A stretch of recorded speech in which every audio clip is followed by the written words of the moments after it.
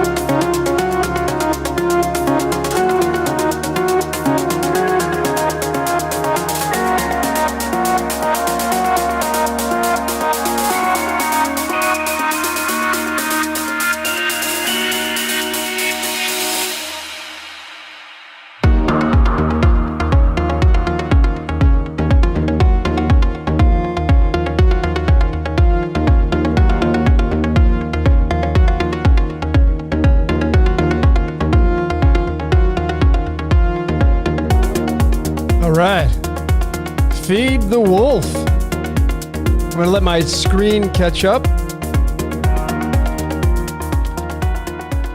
How's everybody doing tonight? On this Saturn's Day. That's where it came from.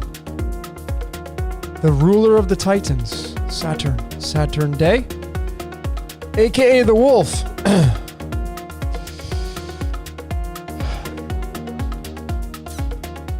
Just waiting for more people to jump on, and I want to, I gotta get my phone number off there. There we go.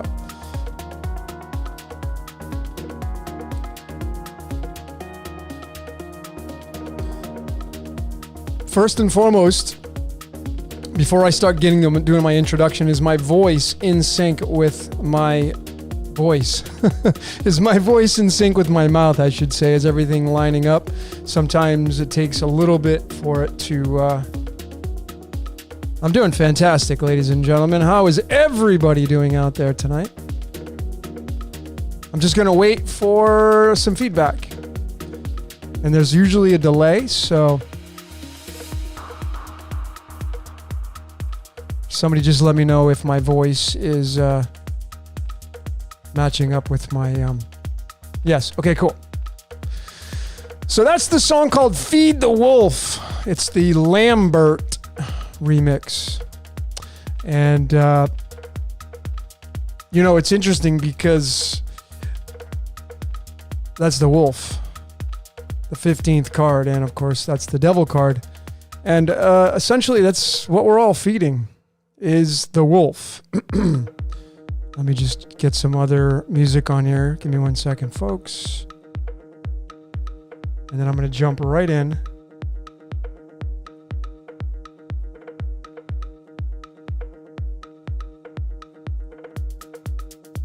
Let me see if this is the one I want.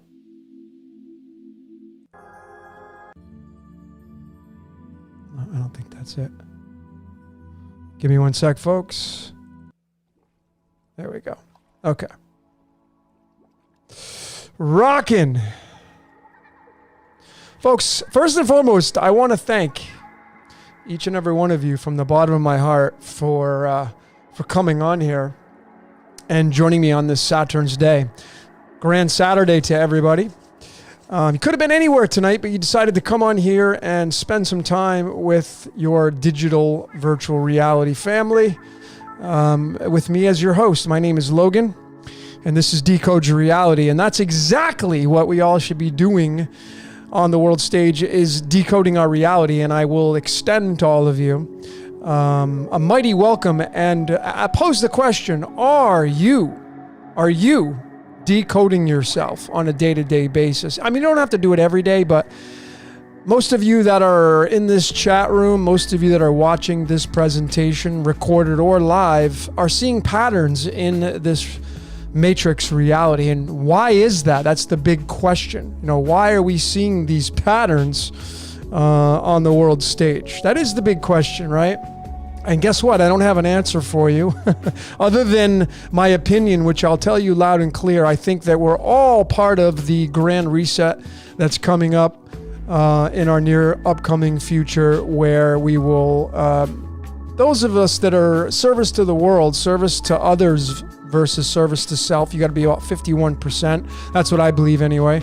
You'll graduate and you'll move into the higher density golden age. And I think that's what's coming down the pike. I at least hope so. That's exactly where we're headed on the world stage. And it'll be very fitting because obviously there'll be a massive amount of healing going on for all of those that are challenged medically. I'm 48. I have my own challenges on a day-to-day basis. I'm not a spring chicken like I used to be anymore. And that's not calling into my manifestations anything that I don't want. I'm just being a realist at this point in the game. And when you really observe the entire reality as a whole, nature especially, it's just a matter of we're just all playing out our part, playing out our code. And that's why I encourage all of you to decode yourself as much as you possibly can. So let me pop out this chat here. It makes it so much easier for me to look at all of your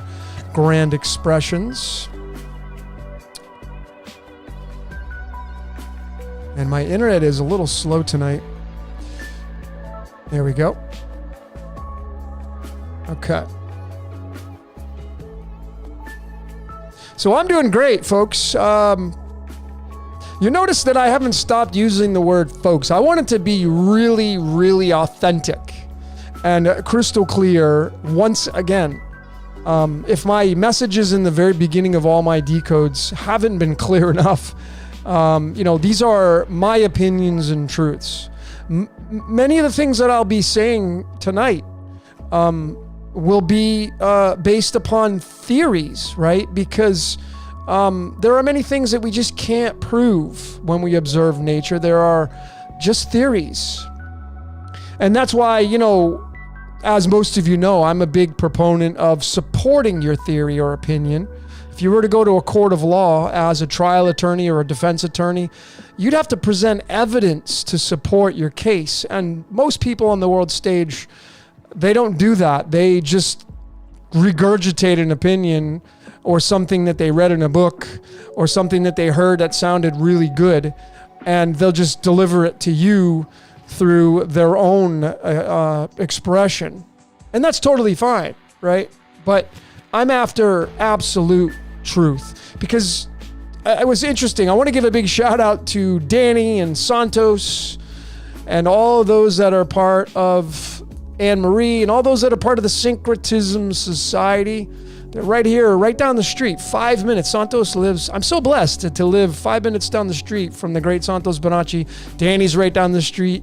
Anne-Marie, they're building a community here, and I'm doing whatever I can to help out. But of course, I have my own brand. And Santos and Danny just did a podcast, their last one, I think it was the number 9. And Santos was talking about absolute truth. And, you have to realize that everything comes from the monad, if you will, if you want to get into philosophy and the ancient text. And that means everything emanates from the absolute truth. But really, it's all a matter of you making the truth your own, because at the end of the day, you are absolutely responsible for your own life. No one is going to live in your shoes. No one wakes up with you. Even if you have a partner, you still have to live out your own life. And so you got to make the truth your own, folks. And, we're getting close to, I think, figuring out the absolutes. I've had such a grand time in the past few days decoding. I've been so heavily involved in decoding, more than the average bear for myself. I'm on to something huge. And I have a preview tonight, if I can get it in, of this upcoming decode that I know many of you have been waiting on, called Prison Planet. And I use that loosely because it scares away a lot of people. I think the major draw to the actual title, Prison Planet Decoded, will be massive, just because I've realized through trial and error that when I put out something that's, of the light and beautiful and fluffy and rainbow colors, people don't watch those kinds of things. But if it's scary, and if it has to do with killing and something negative, people just flock to it. And this is not my opinion. This is like, I've observed this in so many different layers of our reality, not just from my own experiences. So, I realize how people are programmed, how we are programmed, all of us. We are programmed to decay and kill ourselves as, the first time I heard it was on Born Rich. We don't die, we kill ourselves. I'll say that again. We don't die, we kill ourselves. You see, when you eat food, your body has to put miles on the organs to digest. And just like when you get in your car and you drive your car, you're actually depreciating the value of that car. And so when you're born into this world, you instantly start to depreciate yourself by way of slow decay. And that's why, you want to take care of your temple. So, those are kind of my introductory words of Logan. But nonetheless, folks, I hope everybody's doing fantastic given what's going on the world stage. And I know we're going to be talking about a host of things tonight. As most of you know, I'm not a big fan of discussing the world stage and getting into the nitty-gritty, because when you again understand how magic works, because that's what this entire reality is based on, is magic spells and magic rituals, like people you like to use. You might as well just say action instead of ritual, like, lights, camera, action. Magic time, lights, camera, action. Hollywood time, playing the movie, trying to program you. But you see, when you realize how magic really breaks down and how it works, you'd be, and this is just my opinion, and I'm using this for fun, you'd be a fool to put your energy into the world stage, like politics and the big thing that's going on the world stage. And it's obviously challenging, because if you turn on the tabloids, it's not hard to see what's going on in your face. And that's not to say to not look at these kinds of things that are going on the world stage, because you got to keep abreast of what's going on to kind of make your move. They make their move, you make your move. But, I speak from experience. I've disconnected a lot from the world stage, and as a result, I feel like my frequency has gone up. And that's just me being authentic with all of you and speaking how I really feel. So, folks, if you're paying attention to the news, you're giving the news energy, keeping it alive. You're actually partaking in the magic ritual, if you want to call it that, of the news in the mainstream. Anytime you talk about the news to somebody else, you're keeping it alive. As much as you may not like it, and it's like something and I use the word hate, but some of you like to use that word. We all used it. But, when you end up talking about something, you give it energy, essentially keeping it alive. And as I've said before, you see, on this world stage, it's all about acknowledgement. Because everything in this reality, from like my remote control that I use to turn on my air conditioner, it doesn't have lungs and a heart, but it's alive, right? It has a frequency to it. And everything just wants to be acknowledged, whether it can acknowledge you back or not. I mean, if you bore a child into this world and just threw it in a room and fed it and gave it water and didn't pay any attention to it, it would start to die, because it needs acknowledgement. All of you watching this transmission, you need some kind of acknowledgement in your life to feel vibrant and to stay alive. That's kind of part of the human position on the world stage. So in essence, these people on the world stage that are temporarily, and I use that word with a capital T, maybe all capital letters if we want to go into dog Latin, temporarily are running over things and ruling the world from behind the scenes, where you don't even see them in the shadows. And, eventually they're going to have to collapse because every empire does.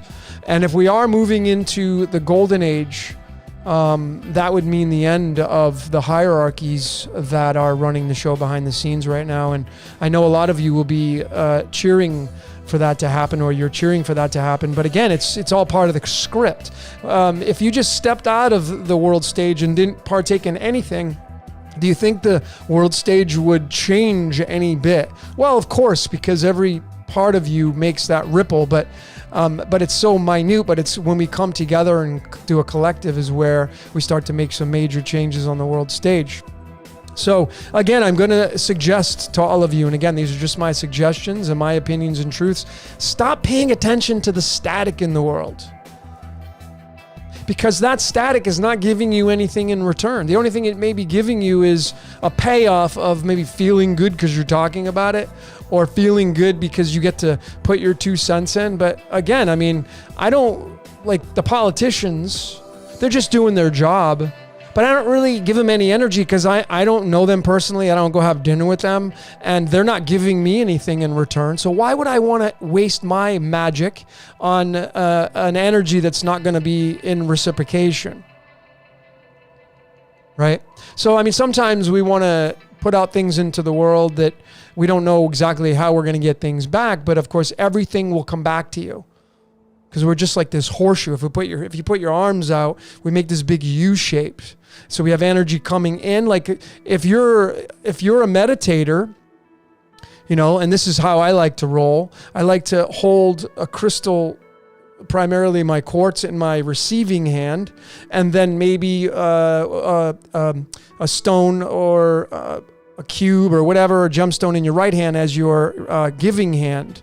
And so you form that U-shaped. And you can meditate with that. And there is something special about the holding the orb or the cube.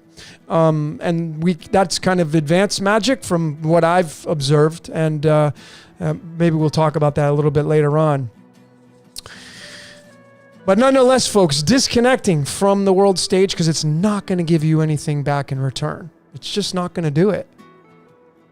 Unless you know somebody. Like if you knew President Biden and you got the and again, see, how does your mind go, or where does your mind go when you hear that name? If you cringe, if you get angry, you're owned by that energy. But if you can just be like, okay, and just stand in neutrality, it's not going to get any of your energy. And trust me, these people on the world stage just are craving your energy. That's what keeps them alive. Remember, it's acknowledgement. So if you can picture Joe Biden and not giving any energy and stand in neutrality, congratulations. You are in control. You are the master of your domain in that sense.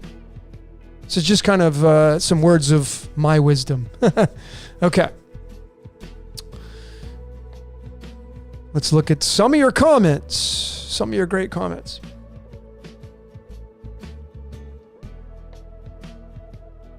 Bobby, Pen Proper, Jeremiah, David, Tam, Jen Grove. I'm trying to get all your names. Bright Light Sights, Richard Dango, Eddie Machete, Roger, Melanie, Christine, We Free Spirits, Pamela.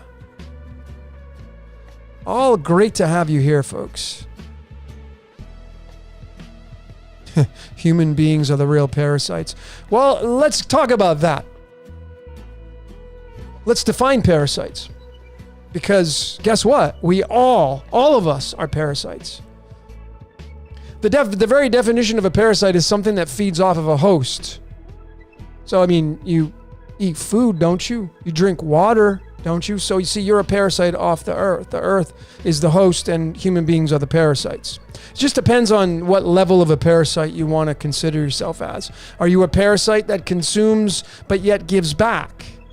See, this is a variation. So, or you are just a parasite that just takes and doesn't really give anything in return. Are you just a taker and then you block that flow of energy? Remember, folks, everybody on the world stage is doing their job. They're just doing their job. So if you just stand on a layer of neutrality and observe that, life just gets better because you don't have to like what they do and you don't have to go hang out with these kinds of people that are more, like I use Star Wars. I like to use Star Wars as my analogy of Team Darth Vader and Team Yoda. Well, which team would you say you work for? Which lightsaber do you carry? At times, we all can be Darth Vader. That's a fact. And if you're the person that says, no, not me, you're not being authentic with yourself. I mean, let's just be authentic with ourselves.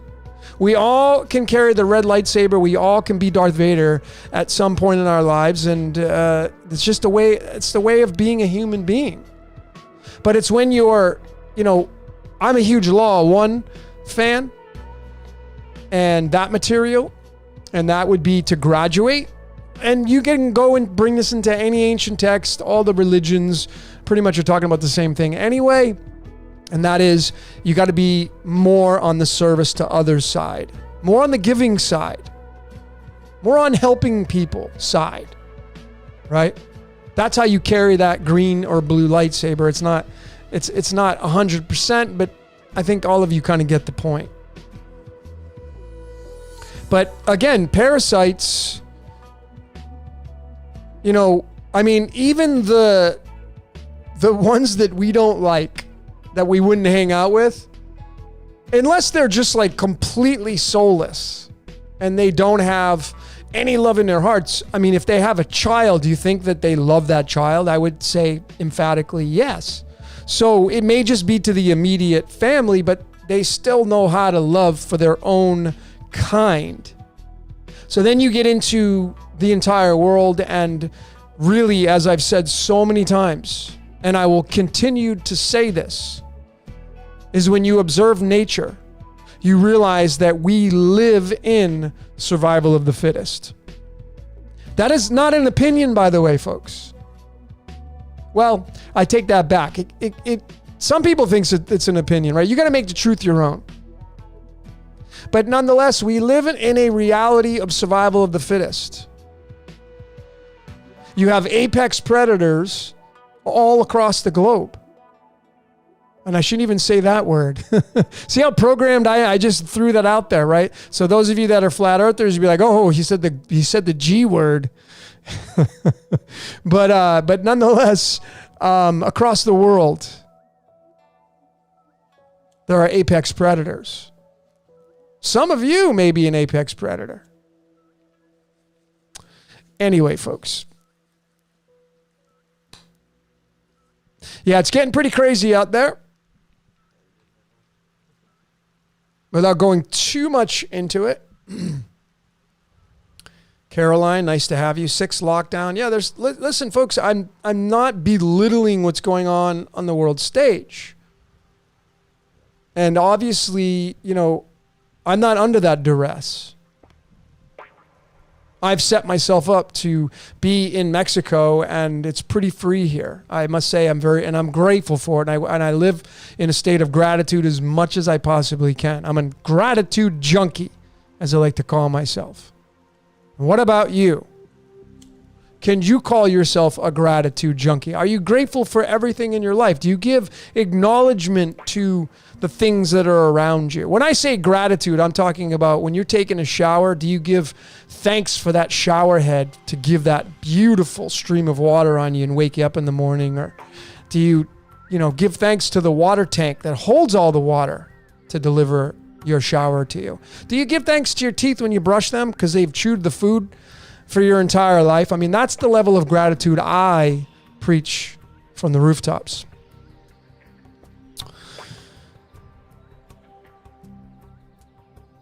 And folks, I can't live in your shoes. I can't be in your life. But if you got like a shitstorm going on in your life, you must sit down with yourself and ask yourself, well, they don't have to. I take that back. You might want to sit down and look at your life and be like, why do I have a shitstorm going on in my life? You know what most people will do? They'll blame everybody else for the shitstorm.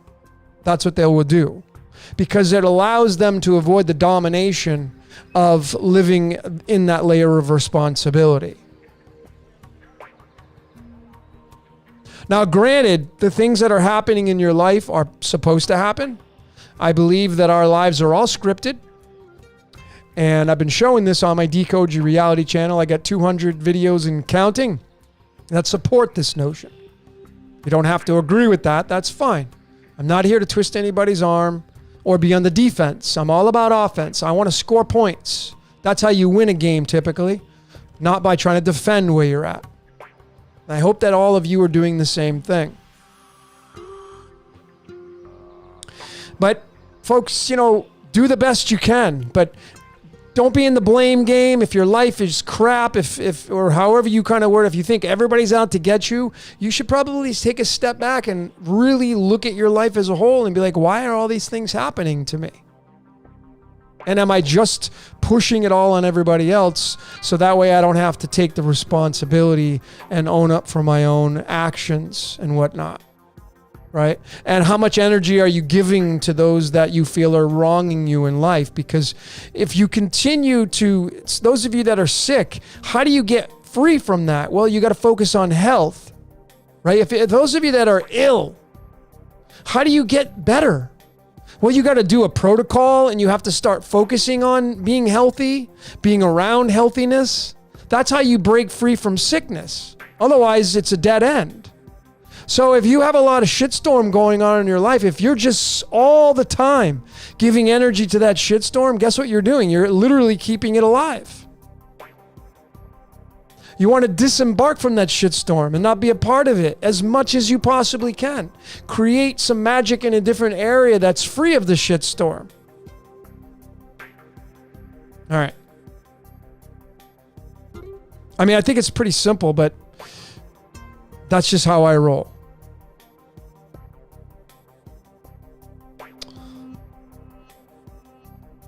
So I'm going through your comments. Yeah, we can definitely learn from a good shitstorm, but I definitely don't want to stay in that. I don't mind learning from the things that I don't like, but I certainly realize how magic works. And when you are in a shitstorm and you want to stay in that shitstorm and tell everybody about your shitstorm, every time you go, listen, folks, I want to be really clear on this. I see this so much on social media. I see people telling everybody about their personal life on social media. And I just shake my head. I'm like, I can only imagine how that person what they're going through in their lives. And they don't even realize that they're their own demise. If you're posting your personal life on social media, everybody that reads your post is giving that energy. They're like, that's your extended family to keep your ritual, your magic. That's a ritual in itself. It keeps your magic alive. It keeps your circumstances around longer. What you don't even like that you tell the entire social media world about, they end up bolting on their emotions, which is currency, which is what rules over our world. And that keeps your situation alive longer. You may want to think about what you're posting on social media. If you go to my page on Facebook, I rarely post anything about my personal life. Even when I was in relationships, I didn't like posting stuff about my personal life because you see, anybody can read that, and if they don't like it, you're going to get their energy. I don't want that goo. So it's interesting. I go on social media and I don't spend a lot of time on there anymore. I get on there, I post. I spend more time creating and decoding, but I see so many people just telling everybody what's going on in their personal life. Maybe you do that. Maybe you are the one who goes on there and just releases your situations of your personal life. Ladies and gentlemen, what are you doing? You're just keeping your situation alive. You're doing more harm than good.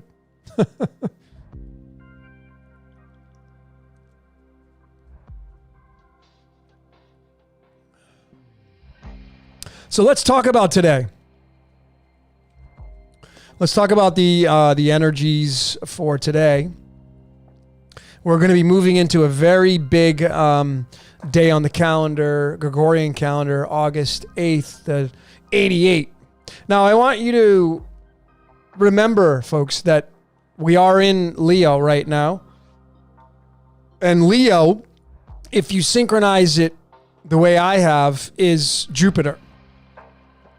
And there was a time I was linking it to Saturn, but I realized after further research that it's tied to Jupiter, the Lion of Judah.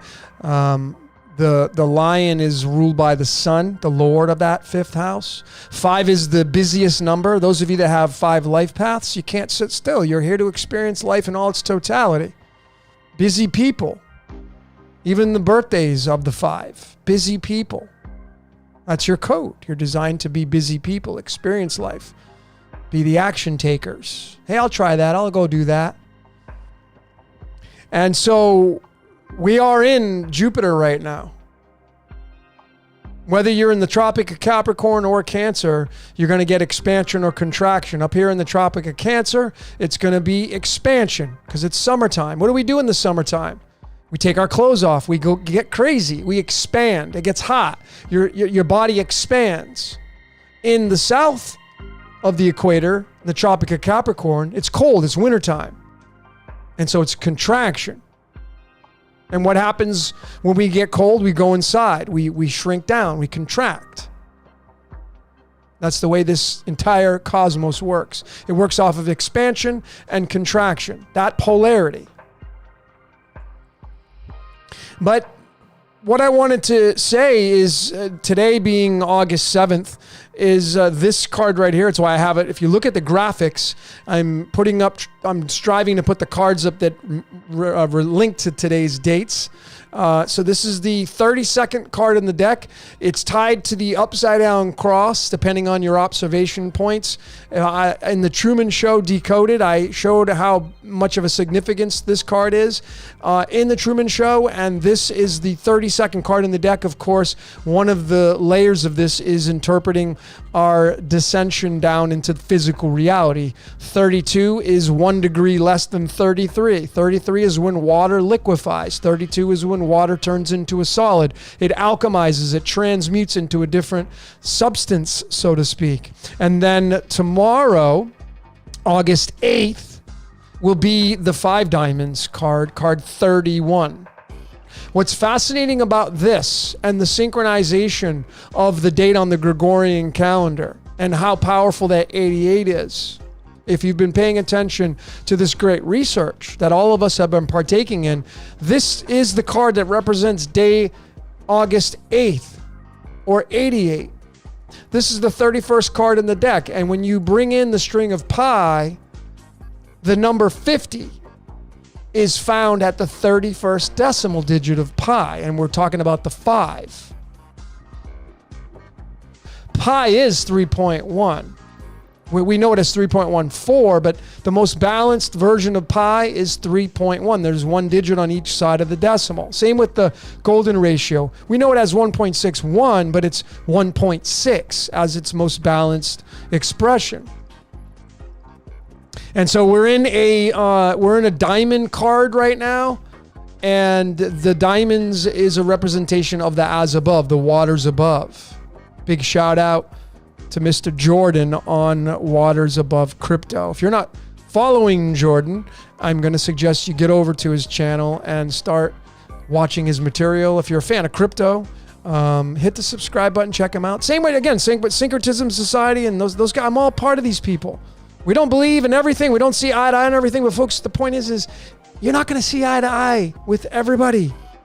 You got to cherry pick. You got to make the truth your own. That's how this reality works. And don't force your agenda on other people. You gotta make the truth your own and live and let live. Okay. What am I drinking? Well, I am Tam Tam's. It's a good question. It's a it's a Spanish hard seltzer. I really dig these. They're there's really no calories. It's got 88 calories. It's so hilarious. I didn't even see that until right now, and we're going to be moving into that. And it's a fructose rojos, so it's kind of like a pomegranate flavor. I don't know, and that's what I'm drinking. A little bubbly. I'm a big fan of carbonation.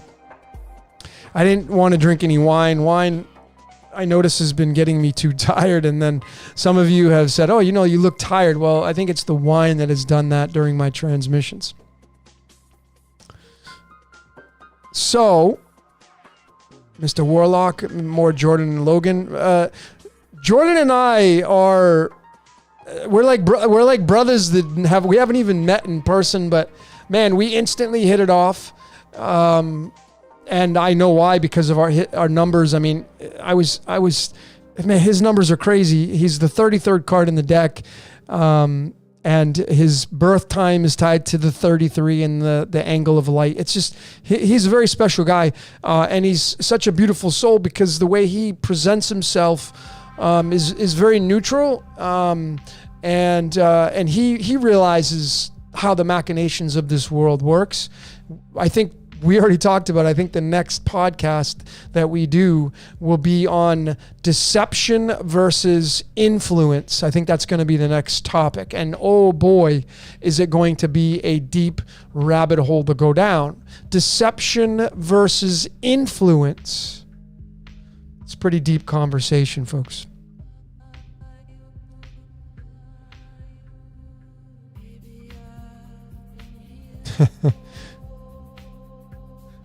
Yeah, my Spanish is getting better, Jeremiah. Well, I'm kind of forced to being here in Mexico for 9 months. So, Dick Warlock, did I decode the Matrix? I sure did, folks. Folks, any decode that you are asking about or you may have in your mind you want to ask me, if you go to Decode Your Reality on YouTube, there's a little magnifying glass just kind of to the right hand side of the page that you're on, the home page of Decode Your Reality. There's a little magnifying glass. If you click that magnifying glass, you can search any kind of topic, of course, and just type in whatever. Like if you type in the Matrix, it's gonna pull up. It's gonna pull up the Matrix. Not only did I decode the movie The Matrix, I did it behind the scenes of the Matrix. And what that meant was I showed all of you exactly how I'm being used to fulfill my own script. And I showed during the behind the scenes of how the folder, the size of it, the numbers, the timestamps, it's absolutely undeniable that my life, my personal life, is completely scripted. Now, is it 100%? I mean, was I scripted to buy this seltzer tonight? Probably, maybe not, right? I mean, I would say the free will that we have, maybe just like, oh, I want to have a seltzer tonight, or I want to have a glass of wine, or, I want to buy a bottle of cologne or whatever. And I have this out for a very specific reason, because I want to get into more of, are you decoding your life enough? But again, folks, my life's completely scripted. To what level, I don't know. But I'm not anybody like, I'm not a huge artist on the world stage. I'm a small little fish in the pond. And I don't really care. I'm not trying to look for numbers. I'm not keeping up with that kind of stuff. I'm out there. I'm a creative artist. I do it through my graphics and my videos and my music. And I do all that kind of stuff. And, I'm doing my thing. But as small of a fish I am in the big pond, my life's being completely used. I believe in predestination. As a matter of fact, in the sneak peek tonight of the upcoming Prison Planet Decoded, which I know many of you have been patiently waiting for, I'm going to show you that predestination. It's completely tied to Prison Planet. I'm going to support that through the mystical arts and what I know to be the way it is. Because, folks, if you don't have a voice, some people can't speak, they got to use but the majority of us have this to talk from, the throat. This is what creates your magic. Hey, I want to do business with you. Hey, I want to do this. Hey, let's go do that. Hey, that's all. I'm doing magic right now in front of you. and you're listening with your ears, watching with your eyes, you're either going to accept what I say or you're going to reject it. That's totally fine. You got to make the truth your own. But I'm speaking magic to you right now. That's the way this reality works. If you are a fan of theology, it says God was the Word and the Word was God. Well, how does everything get into existence? You speak it into existence. How did YouTube come alive? YouTube, the foundation I'm using right now to get this transmission out to all of you. How did it come alive? People came together and say, hey, I have a great idea. Let's create this and we're going to call it YouTube. And now it's where it is right now. But it started with a voice, an idea. And then someone had to say something and then the people came together and there's a team and they built it and bam, you got YouTube. That's using your spout, your throat. And folks, in the Vedic system, when you bolt on and synchronize the chakras, this is blue. This chakra is blue. And 5 is tied to Jupiter because Jupiter is the 5th planet, we're told. I think that, there may be a little bit of, and I use the word lightly, untruth or deception in there, but nonetheless, when you synchronize the colors and the chakras and the tarot cards and the cards of illumination, you kind of get to these layers and you can see. And folks, I've been so heavy into this decode of Prison Planet. It just hit me like a ton of bricks after Jordan and I did our podcast, and then I was going through some comments. Something hit me, and I just was feverishly burning the midnight oil on decoding of Prison Planet. I mean, I have, a bunch of notes and I was just writing everything down. And I've realized that it's linked to the number 5 and the number 6. And then you synchronize theology into this, and it's, there's a scripture where it says, let thy eye be single. That's talking about the pineal gland. So how, pineal gland and pie, my last name is Payette, no coincidences there. Now, I just want to show you, all of you that are watching this, how important it is to decode your life and to pay attention. Because even I, who am heavily invested in decoding reality, even I who knows these things consciously, and I'm very aware, I miss things because life gets in the way. So I was renewing my visa, and I was in Las Vegas about 3 months ago, and I decided to go to the mall on the Strip in Las Vegas. And when I was there, I went to, I think it was Dillard's or something. I don't know. I'm a fan of cologne. I like smells and perfumes, and I just always been a fan. And I wanted to get a new bottle of cologne. So I went to the counter. I like sweeter stuff, but anyway, I ended up getting a bottle of this right here. It's called Valentino. I don't remember the exact name of it, but I know that the main construct of this cologne is pineapple. It's like a citrusy pineapple. At the time when I bought it, had no connection. And then I got here to where I'm at now, just south of Cancun, and I ended up having to get a pair of flip-flops because I'm at the beach. I didn't have any flip-flops. So I went to the mall one day in Cancun just about a month ago, and I went to they have an Old Navy there. And these are the flip-flops that stood out to me. My whole life I've been big into yellow. And you notice there's some pineapples on there. Now you could just not even pick, I'm like, why did I pick those? Why did I lean towards those? And that's what stood out to me. That's what my eyes were calling. like, oh, those yellow ones are awesome. And I love pineapple's always been a staple for me in the fruits. I love pineapples. But then, it didn't dawn on me until I started to decode some stuff. And then I realized, you see, folks, pineapple. And then I realized pie and then apple. And then I realized that the pineal gland is the apple of your eye. Even though, this is the Adam's apple, the apple of your eye is the pineapple. It's the pineal gland. And it goes much deeper than that. But I just wanted to give you some basics to show you how scripted life really is. And it's delivering to you constant messages. Constantly. Even to even give you another layer, when I was in Vegas, I used to live there, and I had some clothes left over. I had a pair of shoes. I should have grabbed them. They're in my kitchen, but they're a pair of Pumas, and they're gray, and they have a yellow stripe on them. That's what I had bought them years ago, but I had grabbed those to take with me because they were like almost brand new. So I got those shoes, yellow. I got the cologne, pineapple. Then I got the sandals, yellow. And then I just got a tattoo on my hand of the smiley face, yellow. And that's sun, solar plexus. So I'm encouraging all of you, I'm telling you that story because your life is coded in some way, shape, or form. To what degree, I don't know.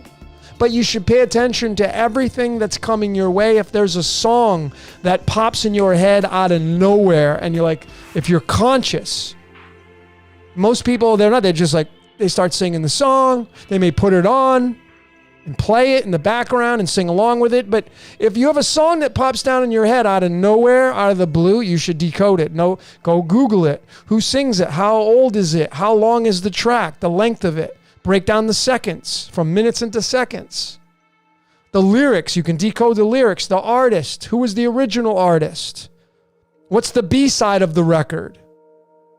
Decode those two titles. These are some of the ideas that I'm going to be sharing with some upcoming instructional videos on how to decode.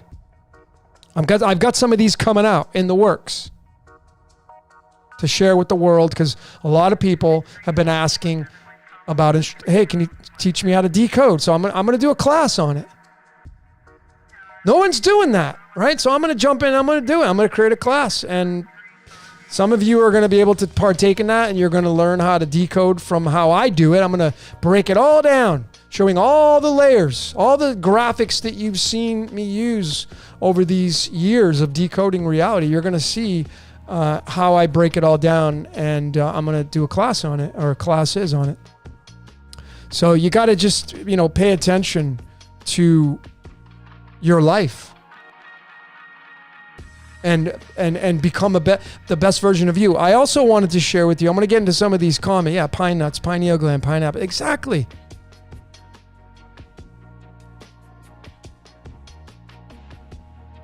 But that's it, folks. Pineapple.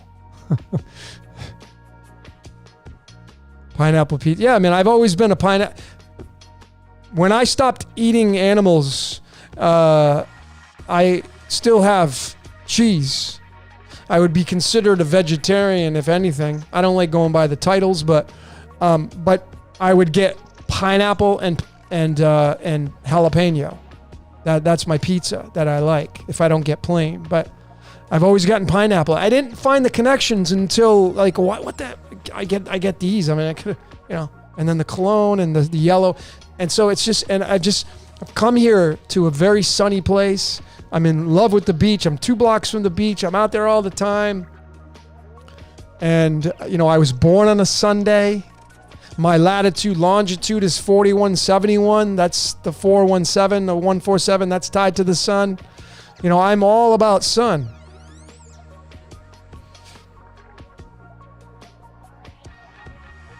So, nice, Richard. You're going to eat some pineapple. I love it. So I want before I forget, I wanted to share this with all of you because this was really interesting. And this hit me like a ton of bricks. And then I'm going to get into some of your questions. But I just want to tell all of you this. So I live 2 blocks from the beach, and just across the road from me is this one neighbor. Her name's Muriel. She's a beautiful person.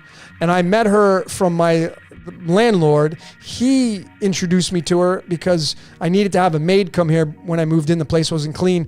But anyway, she came across the street with her maid and I met her that way, right? But I found out she's a healer.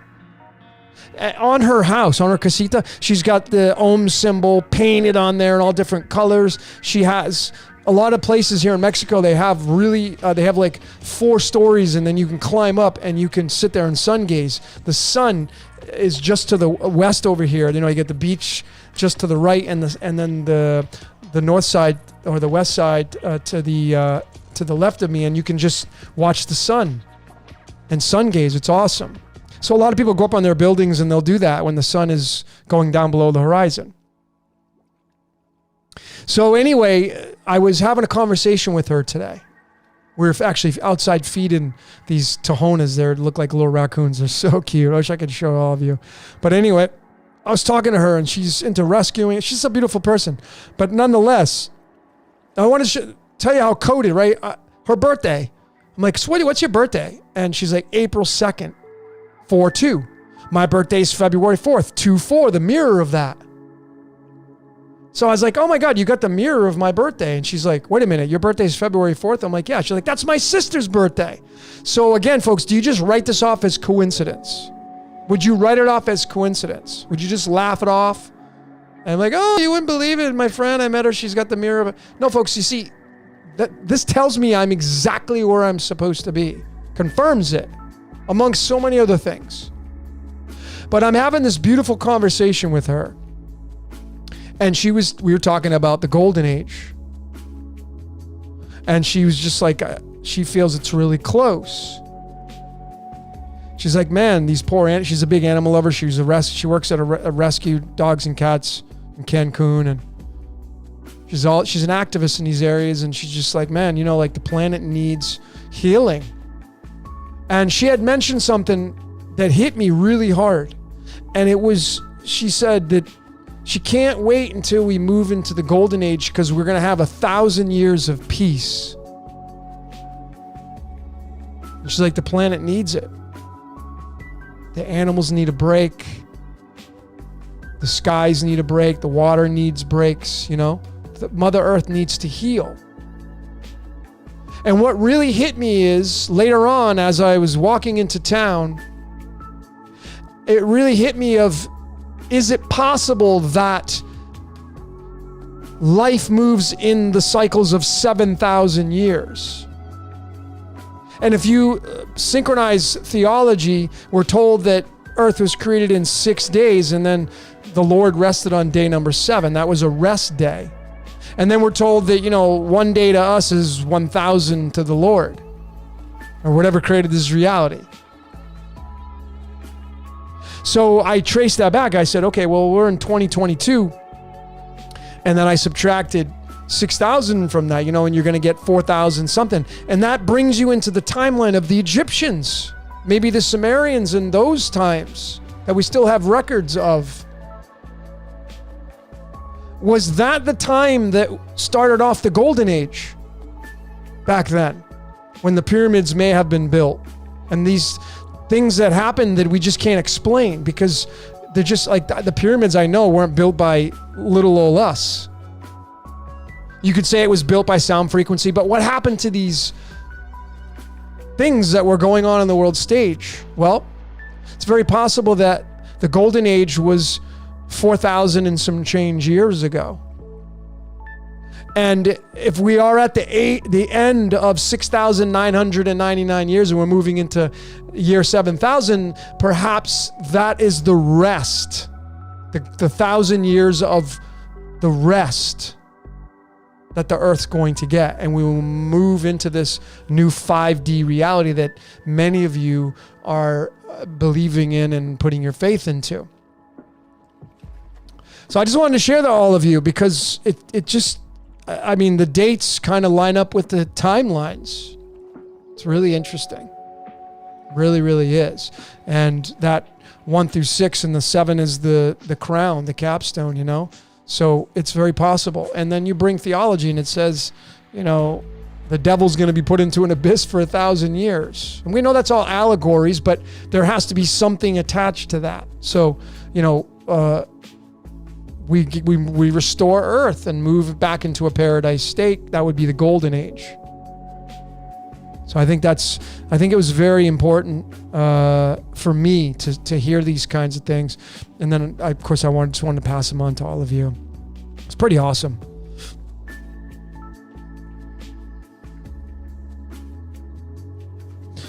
Jeremiah, there was giants in those days. Yeah, I mean, I talked about this with Jordan on our podcast together, and I said I think it's very possible that we will see superheroes on the world stage. The Titans, will be revived, and you're going to see some real superheroes on the world stage, whatever that means.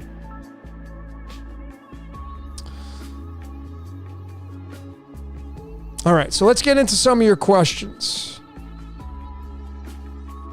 Jody's asking, what is the significance of the week day one is born?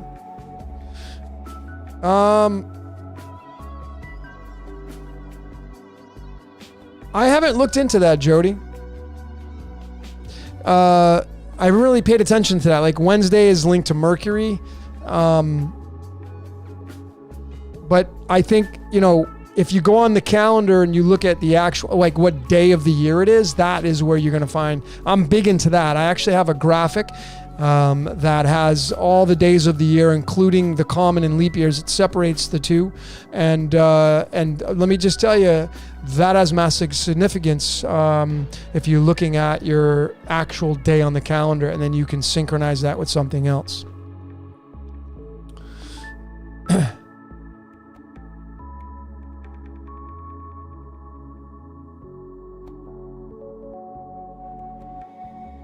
But let me look at some of your comments.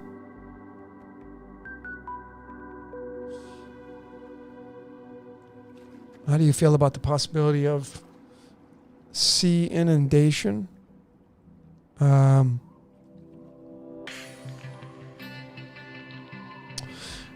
haven't really thought about that, Caroline. I just know I'm supposed to be here. The last place I was at in San Miguel de Allende, which is north of Mexico City, I was supposed to be there. Now I'm here, and I don't know what's next after this. Japan has been calling my name for a while. I just, I don't think that's possible anytime soon, but I definitely would love to go there. I Thailand, any of these beautiful places that have ocean, man, I'm totally down for that.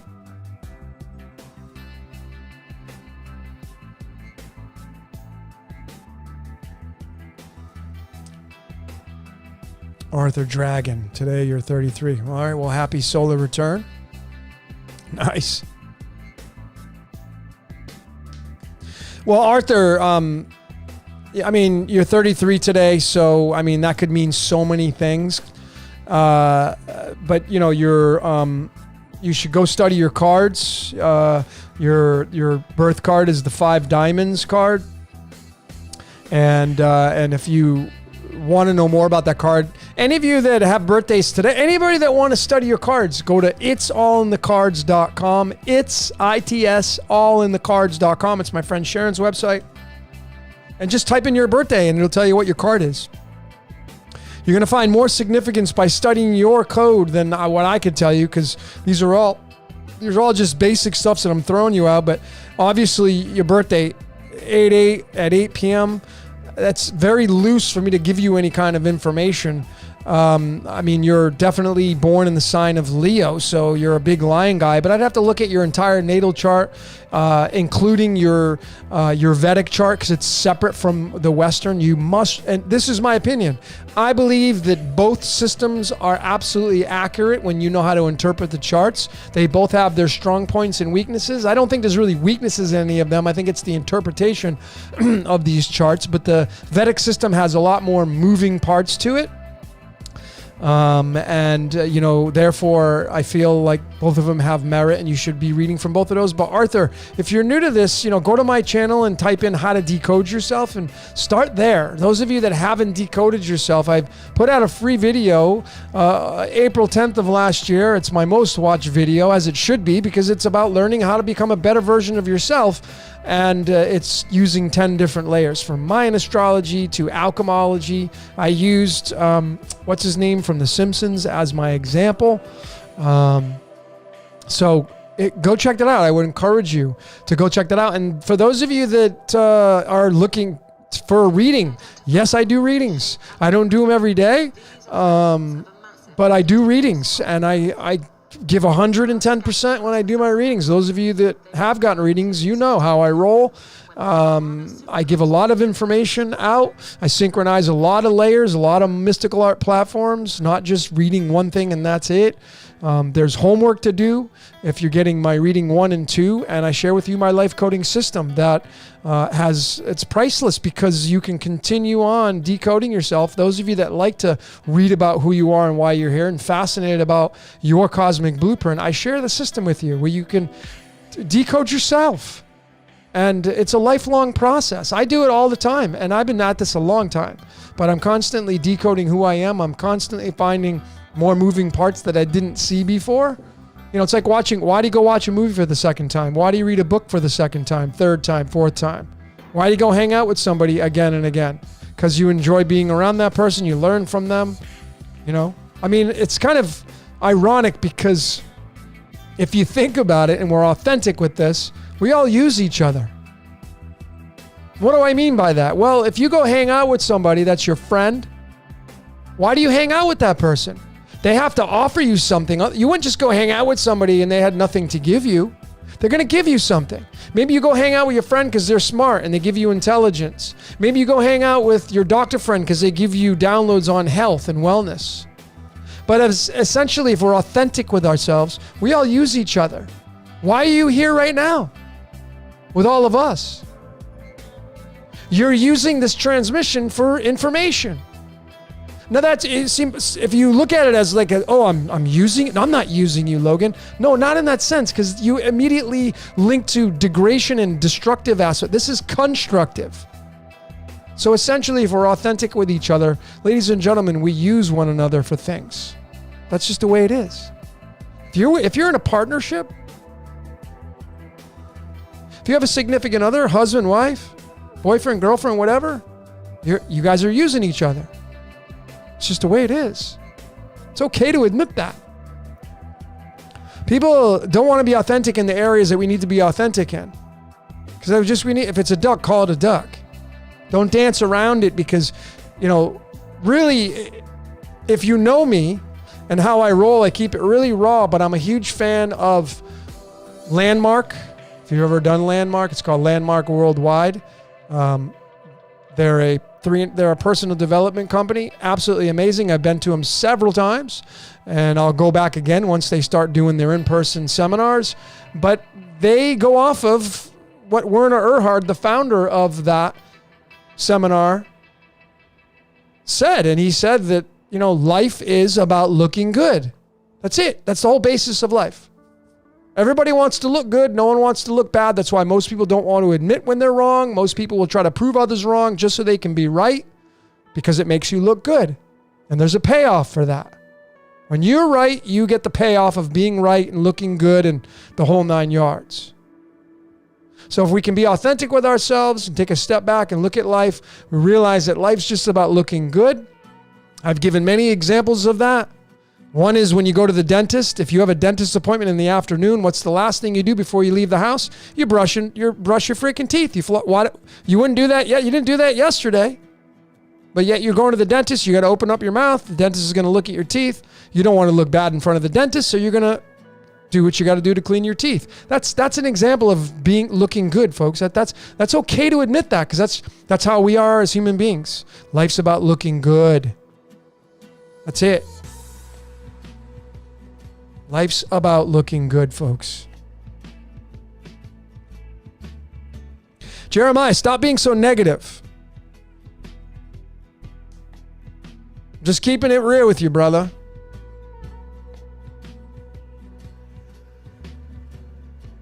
Whatever will happen is going to happen. Focus on what you want to have happen in the world, not what's going on the world stage. Most of you that I see on social media are paying too much attention to things you don't want. You're giving it energy. The things you don't want, you're talking about these things like they're part of your life, like they're attached to your hip. And you're keeping them alive. Some of you just don't know how magic works. And I don't know when you're going to wake up to that. Maybe never. I don't know. It's not my responsibility.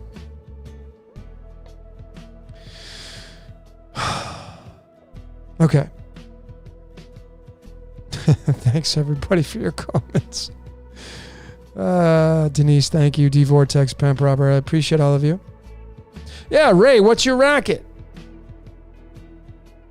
That's what Werner Erhard said. He said life is about being a racketeer. You know what a racketeer is? Running rackets. Rackets are you trying to make something else look wrong. It's you trying to be right. So you don't have to be wrong, because when you're wrong, you look bad. Can't have that. Can't be wrong because you'll look bad, and that's not going to work good for your identity. And your identity, as Werner Erhard said, there's a amazing audio, and I'm going to tell all of you. It's called The Heart of the Matter by Werner Erhard. If you just go to YouTube and type in The Heart of the Matter, Werner, W-E-R-N-E-R, The Heart of the Matter. It's like 2 hours long. Around an hour and 26 minutes in, he talks all about what I've just said. Folks, it's some of the best philosophy you'll ever listen to. And he talks about your life being used. You're not in control of your own life. Now, he goes and he says, I want you to think of this as a possibility. I'm not saying it's true. He comes from that neutral place. But now all the decoding that I've done, I essentially have proven that our lives are being used, and I'm totally cool with it. I'm interested in how I function. I'm interested in, my best self, and that's through the discovery of your code. I could care less if my life's being used. I just want to know how I work. But anyway, Werner Erhard, in his Discord on The Heart of the Matter, he says that it's your identity. That's it. He calls it it. That's it at work. Controlling your life, the voice in your head, the implant. That's your identity, and that's the all-seeing eye. If you split your brain, it's not a secret, folks, when you synchronize this stuff. If you split your brain open, the all-seeing eye, the Egyptian all-seeing eye is right in your brain. It's in there. There's no exception for you. You can't say, well, no, my brain is... Listen, folks, you got the all-seeing eye in your brain, period. That's not my opinion. That's a fact. 1 + 1 is 2. That's the level I'm at right now, I'm speaking to all of you. And that is where you download, like the little voice in your head right now that's talking, that runs you, that owns you. And it's a contradiction, because you can be like, no, I'll prove you wrong. I'm going to get up and go to the bathroom right now. And that's just your identity trying to be right and prove me wrong. And it's a contradiction because, it's a spinning ball. But as you can see here, I'm not going to force anything on any of you. I'm simply stating these possibilities, and that's why I say in front of my videos, these are my truths and opinions, and it's up to you to use your own logic and discernment. These are possibilities. You got to accept the truth as your own. Make the truth your own, folks. And it's very possible, and I've said this, we may be creating our own fractals. And whatever you end up believing in, that's exactly what you will end up getting when you leave this place. Yeah, exactly, Jeremiah. It never shuts up. So why don't you start listening to what it's telling you? You see, if your life sucks, if you're having shitty experiences, well, go observe your voice in your head. Listen to what it's telling you. I see some of the people out there on social media and what their posts are. I know exactly what their voice is telling them. It's right there on their timeline. It's right there on their timeline. I know exactly what the voice is talking about. You can't hide. People just give themselves away right on their social media. That's why I said, it's like, stop posting your personal life on your social media. Just like you're doing way more harm than good.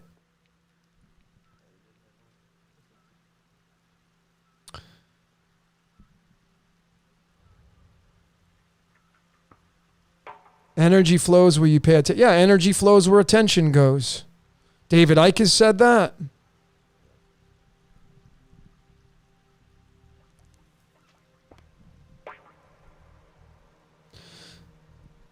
Cool, Caroline going to ground. Oh, that reminds me. So let me give something as a gift to all of you, and this is an idea, a suggestion, right, to help you heal, or what I feel helps you heal. So I had shown this on my last What's Your Question. Some of you actually bought it, but it's this product right here. It's a grounding mat, and there's two. This is the company I got it from. I guess somebody had said they bought it and it wasn't this one, so you got to be careful. I just want to let all of you know, be careful when you go on Amazon, because there are some shade. I had to get a refund. Thank God. Thinking it was this company that I wanted to buy some turpentine from, and it wasn't.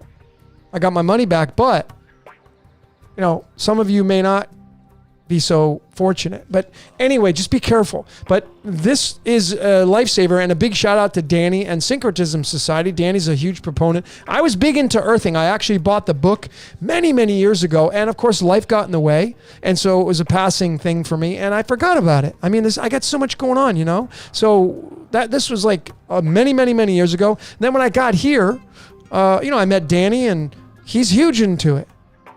And I'm like, oh my God, I love earthing. Why am I not doing this? Right? Life gets in the way. But anyway, he's like, dude, yeah, you gotta get to it. And he's a big proponent of it. He preaches it, helps people out. So I went and got this kit. It was like $50. There's 2 mats in here, and there's 2 ankle bracelets. And I just want to show you. Here's what the mat looks like. You can put it on top of your computer, or I have mine under my desk where I put my feet.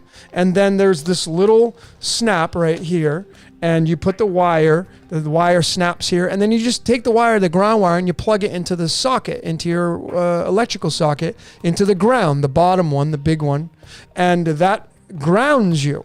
And then when you touch this mat with your feet or your hands, you ground yourself. See, when you're in front of a computer, you're collecting a shitload of electromagnetic frequencies. I was reminded of this when I went to Danny's not too long ago. He had a voltmeter, and he tested me. And he was like, dude, you're like a freaking, you're like a walking tower of energy. And that wasn't a compliment. I was like, oh shit, okay, yeah. So I want to recommend to all of you that sit in front of a computer for hours and hours and hours, you should get a set of these. It comes with these ankle bracelets, and here's the snap, and you attach the wire, and you put this over your ankle. And then this part attaches to your skin, and while you're sleeping, you're grounding. So I believe in this product, and I believe in the technology, and I believe in nature. So for those of you that spend a lot of time in front of electronics, go get yourself something like this. This is just the one I got. I mean, do your research, though. I'm going to suggest you do your research, okay? So I just wanted to throw that out there to all of you for that product right there. And a big shout out again to Danny and Syncretism Society. So, yeah, Pamela, can't go barefoot where I'm at. Well, I mean, it's very, very important to get some grounding stuff. What's the product? It's a grounding mat. Let me just show all of you again. Let me show you again so you can see. There it is. It's called Land Kissing. That's the name of the company. And it's called a grounding mat. And, it's a next best thing versus putting your feet out in the sand, in the grass, whatever. We collect an awful amount of electromagnetic frequency. Ultimately, it's like radiation, poisoning, slowly poisoning ourselves. So we got to counteract that. And these mats and, things you wrap around your ankles, they ground you. And I think it's really, really important to do. So.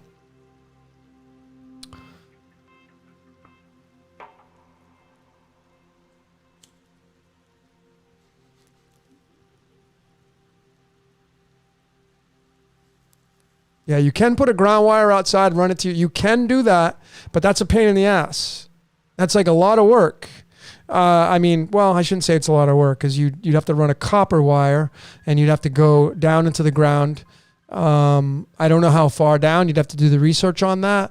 I've heard mixed reviews on that.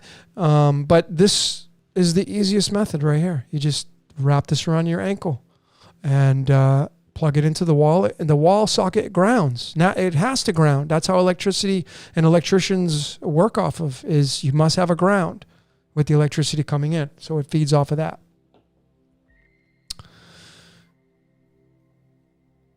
Yes. What does that mean to ground? Yes. Releasing energy. Absolutely. It's like we collect an awful amount of energy and you got to release that energy. Otherwise it stores up in your body. It causes a lot of harm and chaos.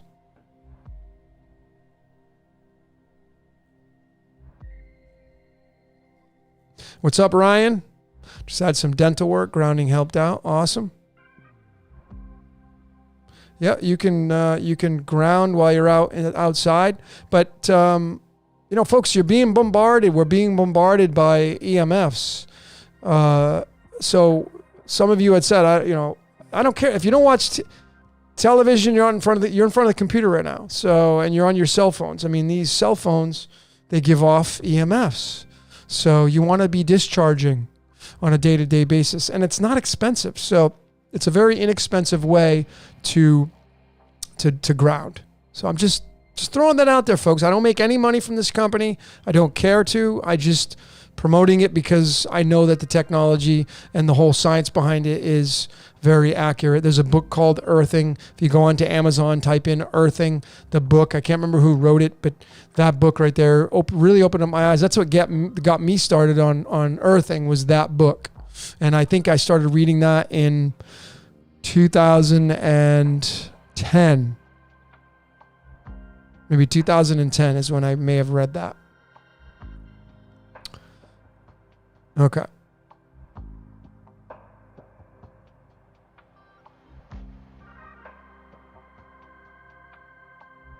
I'm reading through some of your comments.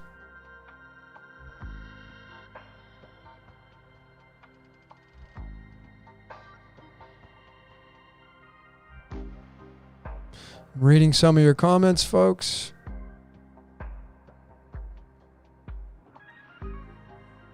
Does anybody have any questions?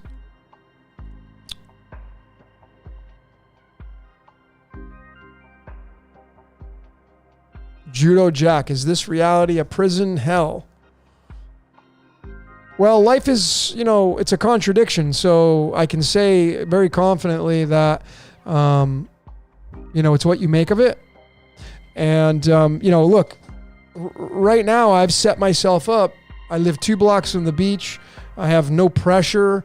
Masks wearing here is very loose.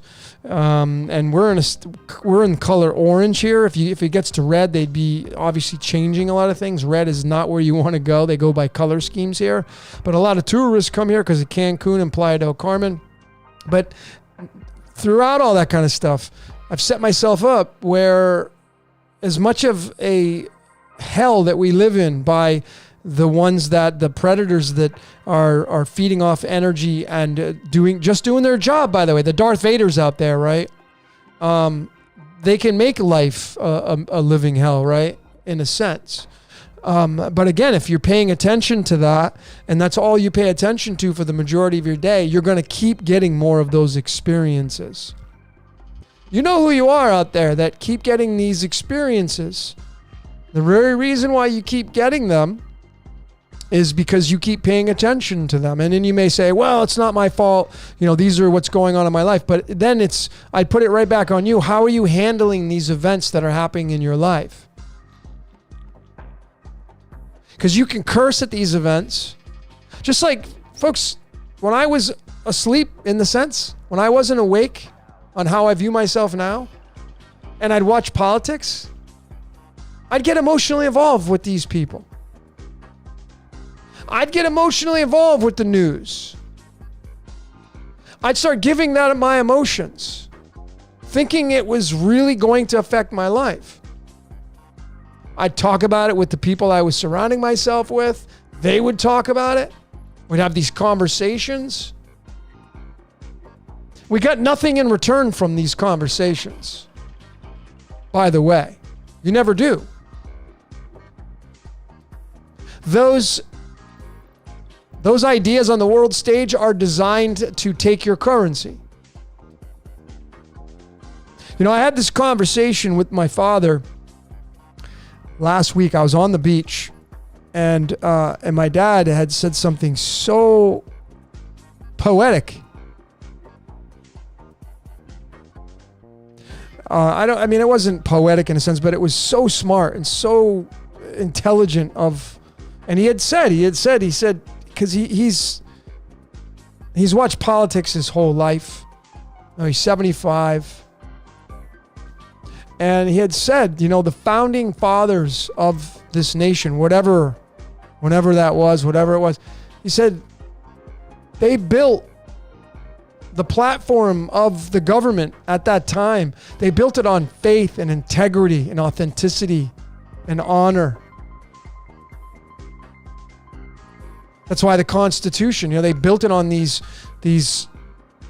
regulations designed. I mean, it was home of the free, like land, you know what I mean? It was that whole, and I think at one time when it was originally built, the ideas were based heavily in this loyalty and harmony and, you know, being authentic and, you know, really designed to make sure that everything runs in harmony, order in its truest sense.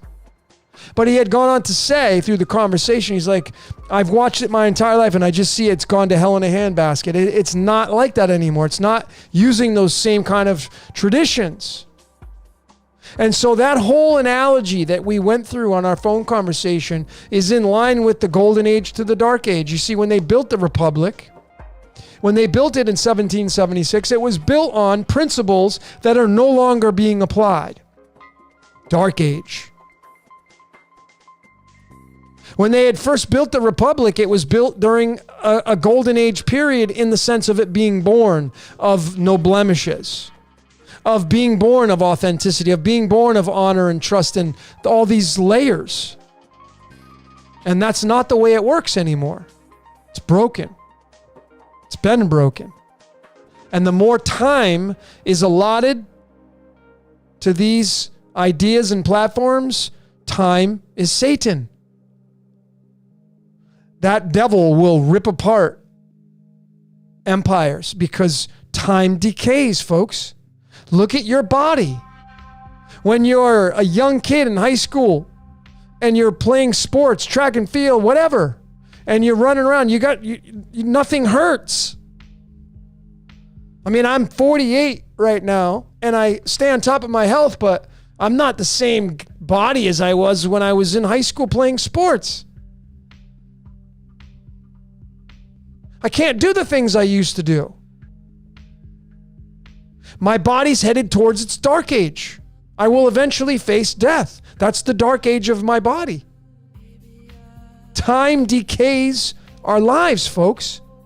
That isn't anything on the world stage.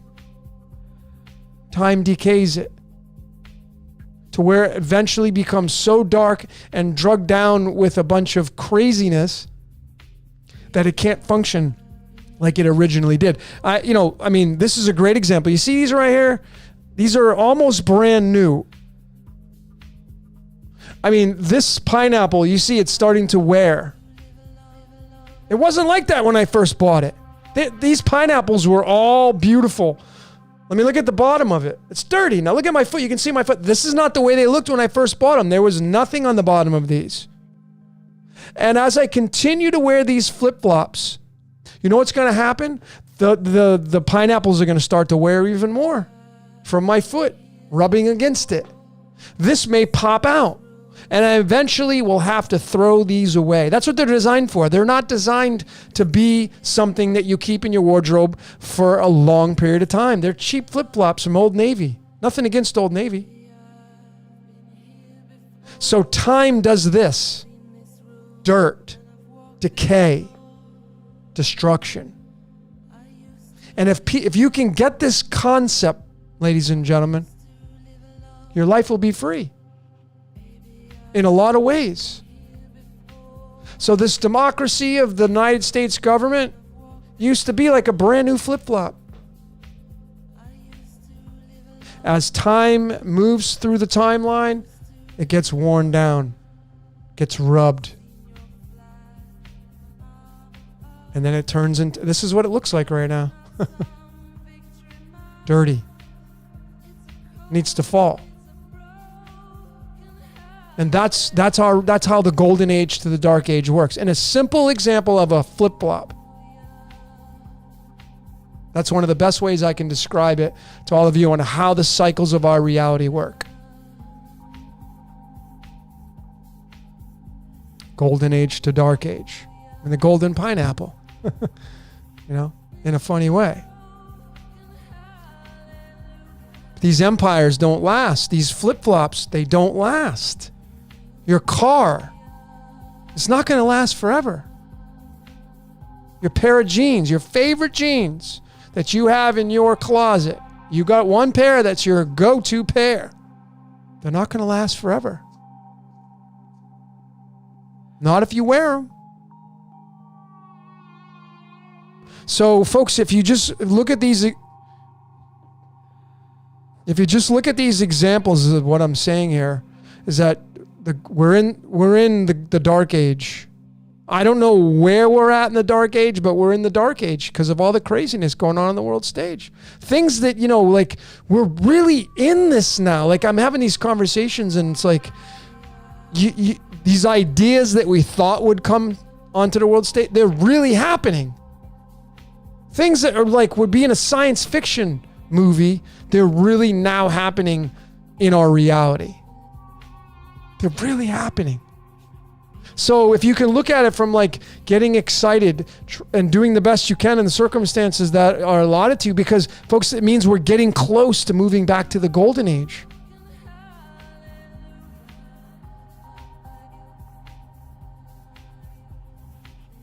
Just important things to observe.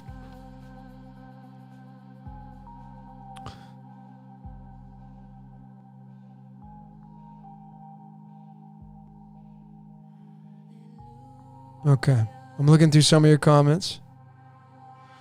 Michelle Mondragon, welcome to the Decoding Your Reality family. You're from Jordan's. Anybody that's from Jordan's, welcome out. Jordan's a great guy. I'm looking for your decode on February 1st. I don't know what you mean, Michelle, by that. You're looking for your decode on February 1st. I don't have a February 1st decoded. I'm not sure what you're asking. Maybe you can ask in a different manner. Can you expand on that question?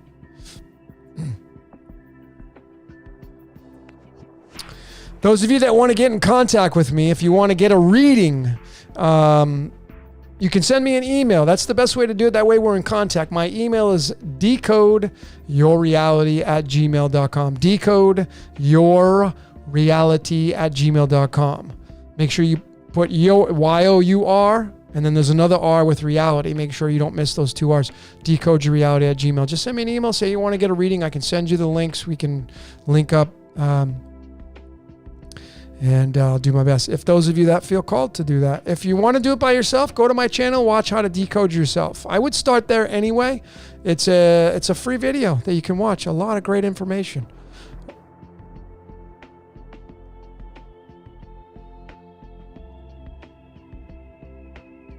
So D Vortex. Once you know your code, can we use that to escape the matrix? Maybe. I don't think you're going to escape it. I think you're just going to die and get regenerated back into the system. If you really look at how energy works. I haven't found any solidified proof to where someone has left this place and come back and has shown anything that is legible or legitimate to show somebody like this is how it works. It's all theoretical. What I can tell all of you is that your life right now is what counts. Some of you are just not on track because your mind is not focused on the right things. If you're having financial troubles, I've said this many times, I've recommended, and here's it gets observed, but then it goes on deaf ears because life gets in the way. And remember my words to you right now as I say this, okay? Life will get in the way. You got to make it a priority. You got to be in the conscious moment of in the now moment. If your financial situation's not where you want it to be and you want to change that, the very best way to change that, besides decoding yourself and trying to figure out what your strengths are and weaknesses at the same time to fit yourself in a category of where you should be doing service to the world, service to self, all that kind of stuff together. If you're looking to increase your finances, the very best place to go to for that, in my opinion, is Bob Proctor. And he has a free, and this is the amazing part about it, but it's the most troubled because I know how people's minds work. I've studied the brain so very much, personal development. When we think of free, it has no value to us. If you pay $1,000 to go to a seminar for Saturday and Sunday, I can almost guarantee you will not miss each day. You will be in your seat during that seminar because you paid $1,000 to go. But if it's a free seminar, you may not even show up on Sunday. You may be coming in late on Saturday. Trust me, folks, I was on the road. I was on the seminar circuit. I worked for a company that was on the road doing seminars. I know what the numbers are. I've seen the numbers from experience. I'm not blowing smoke, and I'm not giving you guys a story that I read in a book. I actually was in the trenches of how this system works, of human behavior and personal development and money making and all that kind of stuff, money earning. And I know that people view free and they will cut corners, they won't show up. But if you spend the money, you will likely 99.9% of the time you will show up. I give you these examples, this realism, because I am telling all of you to go watch the Born Rich series by Bob Proctor. It was done in the 1980s, so it's a little outdated, their dress, but who cares? The information's priceless. I have given so many people the suggestion to go watch that. I get nothing from Bob Proctor. I've met him one time. I guarantee you he doesn't even know I'm doing this transmission. He doesn't even know me other than the one time I shook his hand in Los Angeles when he did his Born Rich seminar, his 30-year anniversary. I was fortunate to go to that. I get nothing. I don't get any kind of monies and royalties from this. I do this because I know it works. And I'm giving it to you because I know it would help you, those of you that are looking to change your finances. Even if you just want to change your life, even if the little voice in your head is really negative, if your life sucks and you keep complaining about life and you're blaming everybody in your life, your mind's not on track on the right way.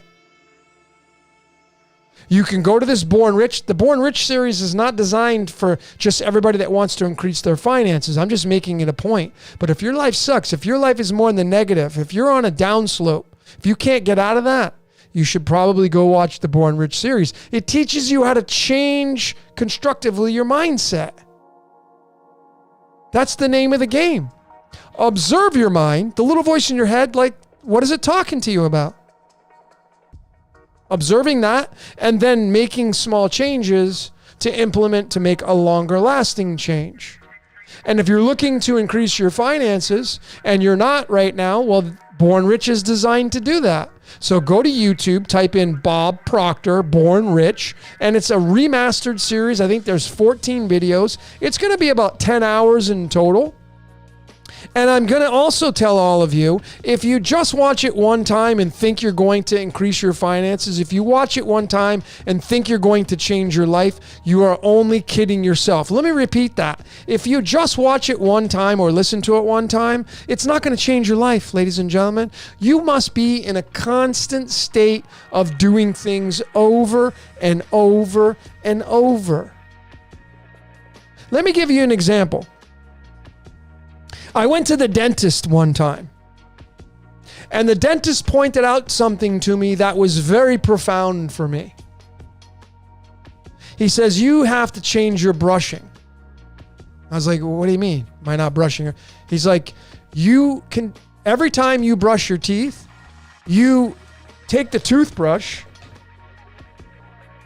Let's say this is the toothbrush. And he's like, you put it in the bottom right-hand corner of your mouth first. Every time, it looks like. And he was right. When I take my toothbrush, and you're going to find that you do this as well. I'm almost certain that you do this. Some of you may not do this, but there are exceptions. I'm talking about the average. I go on the average, the majority. I took the toothbrush and I put it in my bottom right, and I start brushing there first. And guess what was happening on the bottom right-hand part of my tooth? I started having gum decay, gum regression. And it was because I would habitually put the toothbrush in the bottom right-hand corner of my teeth first, and it would get the most action there.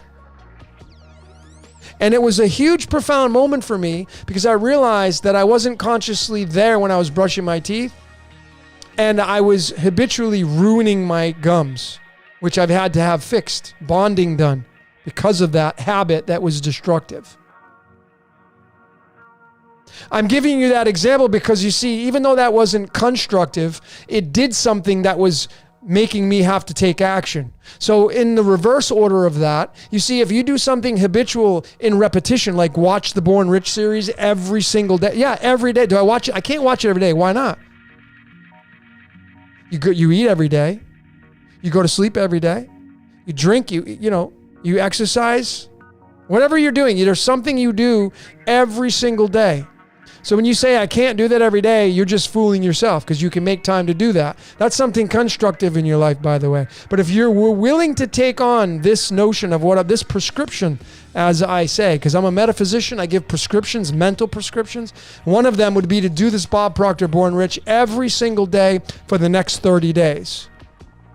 He recommends you do it for the next year. Proctor will tell you if you take his course, he wants you to do it for the next 13 months, I think it is. 13 months.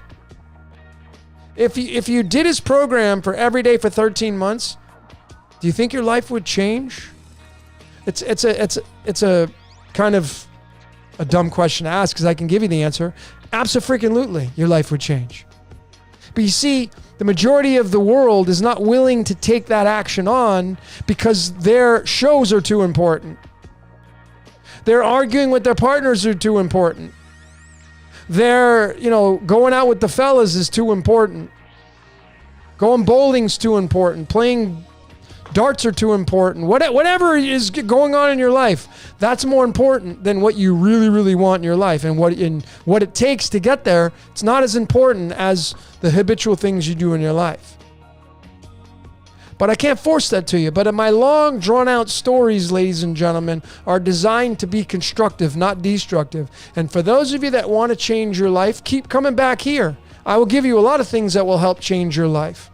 I can't ensure you success, but I can give you things that I've learned over the years of what not to do, and then the things that I do know that work.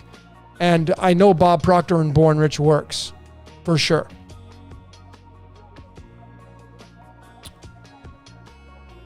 All right. Yeah, and if you like cryptocurrency, go to Jordan's Waters Above Crypto and go watch that stuff. He'll teach you how to about crypto. Folks, I hope all of you have some crypto. I really do. Just a little bit.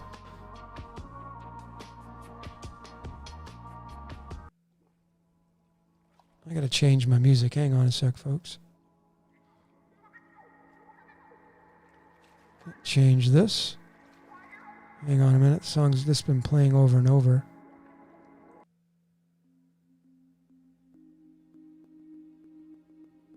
Okay.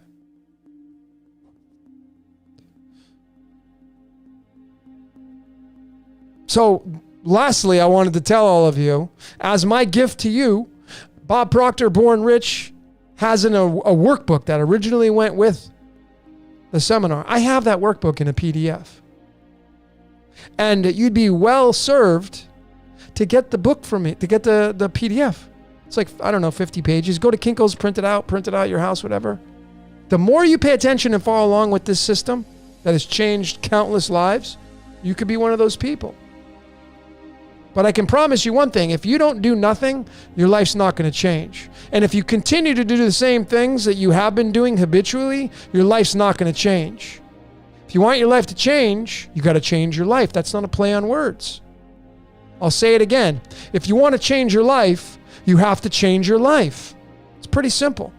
So I'll send the workbook to all of you that are resonating with this message. If you, and you know, I can't tell you what to do, but if you're willing to take this on and just 30 minutes a day for the next month, Bob Proctor, Born Rich, preferably before you go to bed, get the workbook from me.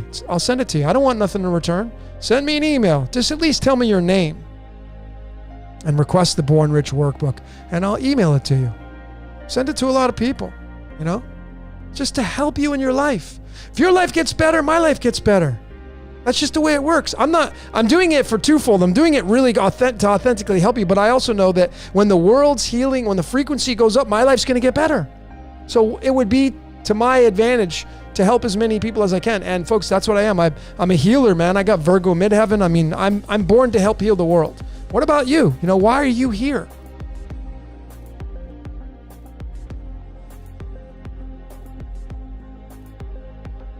Okay.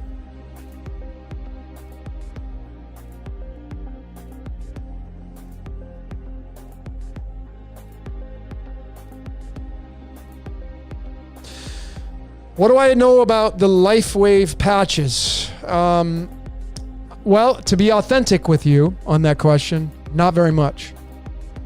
I've been so busy with my own life and everything that you're seeing with Decode Your Reality and, you know, doing these podcasts with people, and just, that's all I do is decode, folks. I spend so much time in front of the screen and read and create and study. And I haven't given enough attention to this LifeWave system. Santos and Danny and Anne-Marie, they're huge fans of it. It's a way you can earn money. I'm leaning towards jumping in and becoming a part of that whole, it's a multi-level marketing. I've been in multi-level marketings before. I'm not a huge fan of multi-level marketings per se. I've noticed that I kind of fizzle out on those. I definitely would not become somebody, I already know myself. I wouldn't be somebody who like puts there are people that are making a lot of money with that system, like, you know, 5 digits, 6 digits a month. You could do that. You could definitely, whatever somebody's, just so you know, folks, whatever somebody's doing on the world stage, if you want to do that and just follow in their footsteps and duplicate what they're doing, you can do that. The only way you wouldn't do it is if you didn't do what they're doing, because if you just mirror what they're doing, and you may have to double their efforts until you get to where they want to get to, but you can get to where they want to get to. Most people don't do that. They don't put the effort in. They'll just give up. Life gets in the way. But the LifeWave, I'm gonna tell all of you that I'm thinking of. I haven't tried any of the patches. These guys love them, but I have to be someone who tries it. I have to try it before I can recommend it. So they'll recommend them, but I have to do it for myself. So I'm thinking about it. I'm probably gonna jump on a patch or two, try them for a month, and then I'll probably, if I become a distributor, if I become part of that family, I'll let all of you know. Trust me, I will, because I'll be a huge proponent. As you know, I get nothing from Bob Proctor. I get nothing from Land Kissing. I don't get anything from these people. I don't get nothing. I'm a healer, folks. I'm a healer. I'm here to help heal the world. That's what I can tell you. Kind of summarize things. So that's all I can tell you about that. If you resonate with it, roll with it.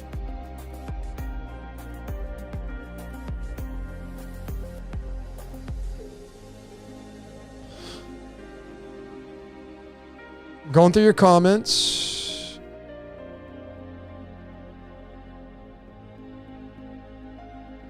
Pamela, do you see auras? Jeremiah, I'm addicted to decoding the chaos. Well, I've decoded all of that, chaos and order, and they come as a package. So if you know that you're addicted to decoding chaos,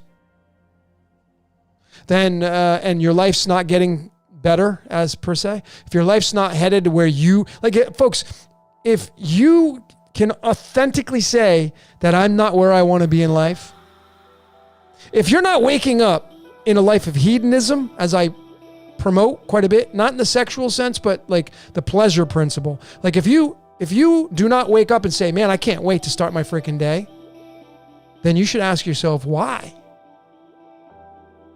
Why are you not waking up and like, because folks, I wake up and I'm like, man, I can't wait to start my day, man. I can't wait to turn my computer on and check my phone, my messages. Who can I help today?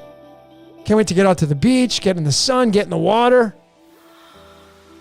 That's my life right now. I can't wait to wake up. I love my sleep. I'm a huge proponent of sleep. Got to get my 8-9 hours. Love my sleep. But when it's time to get up, man, can't wait to start my day. That's where I'm at right now. And I want all of you to get to that layer. So if you're not there, you got to have a conversation with yourself. Go on a walk. Go meditate. Detach from all the chaos in your life. Talk to yourself. Like, talk to that little voice. Like, what's up, dude? Like, what's going on? Talk to it. Like it's a real person, because it really is. It's the architect using you. You're like, what's up, dude? And then make that change. You're like, okay, well, you know what? I want to have a much better experience. And that's why I'm saying discovering your code is so important, because when you see your blueprint, it's undeniable. You're like, this is how I want to be. Some of you are, if you were a part of a car, some of you are turbochargers and you've never been used before. You're this turbocharger on the engine, and whoever owns the car never hammers the gas, never feels that rush of the turbo. And you're like, you're under the hood and you're talking to the other components of the car, and everybody's laughing at you because, oh, haha, turbo. The owner doesn't even know you exist. You get no acknowledgement, and you're getting picked on. You're like, man, I just want to get my shot. I want to show this owner what I got. And finally one day the owner has to step on the gas, and finally, acknowledgement. But see, you are the owner and the turbocharger. You got to take control of your life. You got to study your code, your blueprint. And everything's important. If you take an engine, how important is the bracket that holds on the alternator? The bracket that holds on the alternator. How important is that thing? If that bracket comes off, the alternator, maybe the belt comes off. How important is the belt that spins the alternator and the timing chain? Is it less important than the turbocharger or the cylinders or the manifold or the carburetor or the fuel injection? See, folks, when you realize the engine, we're all one, but we're all separate, and we all have our job to do. All of us have a job to do. Some of you are not doing your job. You're too busy focused on a job that you created that's a story that's not even part of really your blueprint.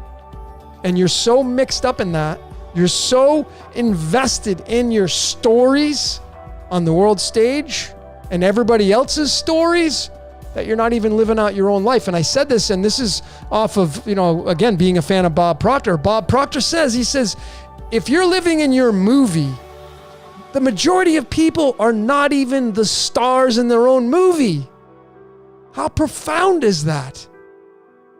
Most people are like extras in their own movies. That's how some of you live out your life. You're not even the star in your own movie because you're too busy projecting your energy onto the world stage, and you're too busy and worried about what other people think about you. You're too busy and worried about what other people are doing and how it may interfere with your life.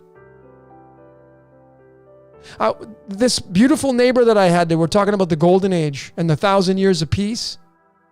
She had said something like, she's like, it's an inside job. And if people realize that it starts with you.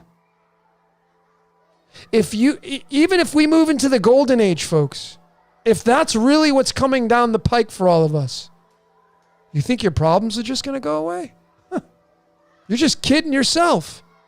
There's no magic wand and instantaneously you're going to be a healed human being. Got to work on yourself. It starts with you.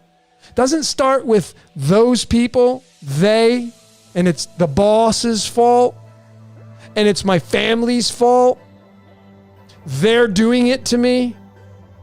No. No one can do anything to you.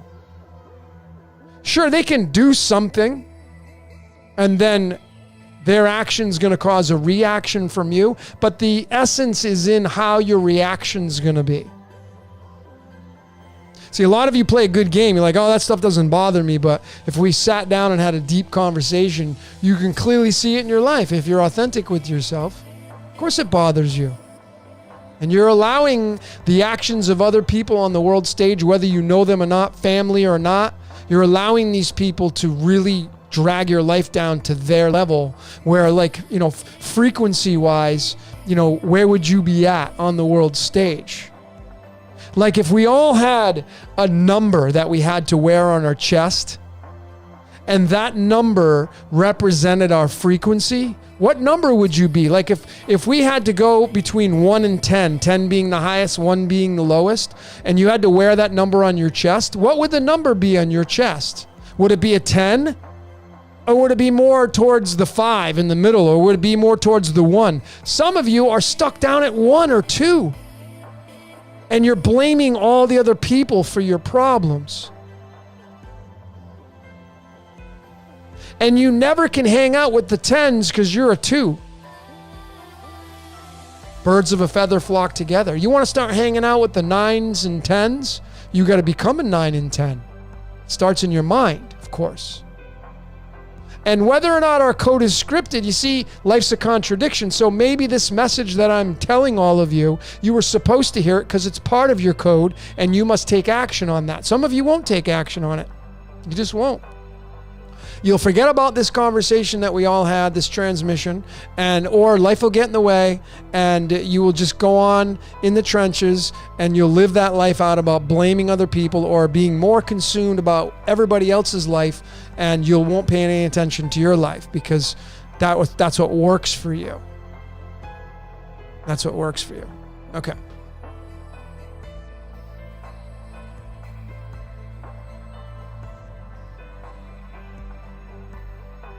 Yeah, folks, I mean, if you can't handle being around other people because you just don't have the strength to, you know, be neutral, like I said before, if you can sit down and watch the presidential debate and watch it from a layer of neutrality, standing in the middle and not giving a shit who wins the debate, oh my God, yeah, Trump really destroyed Biden in that debate.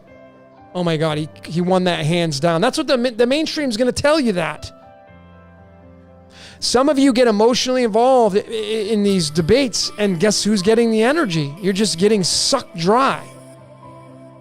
And you're giving energy to something that is not going to give you anything back in return. So the objective from how I see things is if you're going to watch politics, you must do it like it's a movie, like it's not even real, it's theater, and not giving it any of your energy. But if you can't do that, if you can't tune into the news and not give it energy, you shouldn't be watching the news.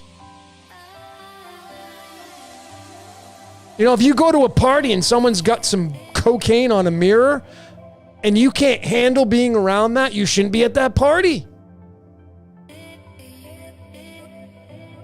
If you go to a party and someone's got alcohol and you can't be around alcohol because you like, I can't, you shouldn't go to the party. Don't go to the party. Some of you just are not masters of your domain. I mean, when you get in front of a group of people, it's like, you gotta own that space. Be your own space. Don't let people suck your space. I gotta pull my cards up. Hold on a sec, folks.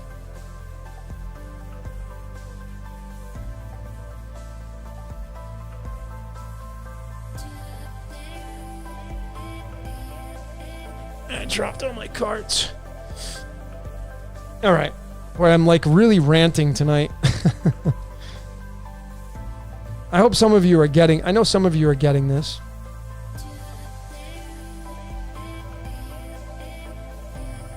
So even that, ladies and gentlemen, even when we give these people the titles, energy vampires, yeah.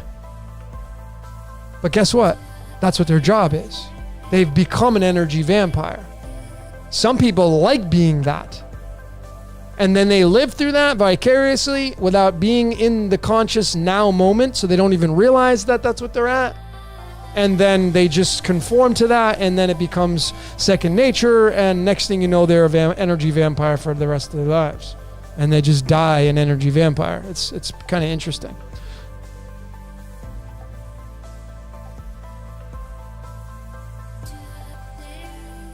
All right.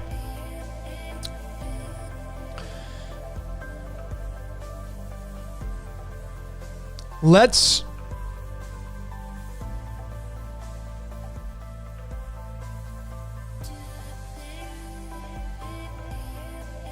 look at some of your comments. Signature, I've never been the star of my life. Well, this is your time to start becoming the star of your own movie.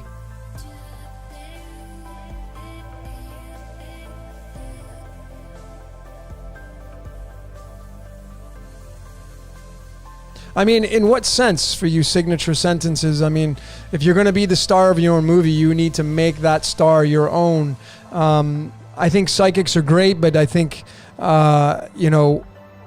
they can be very troublesome because if you believe in the future references and be attached to that, you become part of that story. And even though life's a contradiction, you may end up getting engrossed in that and then not living out the true code that you were born to be.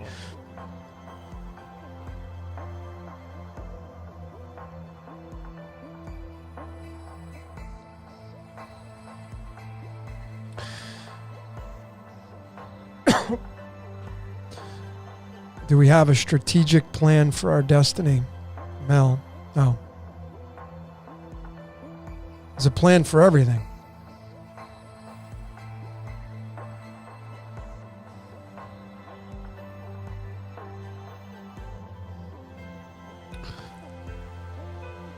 I mean, folks, look, I'm going to encourage all of you watching this live, recorded, whatever. Work on being authentic, because we're not authentic human beings. We're inauthentic human beings. And when you can become like Werner Erhard, I'm a huge fan of him. He's one of my mentors. He says, if you can be authentic with being inauthentic, well, that's the start. If you can be authentic with trying to always look good, that's a start. And just kind of catch yourself and then laugh about it. That's living in the now moment. That's being authentic.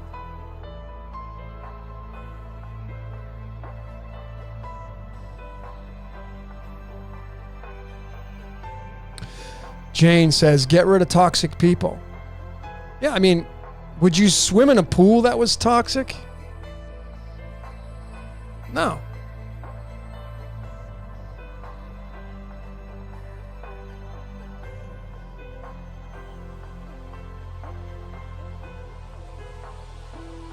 All right, so let's take some phone calls. Let me pop up the... Now, I want to let everybody know, if you're going to call in, first and foremost, please have a question, and be very detailed about your question. Please don't ask, like, should I move? Well, the answer's already in the question of that. Of course, you should move. Typically, we're going to keep this moving really quickly. But I'll talk about anything you want. You want to talk about a personal situation? You want to talk about a decode I've done? You want to talk about a decode you've done? But try to keep it flowing, okay? Try to keep it flowing with your comments, your questions. I can just pull one card and bam. You ever dive into time travel? We're time traveling at this very moment, David.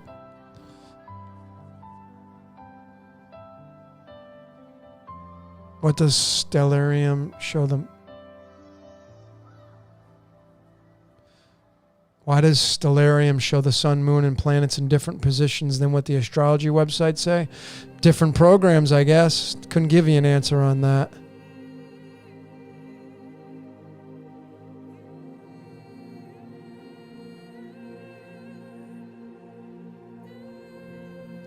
All right, so we have our first caller. I know who this person is. Let me just take this. What's up, brother? Hang on a second. I don't know why I'm not. Oh, there we go. What's up, Danny? How are you? Good, man. What's cracking? Watching you 2 hours straight, man. Can't get off of you. I love you, brother. This is Danny from Syncretism Society. In case you didn't recognize the voice, Danny, so good for you to call in. And thanks for the support, brother. I appreciate you. Absolutely. Hello, good people. Hello, good people, man. Rant, love it. Yeah, man. Love it. You should be ranting like this all the time, my friend. And I was really listening in depth about the decay of our body. And, I started thinking, maybe some people don't deserve to find out what's going on in this life. Maybe they just need to come back and experience it again. Sometimes I feel like that's the same case with me even, Am I even deserving in this life? Yeah. So, but there are ways and things that you can do to slow down this decay process. And you were talking about the grounding and how you got the mat and you're out on the beach and this is what people need to know. You could slow down this decay. You could slow it down thoroughly enough where I think biochemical reactions change, your vibration change, the frequency of your body change. Everything starts to change. And I love the fact that you're promoting it, brother, because things like this are very important. Sunshine is very important. Being grounded is very important. It's the simple stuff in life that really change the biochemical reactions in the body and give you that good feel effect, I guess. Yep. So absolutely. Truthfully, I want you to pull a card for me. Yeah, of course, dude. I know this is going to start a domino effect because one card gets pulled and now everybody wants a card pulled. So, but it's all good. That's what I'm here for. I'm here to pull a card. Do you have a specific question, or you just want to do the typical most important thing for you to focus on in your life right now? Well, firstly, let me just say this. I take your words very seriously, so I'm going to go and maybe not ask a question, but just your opinion, I guess, on where you see myself going in the next year. What do you see coming from me? Okay. What kind of changes do you see coming? And I'm curious to see your response on that, and then maybe after you can pull it up.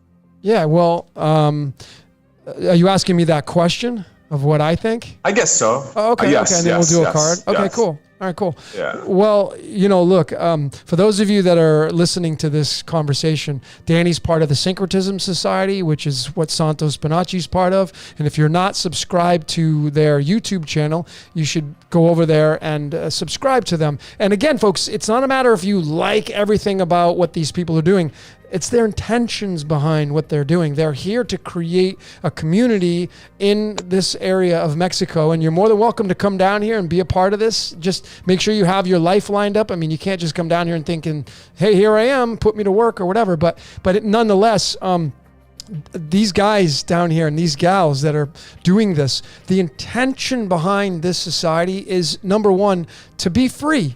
of judgment, to be free of trying to push your narrative on everybody else's. I mean, listen, Santos is big on veganism, but that doesn't mean if you're not a vegan, you can't come here and become part of the society, right? And I think that's what these guys are doing. These guys are like, live and let live.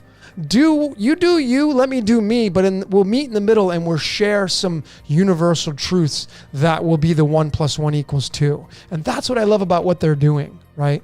That's what I feel like these guys are moving towards. So, Danny, I feel like what I see for you guys, as long as you keep it on that authentic line and be very transparent, which I know you are. You're not ashamed or afraid to voice your opinion or whatever. And as long as you can keep it brotherly and unity and from a place of the heart and love, man, you guys got big things in store. I mean, Santos has got a huge 250,000 followers right now going on. That's a lot of power on the world stage, and you have bolted yourself onto that. So, I mean, the only way that obviously would take a dump and go down the toilet is if you guys screwed it up, and I already mentioned to you, it's just you got the balance card last time. So,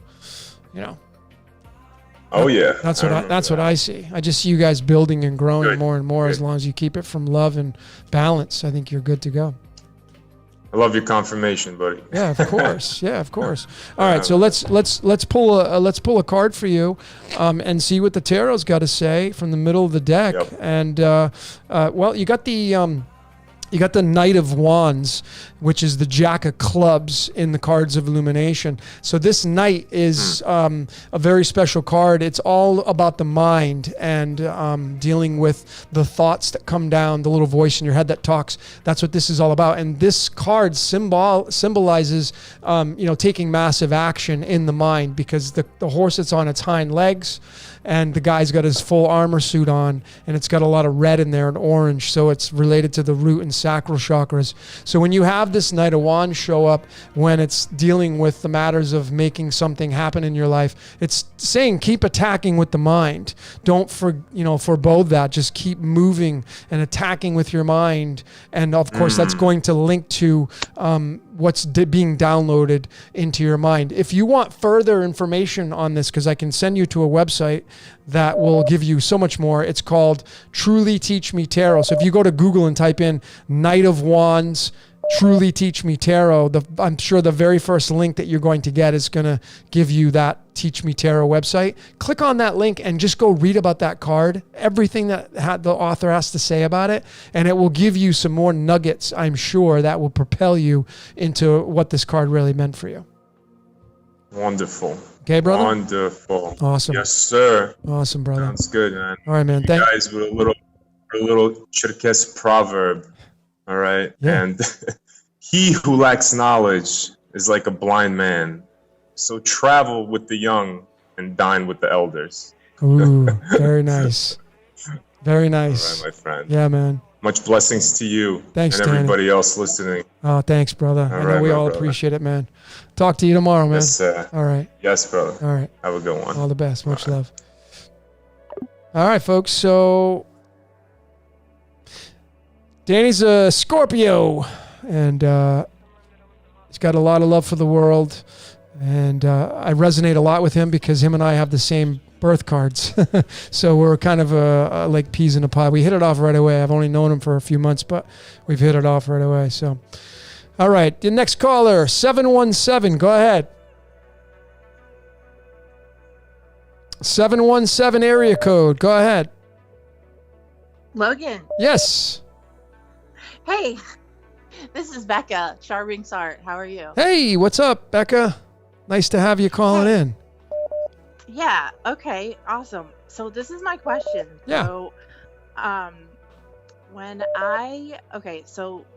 I look at my astrology chart, like online, it says that like my sun when I was born is in Capricorn, but then when I go to Stellarium on like my date and birth and whatever, it says my sun is in Sagittarius. So you have a sun in Capricorn. What website are you using to pull up that sun in Capricorn? Well, just any, because my birthday is 12/30.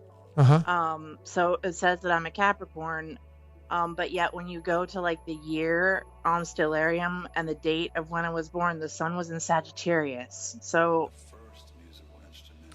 Well, what I would suggest you do is, you know, if you're a cusp, they call this people that are born on the cusp, right?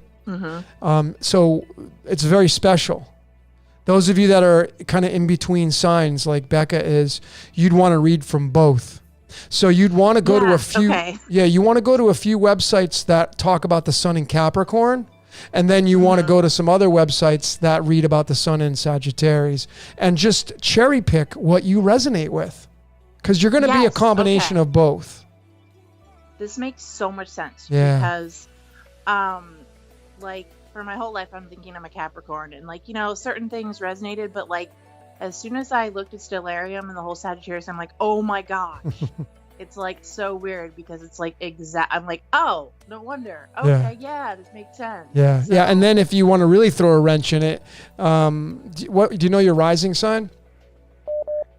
Okay, no. Okay, that's okay. Really no, that's okay, because then if you go to and you look at the Vedic system, that may throw a wrench and change things on your rising sign and maybe even your sun sign. So you have to go look at that. I think a good website is Astro Sage is a really good one, or Astro Seek. Yeah. There's a lot of websites out there, but that would throw another wrench in things. But again, it's a matter of you creating your own particular report. I mean, the instructional video that I have coming out, how to decode yourself, is going to show all the world on how to do this to make your truth your own. Because ultimately, you're a melting pot of energy. I'm like super excited for that, and like I'm totally up for paying a fee for that because it's worth it. Yeah, well, it's not going to be. I'm such like a newbie. Like it's so. I wish I could take a class or talk to, you know. You won't even have to. When I come out with this video, this is going to change a lot of the world's stage when I come out with this, because it's easy to do. It's such a no-brainer to do it. It's so basic, but it's so profound. So, yeah. Yeah, like okay, cool. Okay. Well, okay, so could you pull a card for me? Yeah. I know it's been like a long call, so no, it's all good. Do you have a specific question? Okay, so my specific question would be, well, you know what? You're probably going to be like, well, is it a good time for you to... You're going to be like, you can answer this yourself. Mainly just, if I decide to start this new aspect of my business now, how will it go? Is that like specific or no? How about just saying when I start this new aspect of my business? Yes. How about that? How about that? Because obviously you want to do it. I do. Okay, cool. So yeah. All right, so let's pull a card for you on that. Okay. Well, the card you got is the Four of Swords. And this card right here is all about rest and reflection. So what this is telling you right here is, you know, make that decision, because the answer is already built into the question. But this is a card of meditation and contemplation and visualization. Can't leave that one out, right? So if you know you're going to make this decision to expand your business, I'm huge into visualization, and that would be you, instead of just going and breathing and focusing on your breath and meditation, forget that, right? That has its place. Right. But to go into a contemplation state, you want to visualize, close your eyes, put your music on, burn some incense, get all the senses involved, and then project onto your mind what really that business is going to look like when you expand upon it. Like 6 months down the road. Resonates. Yeah. Like really. Okay, yeah, cool. Because I have like serious ADHD, so I'm always like all over the place. ADHD is a gift. I have it too. I have it too. It's a gift. I'm so freaking creative, but also I have a hard time organizing things. So I think that this is like the great spirit telling me, like, just resonate on this aspect. Yep. And then you may even want to do a vision board, right? And project on that. That's a good idea. Yeah, with that particular, how do you want that business to look on a vision board? Right. And then put that sucker everywhere. Yes. Yeah. Okay. Go to Thank Kinko's, you so print it much. out. Yeah, you're welcome. No problem, Becca. Yeah. And like I love you, so thank you for everything Oh, you much do. love to you And back. like I Yeah. love all your decodes and everything. Yeah. So Yeah. I'm Thank the you so ace of much. hearts. I'm sorry? That's my I'm an ace of hearts. That's Well, my of course, the birthstone, first card in so. the deck. That's a pretty big deal. The start of fire. Yeah, the 4 elements, fire, the start of fire, ace of hearts. I mean, hello. You can't get any more of a fire starter than that. So that's pretty awesome. Yeah. Yeah. All right, cool. Awesome. Well, thank you. You're welcome. Thanks for your support. All right. Okay, much love to you. Okay. Take care. All right, we got another caller coming in, 706. Go ahead. Hi there, Logan. Hi. It's Penn Proper. How are you? Hey, Penn Proper. I'm doing fantastic. Thanks for asking. How about yourself? I'm doing great. Awesome to hear. I'm very interested in doing the Born Rich series. Uh-huh. Cool. The Bob Proctor. Yeah. So I'd like for you to pull a card in regards to that. Okay. I'm full-time in college right now. Wow. And for cyber and data security. Good industry to be into. Yes. Well, for at least 15 years, an energy worker, energy healer. Wow. That's quite a change. Yes. Well, I still do that, and right now that's on hold, and I'm going into this. But Okay. I see that the two are going to tie in together in the future. Uh-huh. But this Bob Proctor thing, Yeah. this is exactly what I need. And if you could pull a card in regards to that, on what I probably need to focus on. Sure. So, Okay. yeah. No problem. Let's see what you got. Right in the dead center of the card deck.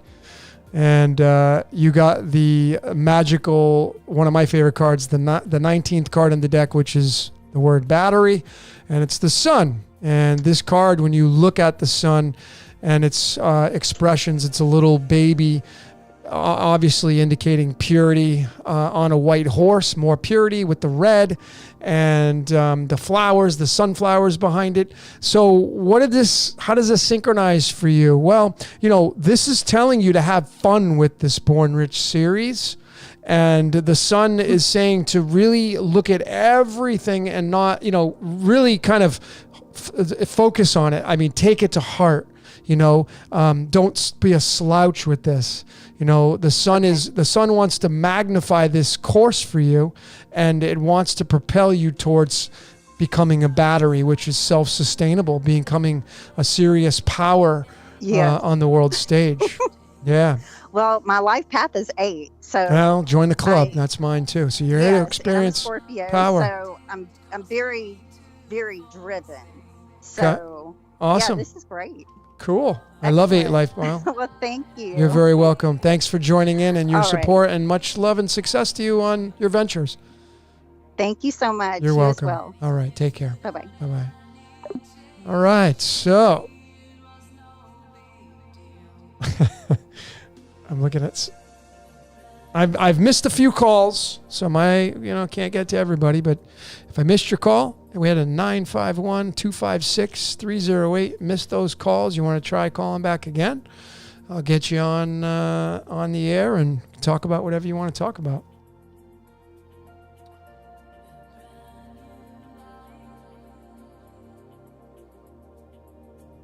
Okay, we gotta.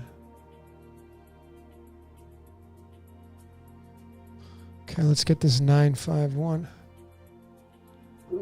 951, go ahead.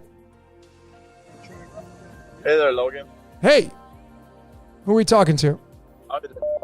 My name is Jesse, and I'm a more newer subscriber here. I found Logic about maybe about 2 months ago. Can I ask you to do us all a favor though? Can you take us off speakerphone, because you're really low monotone and people are not going to get your call. So.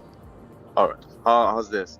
That's better. Thank you. That better? Yes. Awesome. But yeah, I was just saying it's quite a spectacle on how the universe works and this code, and how you just find like-minded individuals. And I can recall since first grade being the teacher talking about fate and asking her what is fate, and fatalist, and it was someone that's a really doom and gloom. Oh, this is how life is. How's it gonna be? And I remember just thinking, I believe that life isn't really like that. I believe it's just what comes. It's what it is, and it's how it's supposed to be, no matter if you choose A or B. Uh-huh. It's, you know, your fate. And I feel like it really ties into this code thing. It's just really like the DNA structure that's with all that. So with that being said, I just really want to see what card gets pulled out and how it kind of represents maybe what's going on in my point of this life and this journey. Okay, so we're gonna pull your card for the now energy, but I mean, do you just want what the most important thing to focus on in life, or are you talking about like just what your code right now and what you just said, like where you're at in your life? And I just want to see what it literally comes up as. Okay. As what it is. Okay. Well, let's check that out for you. Well, you got the Page of Pentacles, and this card right here is in the 70s in that area, 74, depending on how you observe the cards. But it's in the high 70s, and this card right here is tied to the diamond suit. But the pages are really interesting because this energy right here is like a kid that just got out of college that just signed a contract with a company for like $150,000. Like imagine you're 18 years old or 21 years old and you just graduated from college, and a company just like signed you to a $150,000 a year contract. How you feeling, right? You're feeling like you're on top of the world. So when this energy comes in, the pages, it's telling you to really become that kind of energy where you don't know what it feels like to be ripped off. You don't know what it feels like to be screwed over. You don't know what it feels like to be cheated on. None of that kind of stuff. And it's dealing with the Pentacles, which is going to definitely encroach into your emotions. But it's definitely linking up to your finances. What's going on with your finances in life, like job or company, or where are you set with that right now? Does that kind of play into that? Actually, yeah, I'm actually in a very good position that when I first started off in my young adulthood, I was really struggling, and I'm finally in a position where I have a really good job position, pretty well, and then I have my profession as well. That's been getting more stable, and then just literally today, I decided to start a e-commerce business as well. Oh, congrats!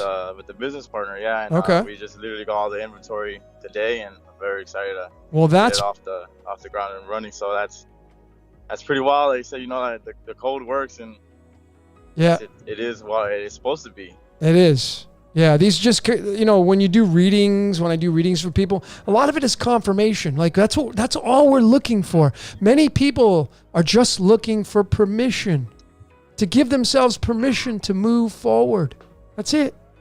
So clearly for you, dude, you got the page. Dude, go into this, attack, be really curious, you know, take some risks. Do some things that may be out of character for yourself, but go into it like you've never failed before. That's what the page is all about. I see. Okay? Awesome, does that resonate with you? Oh, definitely. It definitely does, man. Cool. I appreciate everything you do, Logan. Oh, dude, it's my pleasure. And if you need more help with that card, just go to your favorite search engine, type in Page of Pentacles, Truly Teach Me Tarot. You should see the first link pop up. Go read about that author's rendition of it. She's awesome. And you may find some more gold nuggets with that card to apply to everything I've told you already. Awesome. Fair enough? Awesome, man. I really appreciate it. You're welcome, thank brother. You very much. No problem. Much love and much success to you, man. Thank you. Likewise. Thanks, brother. All right, all the best. Until next time. All right, so I missed a few other calls. It's tough because I want to get everybody calling in. And folks, I'm only doing phone calls, no video calls. If you hit the video button on accident, I'm not going to take those calls because my phone is like, oh, it's the way I have it configured. But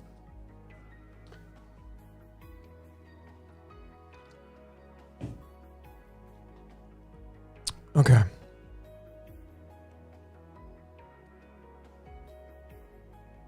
Looking at some of your comments.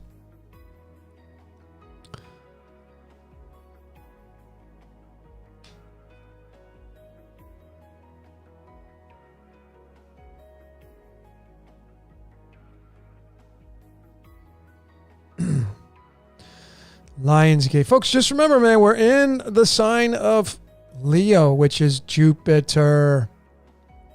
All right, so I know who this person is calling. Melanie, what's going on? Looking at some of your comments. What up? What up? What up? What up? Can you turn down your... Let me Yeah, turn down your volume in the background. Por Is this favor. better? There you go. Yep, because you're going to get an echo because there's a delay. Señor. Awesome. How are you? Fantastic. You know how I'm doing. Wonderful. Yeah. What's Let's going go on in hard. Florida? Huh? I have a huge question for you, Okay. and it's about chakras. Well, hold on a sec. Are we on speakerphone? Because if we are, please get us on regular because you're really low monotone. So How's this? way better.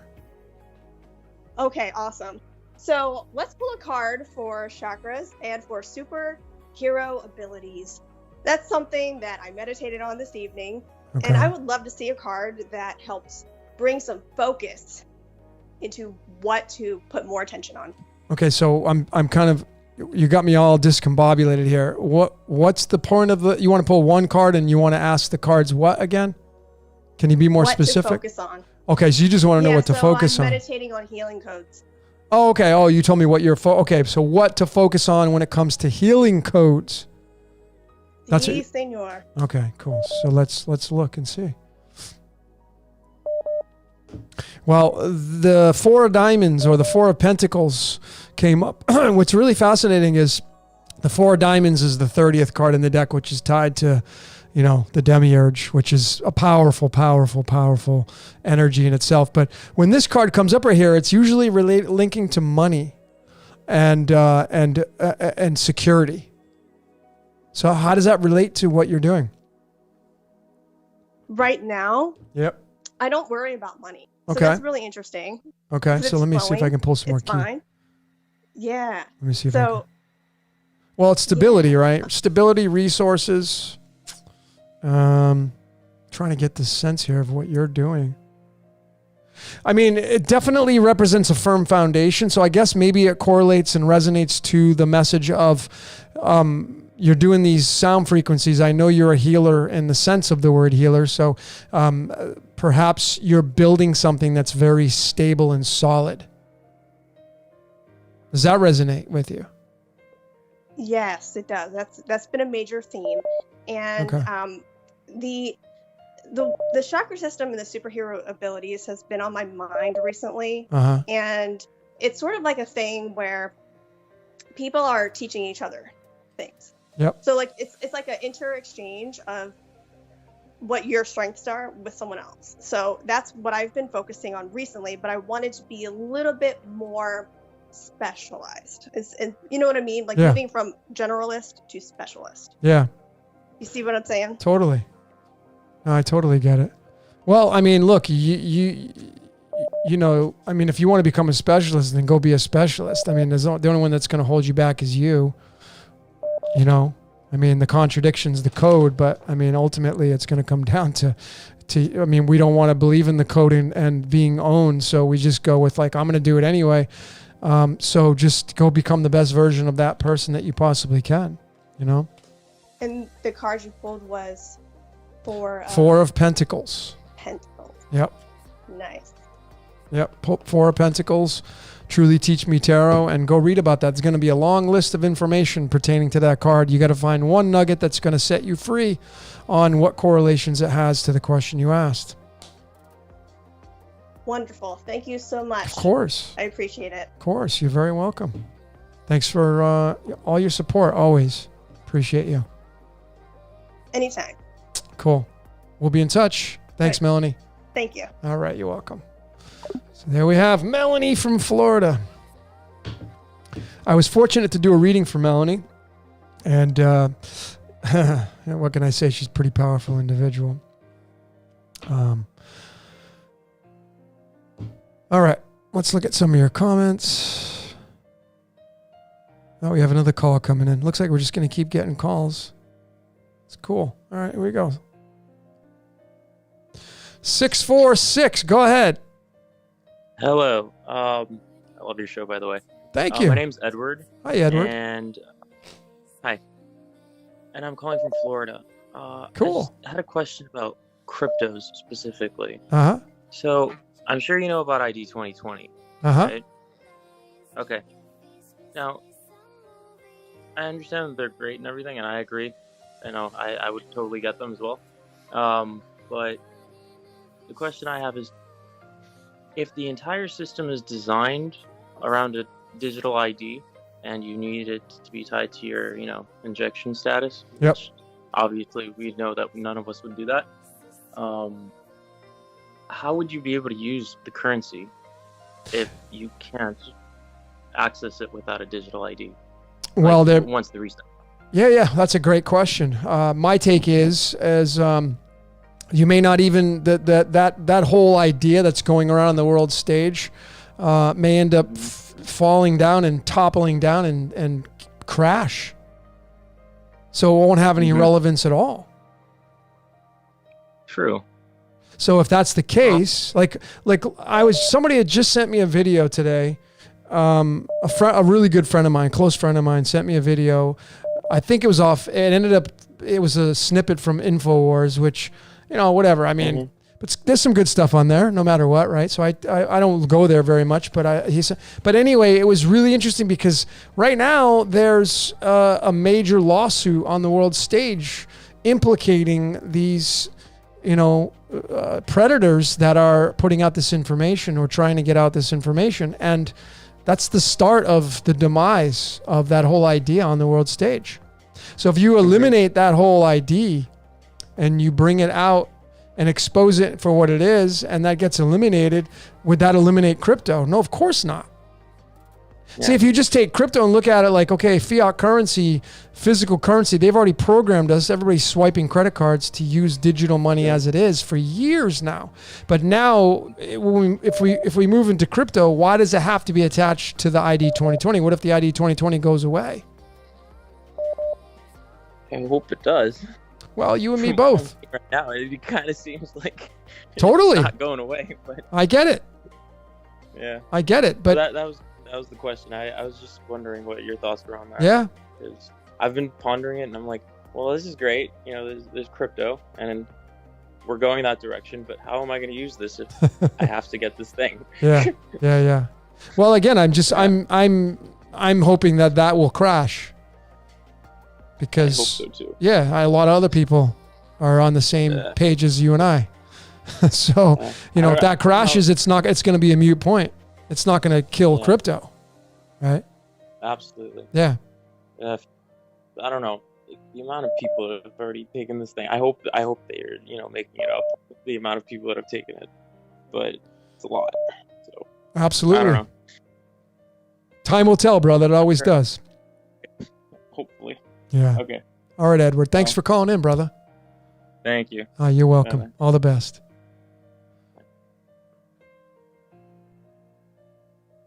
Oh. 256, go ahead. Hey, my pineapple loving friend, it's Tam Tam. Hey, Tam Tam, what's going on? Nice to hear you. Nice to hear your voice. Question to you too.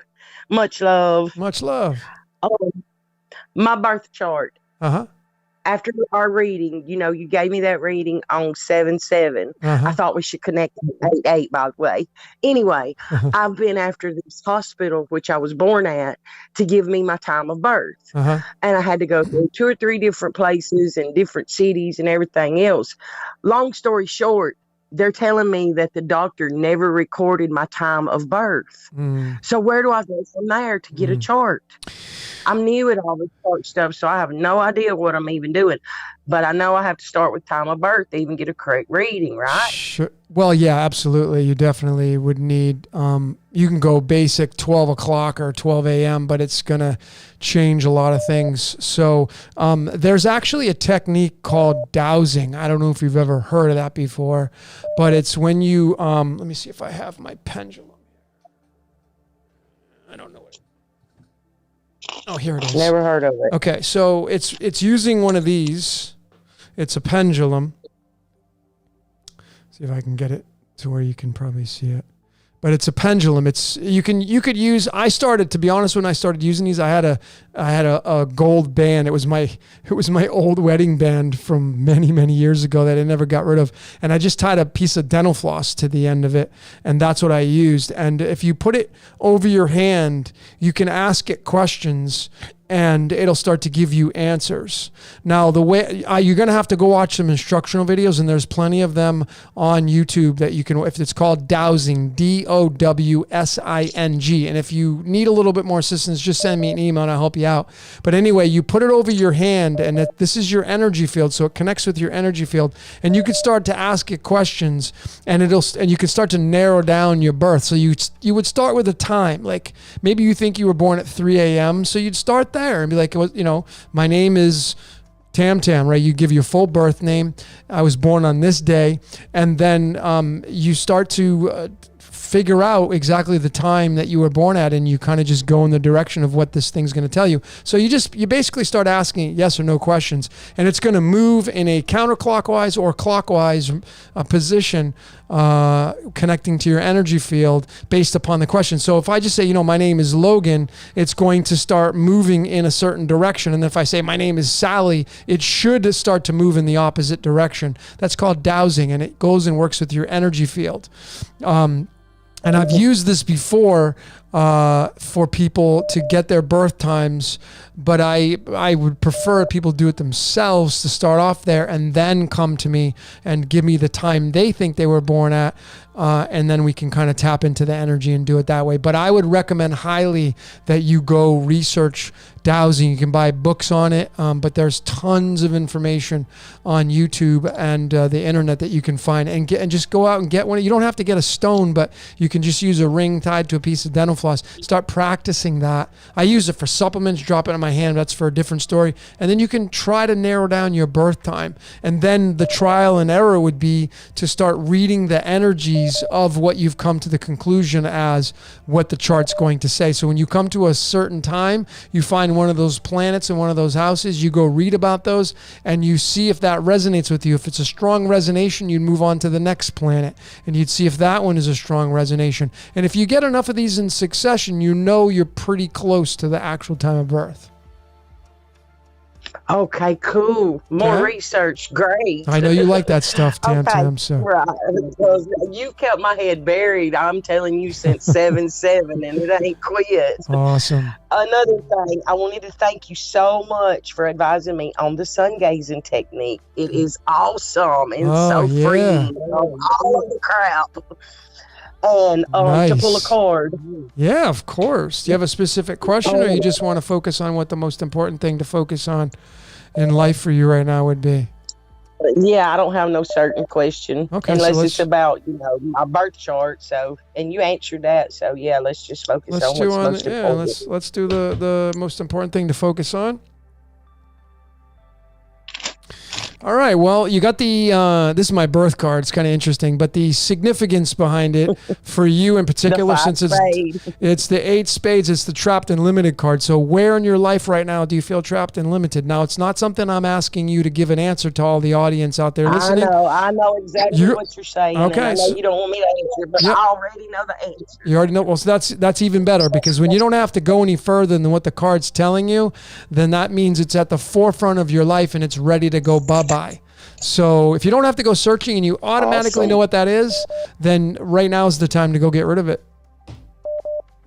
Good deal. Thank you so much. Yeah, Tam. Thanks for calling in. You have a great night. I enjoyed it so much. Thank you for all you do. You're so appreciated by the whole community. Much love, and keep on keeping on no matter what. Tam, I will. Have a good night. You too. Thanks for calling. Bye-bye. Much love. 405, go ahead. Yes, sir. Hi. Hi, Logan. Yes, that's me. You're on the air. This is Steve. Hi, Steve. I just would like you to pull a card for me. Yeah. It's my birthday's the 8th, and I'm a 5 of diamonds. Happy solar return. Well, thank you, sir. I'm just looking to see what's most important for me to focus on at this time. Okay. Do you have anything that you lean towards in the areas of your life? You don't have to say it out loud, but do you know exactly what you're kind of leaning towards when it comes to the most important thing to focus on in life, or you're just talking general? Yeah. Well, kind of maybe a little bit in general, but maybe I've done the same occupation for a lot of years. I'm actually going to retire soon, and I'm just looking for what the next thing is for me. Okay. Fair enough. Maybe to actually put me on the right track. Okay. Well, I would encourage you to decode yourself, Steve, as much as you possibly can, especially if you're moving into the area of retirement, because you'll have more free time on your hands, right? And yes, that will move you into the next layer. But let's look and see what the card's pulling for you. Well, you got the Lover's card, Steve. Are you in a relationship right now? Yes. Okay. Yes. And so I'm not even going to ask you the question, but the Lover's card typically is leaning towards relationships and love. It's the 6th card in the deck, tied to the pineal gland. But it doesn't necessarily mean like you should be focusing on your love life. But is that an area? And again, I'm not asking for confirmations. Is it an area that you need to strengthen or work on? If you're moving out of the workplace and moving into retirement, perhaps this is saying to now focus on your relationship and all its totality, and become the best lover that you can possibly become. If that doesn't pertain to you on that area right there, then perhaps this is telling you to go into your pineal gland, which means to go meditate more and to make some discoveries about yourself on what it is you should be moving towards when you move into retirement. Yeah, the first is actually doing really well right now. The second, though, is something that I've my wife and I both talked about. We both need to do more of and to get a little more proficient with that, and that's probably where that's leading. Okay, fair enough. Well, how about your wife? What's her birthday? 11/26. I don't know why it's caught me in that. Oh, that's okay. So she's the 7 of hearts. So she must be a really loving person. She is. Yeah. Okay. Well, 7 of hearts, I mean, if you don't know what her card reads about, you want to go to It's All in the Cards, ITS, all in the card, itsallinthecards.com. Type in your birthdays. She go read about your wife's card. She can read about yours. Really just own that space, because I can assure you that that's probably going to be about 95% accurate for you two both. And when you know your partner and you can just, hey, I mean, you've been, just let them do what they need to do. You can do what you need to do. And that strengthens your story, allows them to strengthen theirs. And you can kind of go that way. So. And we've been really good at that, and we both did what you just said and went through all of the planets and took the cards for those, and we did notice that we don't really have any cards that are the same. Okay, that's good. That means you have a lot of diversity.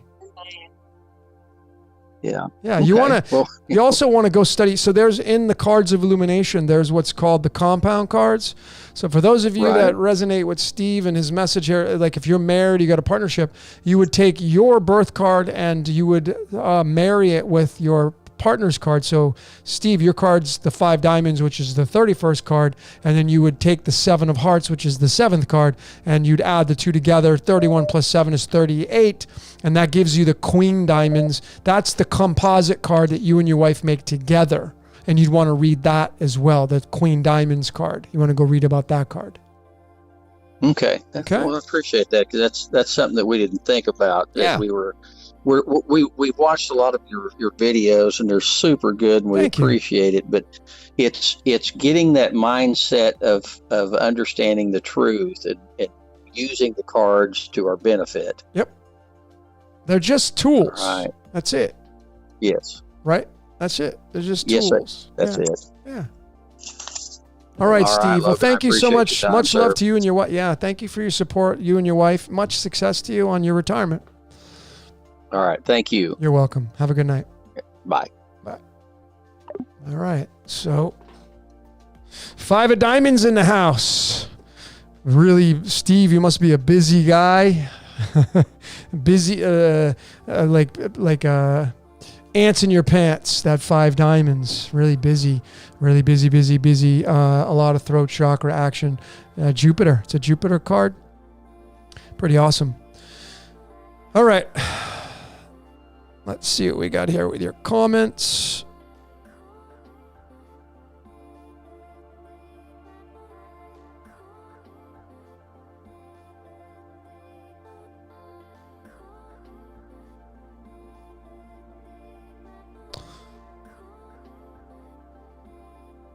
Jane saying she loved my Trump decode. Yeah, if you haven't seen my Chosen One video on Trump, folks, Donald John Trump is Jupiter.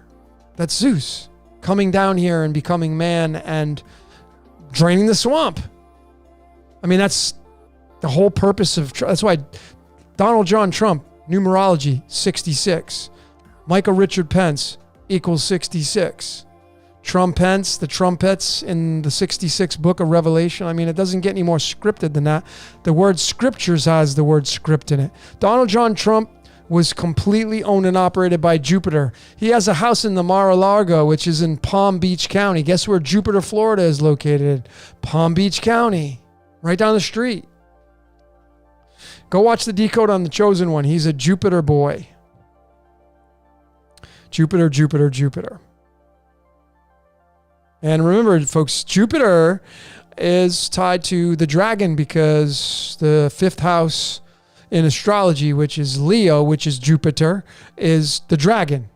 The most revered animal in the Chinese is the dragon, and that is tied to Jupiter, which is Jesus. Jesus, that's why Michael and the dragon fought. That whole story, it's all connected, which are all allegories, by the way.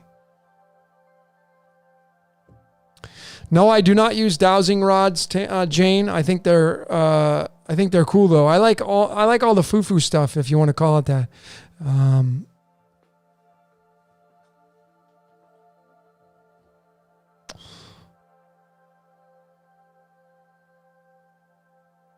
Ace of Spades in the house. Awesome. 40th card in the deck tied to Shiva. Thank you, M. Noble, for joining in. Much love to you. D. Vortex, I want to be Jupiter. Well, essentially we all are. Some closer to Jupiter than others, but it's father-son. See, folks, actually, that probably leads me. I should do this quick sneak peek on Prison Planet. Let's see if I can get a couple people excited about that before I jump in. Let's see if anybody wants me to jump into that. We take the phone number off.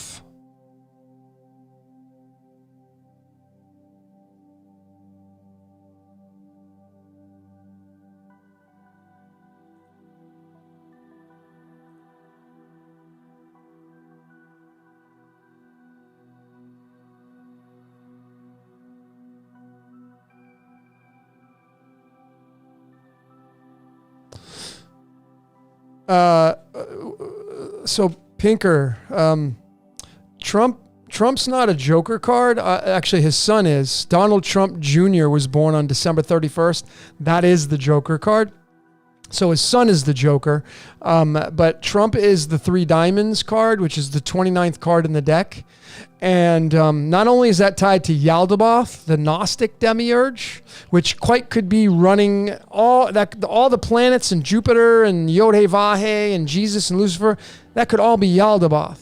That's what my research is pointing towards. Is Yaldabaoth is the main controller of it all. You can get into the archons. But this Joker, so on the top, this is Donald John Trump Jr., Donald Trump's son, is born on December 31st. It's the only Joker card in the deck. That's his son. Donald John Trump is the 3 diamonds card. That's the 29th card in the deck. And the tie-in to Jupiter on there, besides the other countless layers that Trump I've shown being tied to Jupiter, is in the string of pi.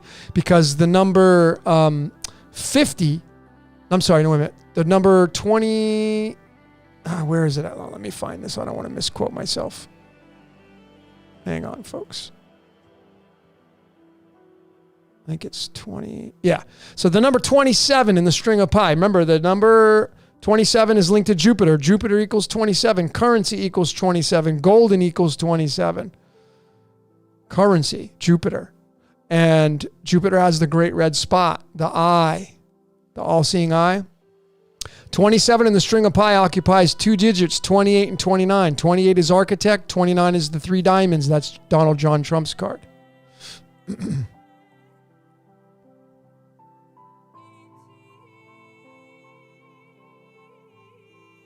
Is he using Nikola Tesla's system? I don't know. That's a very big guess. That whole story of Trump and his uncle taking the Tesla machinery out of his laboratory. We can't prove that. It's a story that may be true. I mean, there's a lot of uncanny information about Trump's son, Barron, and being linked to Lockheed's book, Barron and His Underground Journey. All part of the script, folks. Back to the Future, Biff Tanner. I decoded Back to the Future too.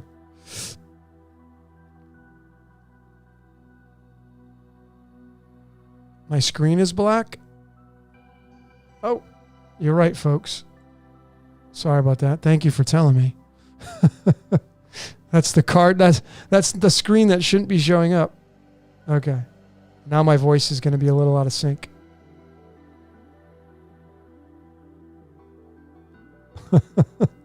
That's the card cam that shouldn't have been pulled up.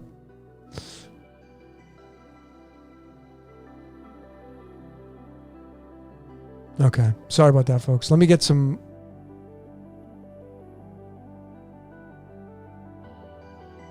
Actually, this is going pretty good. Okay. Let me jump into, folks. Are you guys ready? Chef Chim Chim, can we also use street roads and routes for ciphers? I've decoded a lot of street roads. Yep, absolutely. I don't know if you could use them for ciphers per se, if that's what you mean, but you can definitely use the roads to decode from. Absolutely.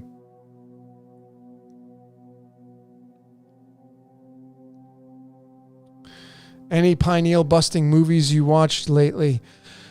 Well, let's see. I watched Elysium again for the second time with Matt Damon. And I really fancy that movie. I mean, remember, Matt Damon was in this. He was in the Adjustment Bureau. He was in Downsizing. Some really heavy hitter movies that really make your pineal gland start to think. And Jordan actually just recommended a movie that I have to watch, and I can't remember the name of it. Hold on, I want to tell all of you. Hang on, folks. Let me see if I can find it. What is it called? Captive State. That's the movie I'm going to watch next. Captive State. That's the movie I'm going to watch next. Captive State. Per Jordan and Waters Above Crypto, he recommended that we watch that. I haven't seen it. 2019, John Goodman.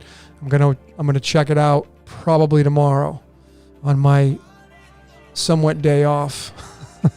I don't ever have a day off, but anyways, all right. So without further ado, folks, let me jump into this sneak peek of Prison Planet. And I'm going to share with all of you this sneak peek that I'm about to show you. I just found the other day. I just created these slides last night, as a matter of fact. So this is fresh material. And it's, I probably, honestly, folks, I probably have 150 slides that are linked to Prison Planet. I have multiple folders with this decode. That's how deep this hole goes. And so let me show you guys what this is going to look like.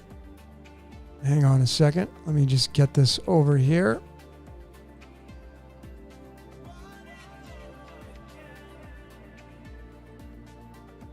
Okay.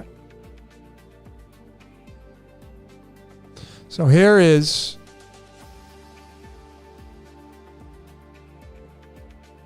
the sneak peek of the upcoming decode called Prison Planet.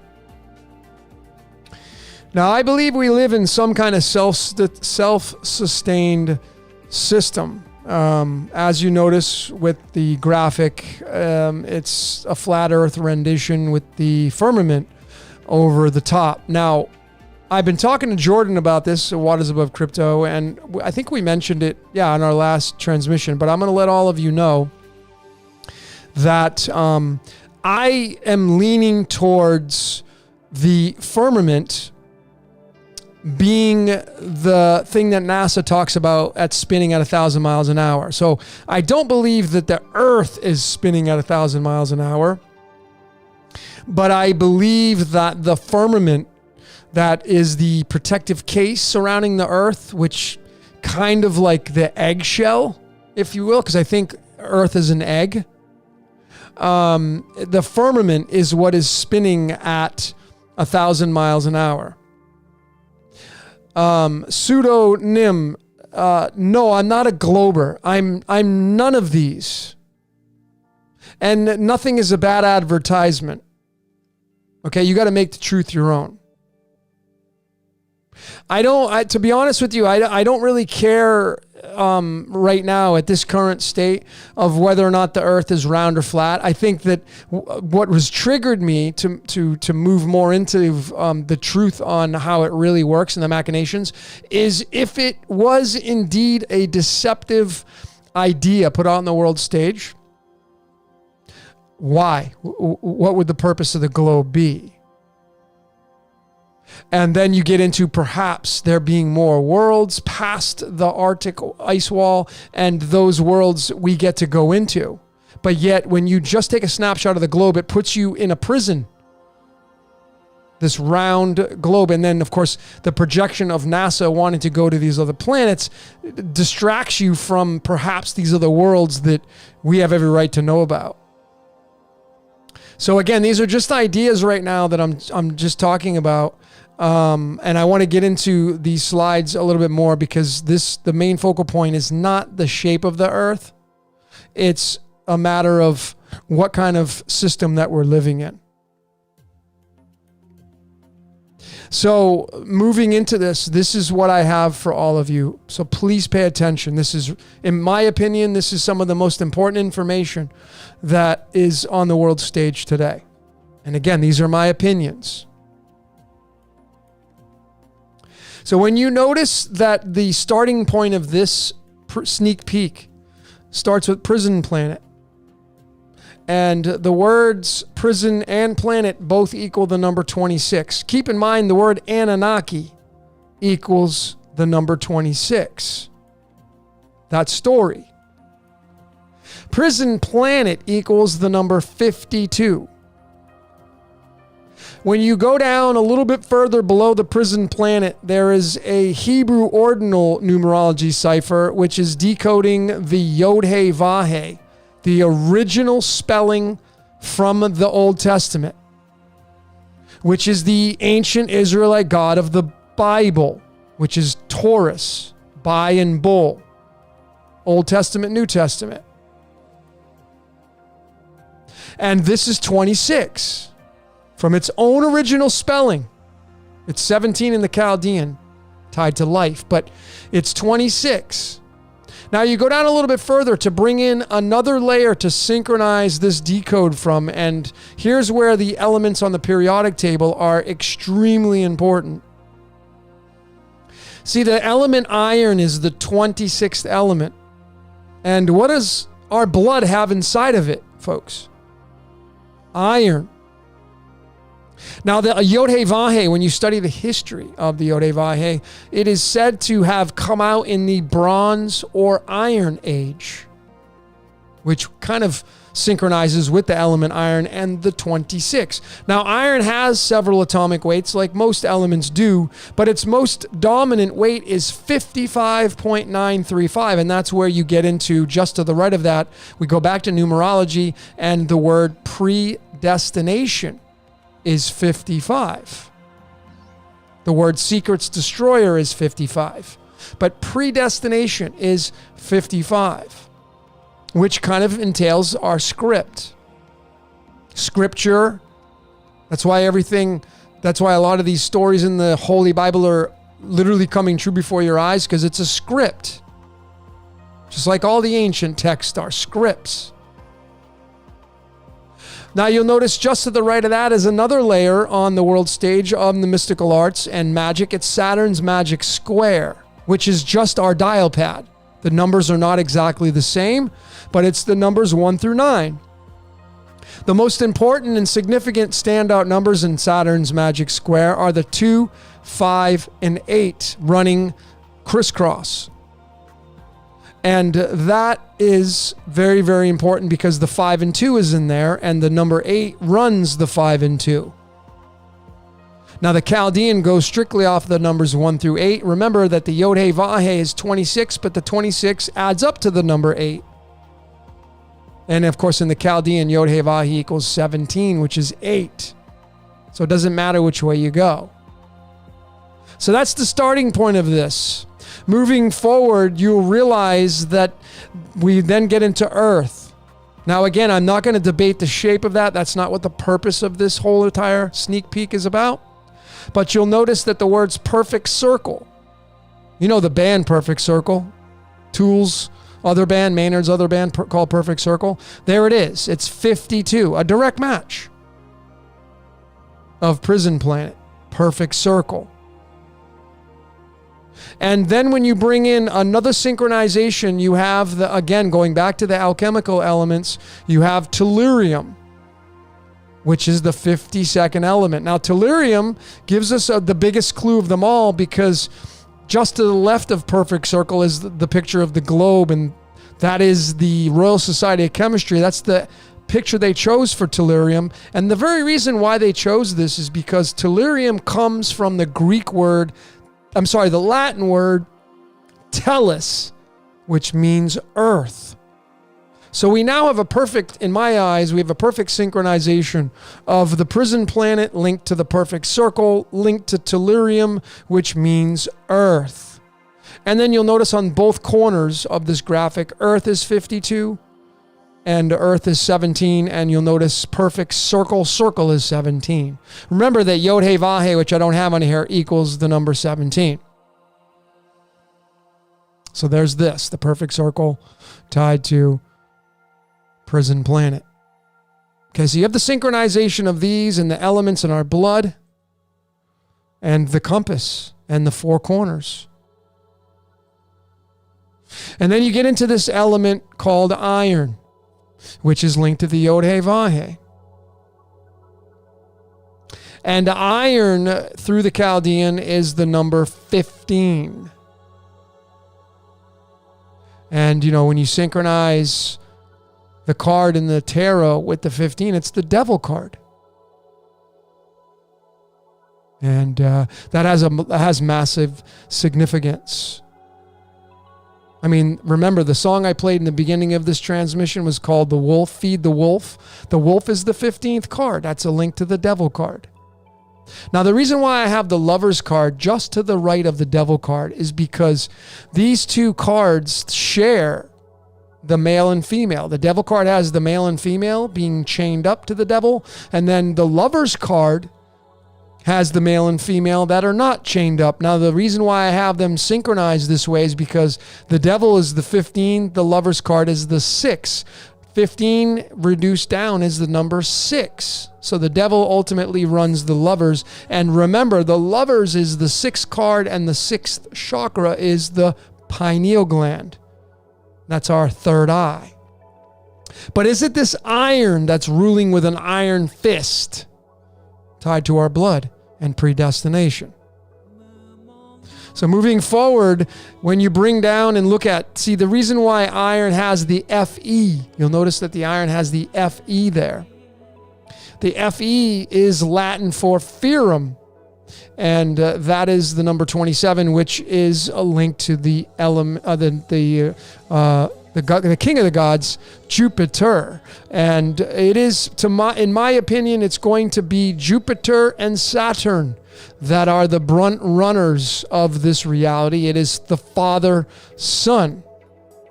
And there it is, once again, with Jupiter and Saturn. And then you get into my last slide here, and you look at the bottom right-hand corner, you're going to see Father, Son. And this, in my opinion, is the duo that runs this reality. This is the archetype, by the way. You see, the planets are the chakras of the cosmos. That's the as above chakras. The so below would be man, because man is being run by the architect, which is all the planets working in unison as the chakras and the planets.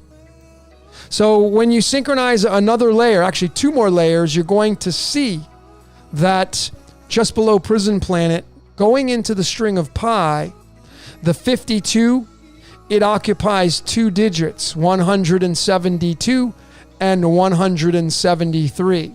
And just to the right of that, you notice that the number 173 is not just any number, it's the 40th prime number. And that is a match directly to the numerology output of Father, Son.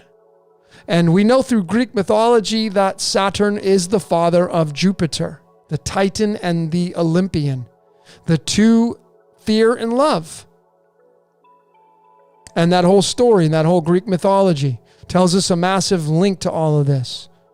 And remember that Jupiter is the 5th chakra, the blue, running Leo, which is what we're in right now. And then Saturn, the father of Jupiter, is the color indigo, and it's running the pineal gland. And pi, the pineal gland. So clearly, folks, there's going to be much more to this decode that I have coming out. But that is the sneak peek. I'm going to wait for my voice to catch up. It's probably a little bit lagging behind.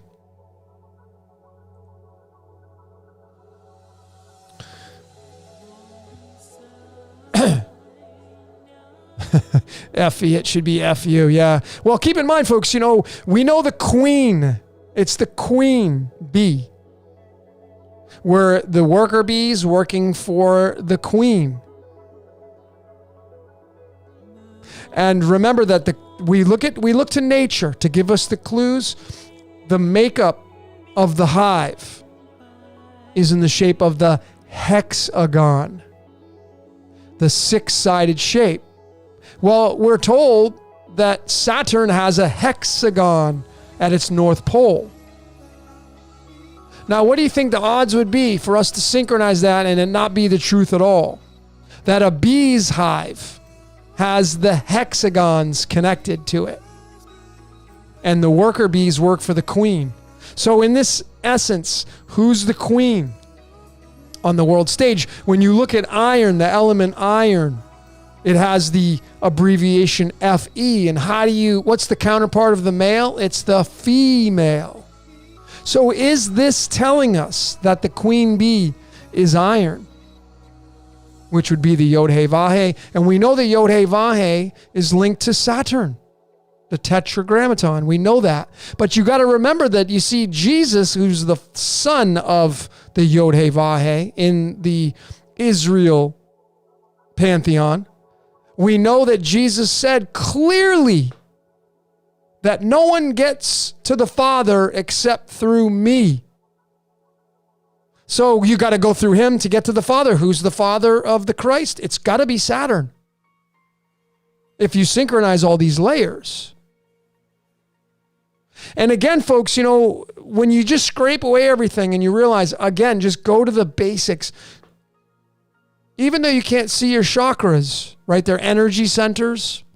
There's been enough energy and focus on these through the years of all these ancient texts. Well, whether or not you can touch these celestial bodies that you can see through telescopes. And if you don't believe what NASA has to say, just go to some amateur people on YouTube. There's plenty of videos showing the lens of a telescope through the amateurs, showing these planets and what they look like. whatever those things are that we call as planets. I believe that these are the chakras of the cosmos.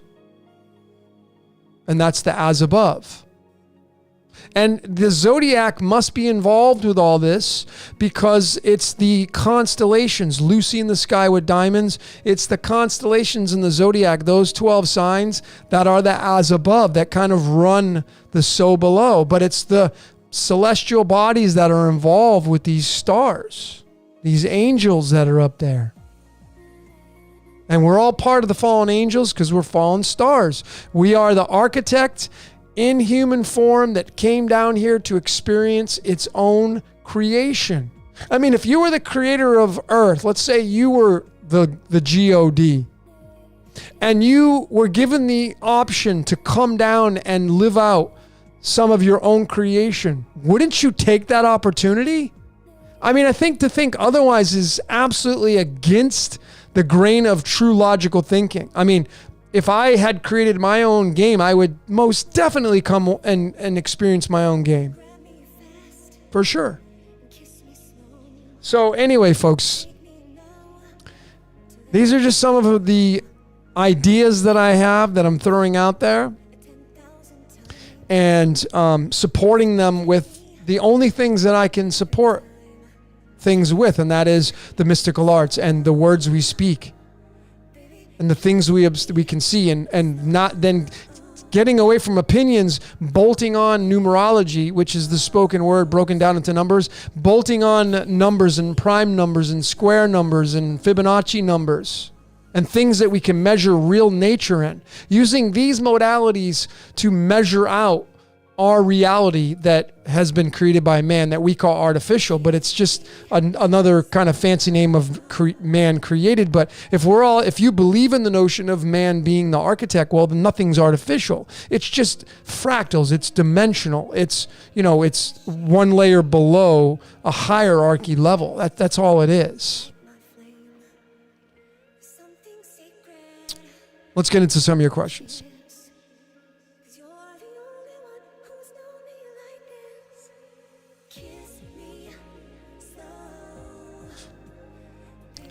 Pinker's asking, isn't Saturn known as female or androgynous? Absolutely, but we're all androgynous. So even Mars is androgynous. As masculine as Mars is still androgynous. We're just going to be either masculine or feminine dominant. I mean, all of us are having both masculine and feminine traits. You're going to be dominant. Obviously, I'm masculine dominant, but I have feminine traits, right? And that is the way it works. So we are all androgynous, folks, all of us.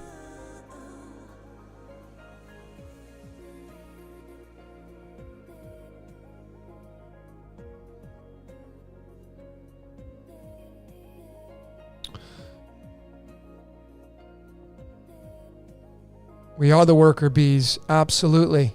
We are working for the queen.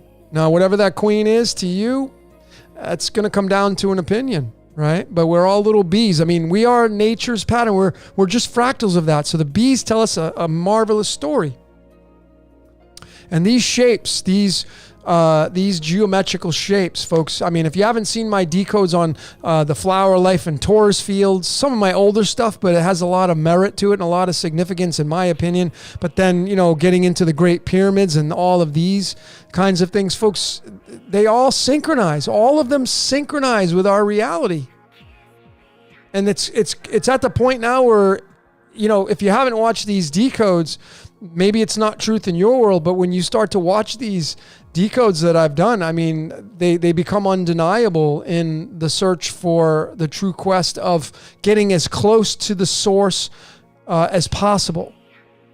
That's what I'm after. Like if I give you the example of this, and I love using this. This is my little sun and moon ball. I can change my cousin gave me this. I love it. But let's just say this is source. This is the source that everything emanates from. And we're way over here. You're a ways away from the source. Let's say we all start out here. Which is what happens. It starts out here, the source, and then everything propels itself out. I mean, this is the the lineage of time. You start here at 0 and time just moves out, which is where the whole Big Bang comes from. It's the explosion of matter or the explosion of light. And then as the light gets away from the source, it slows down and it becomes a different format. And everything that comes from this source that moves away from it, the farther away you get from it, the more decayed it gets, the more heavy it gets. Because all the ideas that start here and emanate out from it, once you get out here, you have everything in between as part of right here. So if you have the one universal truth that everything comes from, the most purest truth, and then you have truth down here, doesn't mean this truth's wrong. It's still part of this truth. But it's a heavier truth because it encapsulates all this other truth in between, which is where we're at. That's why you get into the dark age.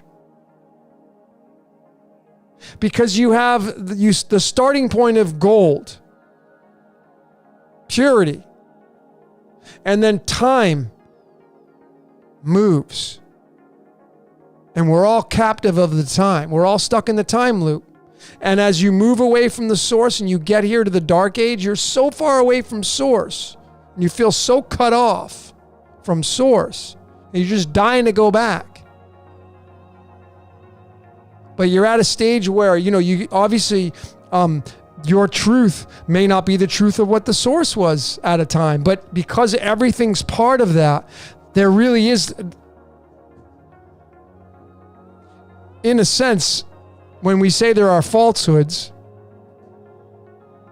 when we say there are falsehoods, that's just us putting a title on things. Because everything is part of the source. Even the things we call falsehoods. Even the things we call deceptions. And that's why I have this next podcast with Jordan and Waters Above Crypto, where we're going to be diving into the difference between deception and influence. What's the difference between the two?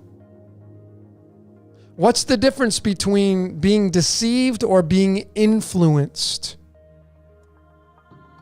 And I really want you to get this concept and just, again, making the truth your own, diving down this rabbit hole with me, folks. And this is kind of where I'm at. And I've said this during my podcast with Jordan. We talked about this. I'm going to mention it on here again. These are just theoretical ideas that I have that may go somewhere. But, I don't remember who sent me this email. Somebody had sent me an email, and this is how ignorance plays out a role, right?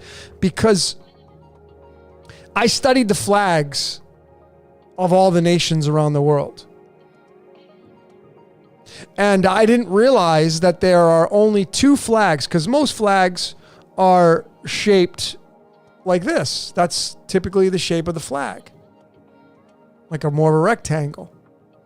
I did not know that there were only 2 flags on the world stage that are a 1-to-1 ratio or a square. I don't think I even have one here. But a square, an exact 1-to-1 ratio, a square. There are only 2 flags on the world stage that have those. It's the Vatican and Switzerland. Those are the only 2. Switzerland has a red flag with the white cross on it, a perfect cross, not the Jesus Christ, not the crucifixion cross, but just a 1-to-1 ratio cross. And then, of course, the Vatican has the 2 keys on it, and it uses the colors white and gold. I think it has the silver on there with the key, the gold and silver keys. Now, Switzerland's very interesting because of it having Geneva there. And Geneva houses not only the United Nations, but also CERN. Now, is it possible that CERN is digging into the quantum realm with the Large Hadron Collider? Now, if you think about that, digging into the quantum realm, however that looks. What would you do if you dug into the dirt? Like what does a drill do when it goes down into the earth? It drills into the earth. Imagine digging into the quantum realm. Now, is it possible that the Vatican and Geneva and CERN are directly connected? And you got to understand, folks, or you got to understand that the Vatican, this is how I got involved with Santos. The very reason why I'm here 5 minutes down the road from Santos and why I fell in love with the guy's mind is because the first video I ever watched about Santos was The Vatican Owns Your Soul. That was the first video I ever watched of Santos Bonacci, and I was hooked. Some of his older videos are the ones I love the most. And I learned about the families and the predators. They're just doing their job. You don't have to like it. But nonetheless, I realized after decoding that the Vatican uses a very special code, and that is all capital letters. It's called Dog Latin. And you'd be able to find their code if you just go and start decoding through the Francis Bacon numerology cipher, because that's the one you can find their code in. That's why your name on your social security card or birth certificate is in all capital letters, and it just goes obviously beyond. That's not even a secret. But the Vatican is the controller of the world's religion. I mean, if you face numbers and you are a numbers person and you like reading graphs, the Vatican runs Christianity. I don't care if you're a Baptist, Protestant, Christian, Catholic.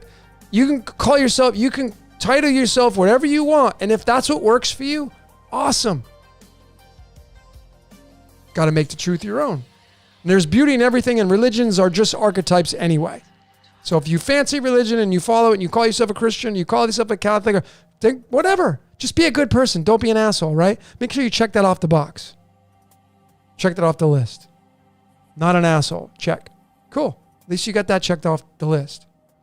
That's like mandatory these days. And your service to others. Check. Okay?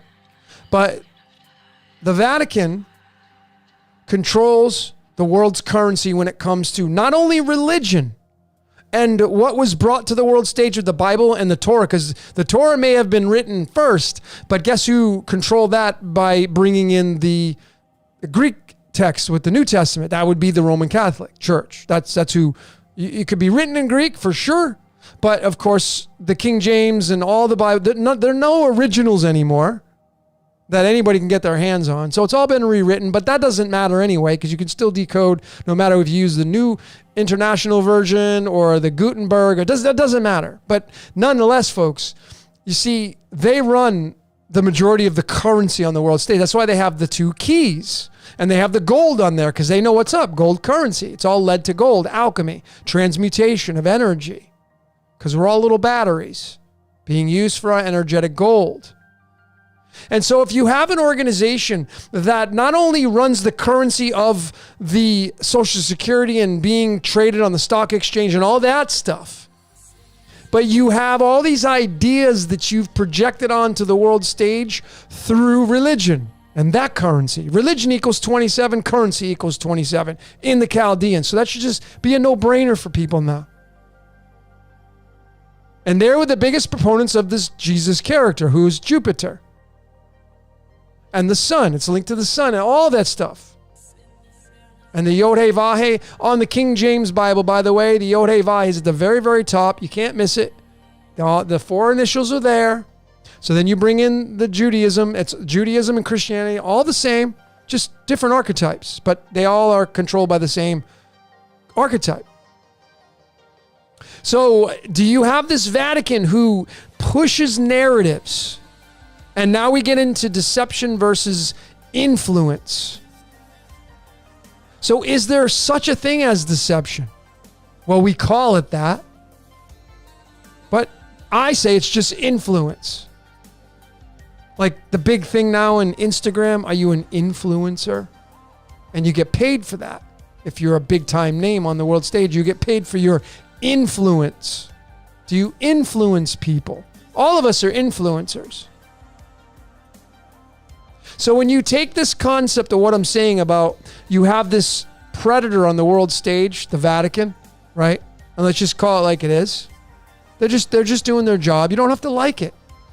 And whatever's running that, it goes by so whatever.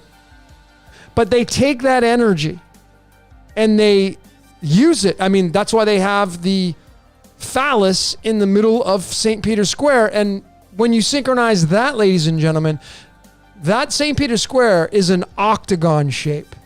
If you go look at St. Peter's Square, the key hole is an octagon. That's where the UFC, that's why they fight in the octagon. Octagon is 8-sided.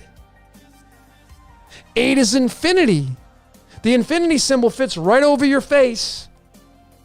It encapsulates both eyes and your throat. It's the past, present, and future right here.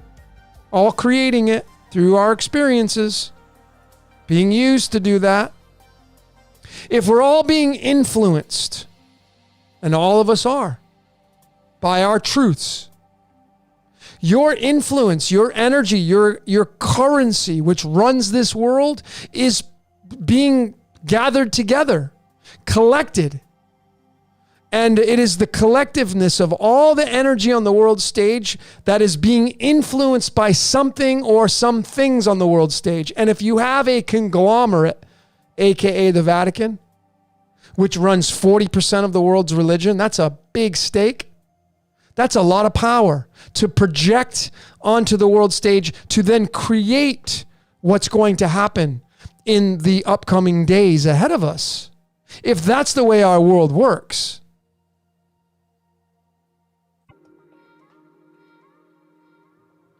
So when you take these ideas, and again, folks, I know this is a lot of abstract stuff and it takes a lot of, just really sit with this, okay? There's a reason why these two flags are square. The only two. There's a reason why United Nations sits in Geneva. There's a reason why CERN sits in Geneva. A lot of the banks, it's Swiss.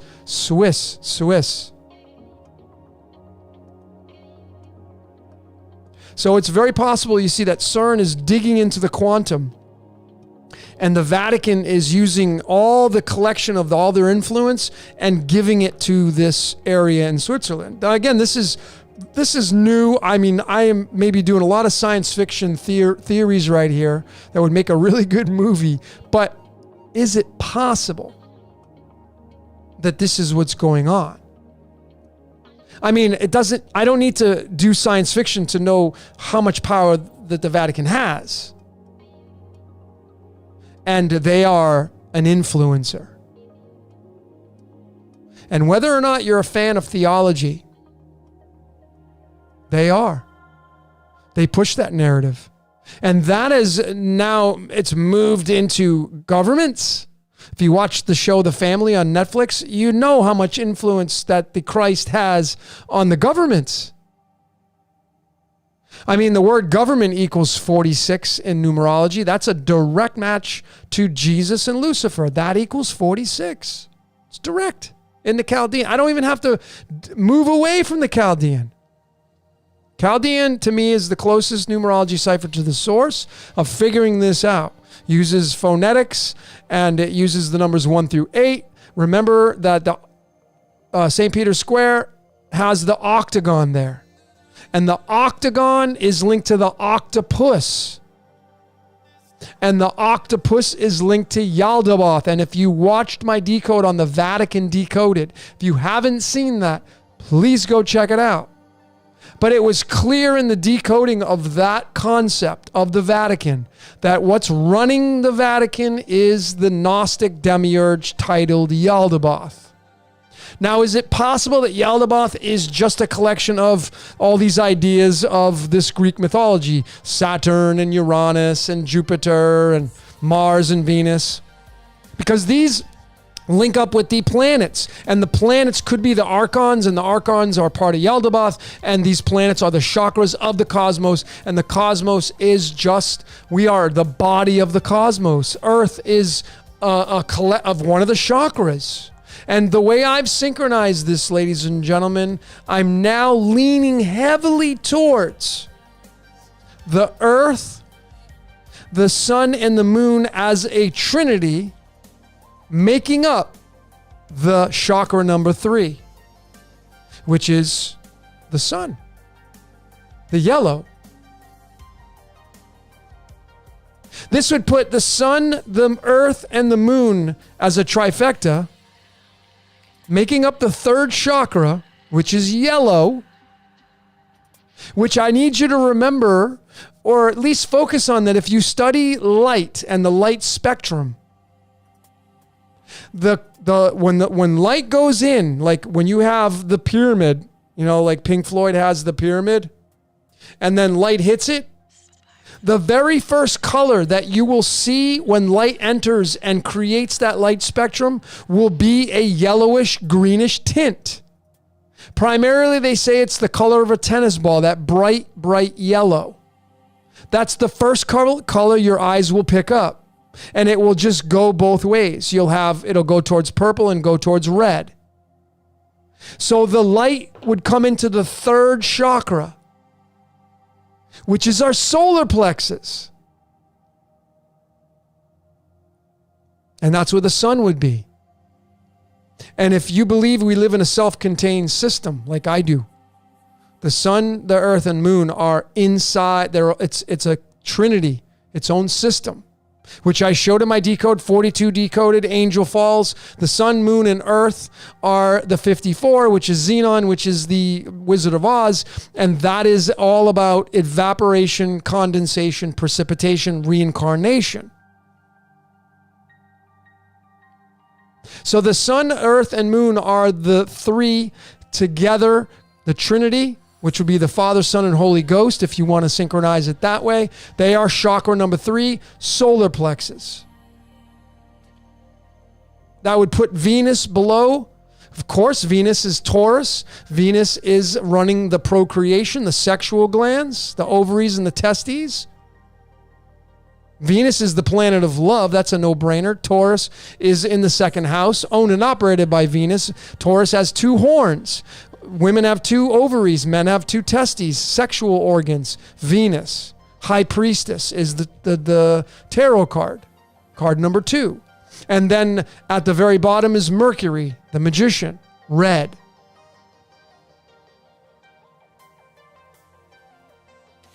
So this is, to me, the proper way to synchronize. This is what I'm more leaning towards. And that would put Mars. Mars runs the heart, the king on the chessboard, even though I know that may not make sense. But Mars would be green, the owner of the heart, the emperor in the tarot. And then it puts Jupiter here at the throat and the Hierophant, the dictator, the Pope, running the throat. Listen, folks, the Vatican is all about Jesus. That's their whole concept. It's Jesus and all the apostles. That's their story. They don't deviate away from Jesus. That is the king.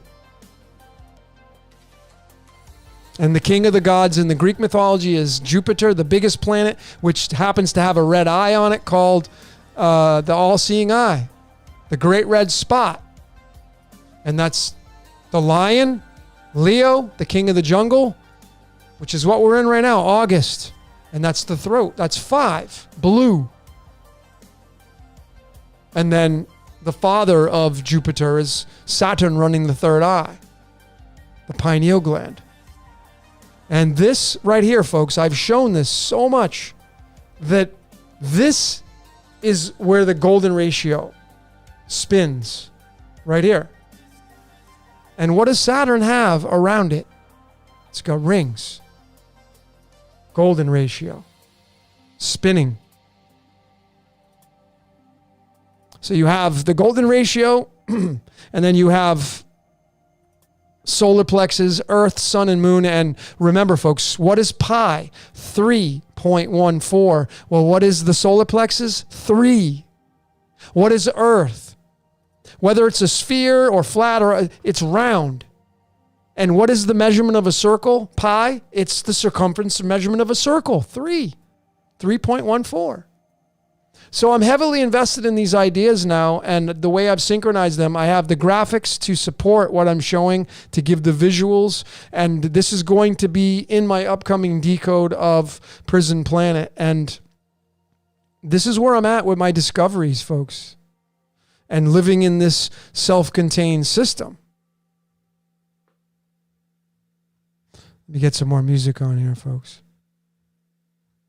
Hang on.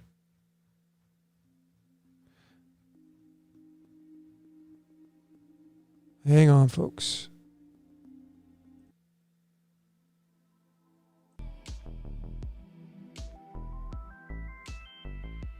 No, that's 2. Let me do this. Okay. All right.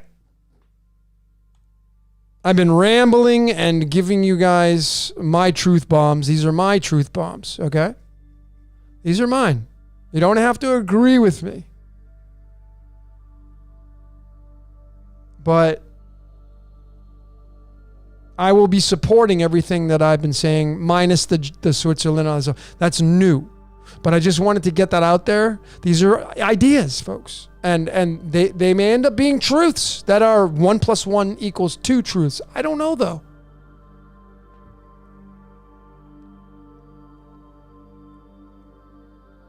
All right, so let me get into some of your questions. I mean, this is what is your question? And I've been rambling and just dropping some stuff. Okay. Does being born twice mean first the womb, then this galaxy? Yeah, I mean, folks, look. Getting into that. The throat chakra is the mouth.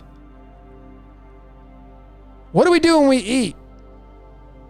We put food in our mouths, we swallow it, it goes down the esophagus, and it empties out into the stomach. And we know the stomach is the second brain. And if your digestion gets compromised, your third eye's not going to work right. So the cosmos, is it that the throat chakra, is Jupiter swallowing light? And is it going down? Did it swallow the sun and the moon and earth, and it went down and it created this third chakra in that abstract sense? I know these concepts are really abstract, but this is how my mind works.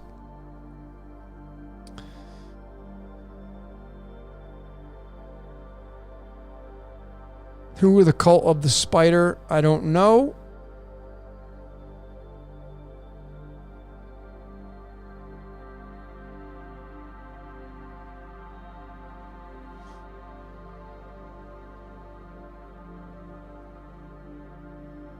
$144,000. You know what's funny about that 144,000? There's so many ties to 144,000. Just remember that when you add up, or when you take the 600. Wait a minute. When you take the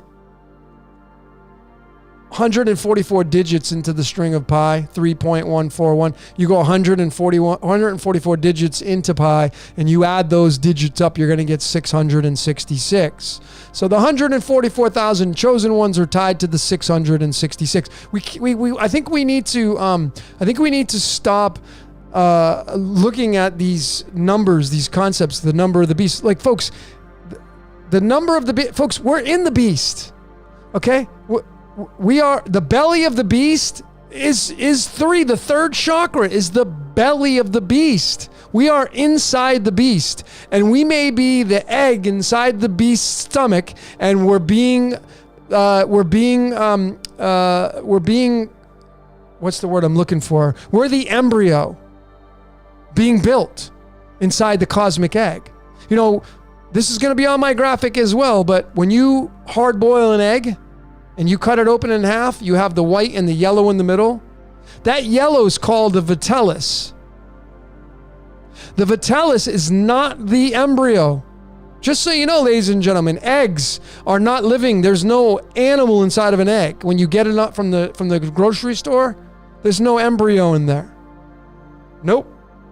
The yellow, the yolk, that's the vitellus. That is the area of the egg that feeds the embryo once the embryo is developed after 21 days.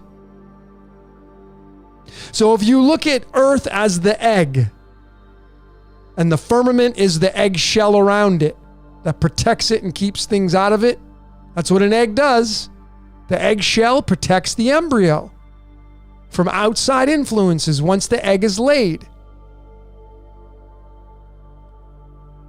So the sun is yellow. A yolk is yellow.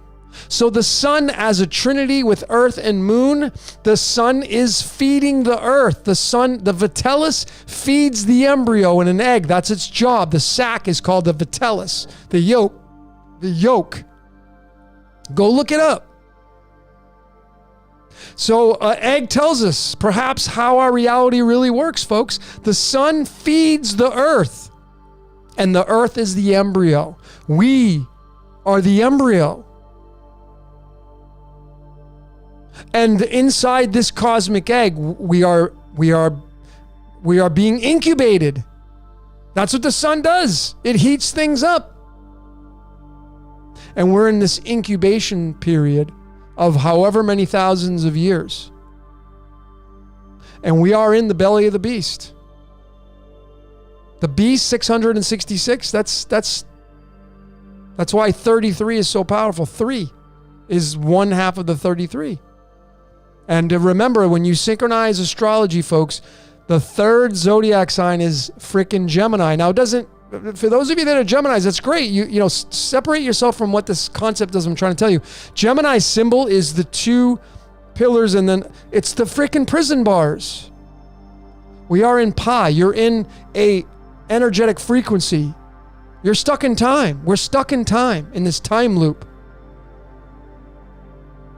And the only way out that's guaranteed to get out of this time loop is to die. I don't know what happens after that, but I know how you leave. You die. Gemini is 3. The solar plexus is 3. And I believe the sun, the earth, and moon are the 3, the Trinity, the Father, Son, and Holy Ghost. And it would be the egg tied to the sun and the earth. We are the egg inside the beast. We are inside the stomach of the cosmos. That's what I'm leaning towards. And as abstract of an idea this is, I know this may be a little bit crazy for some of you, but I really want you to put it on your, a lot of you are deep thinkers. Think about what I'm trying to tell you. And it's all about influence down here in Wonderland. What are you being influenced by? And who are the influence? Forget about deception. Throw deception out the window. Just focus on what's influencing your life. And I think we're in the beast, the belly of the beast, and Jupiter somehow swallows this egg and it goes down the esophagus. And this is the tree right here, because the lungs are the bronchial tubes, and the lungs look like trees. They look like 2 trees. You got 2 trees. You got tree of knowledge, tree of life. That would separate those 2. But you come down the esophagus, down into the stomach, and you must digest things. This is where all your digestion happens, in something you ate. Well, what if the cosmos, from its abstract point of view, from its metaphysical point of view, these planets, they eat something, and that consumption, because when you go study Greek mythology, you learn that Saturn, if you go study the story of Kronos, he eats his children. And then Jupiter made him regurgitate them back up. So when you really use your common sense and look at these stories, you know, I believe they're telling us way more to the story than and there's more fact than there is any kind of fiction. And I think we're in the belly of the beast. The beast is the solar plexus. The beast is part of the sun. The sun is the beast. That thing will suck you dry. And the earth is in this self-contained system. The earth, I believe, is more of an egg-shaped. And the egg shell that surrounds the earth is the firmament. And that is what NASA talks about when they say it's spinning at 1,000 miles an hour. It's not the earth spinning. Well, obviously, we're stationary, but it's the force field around us that nothing can penetrate to protect the embryo, which is all of us. We are all the embryo, which is Gaia. So anyway, folks,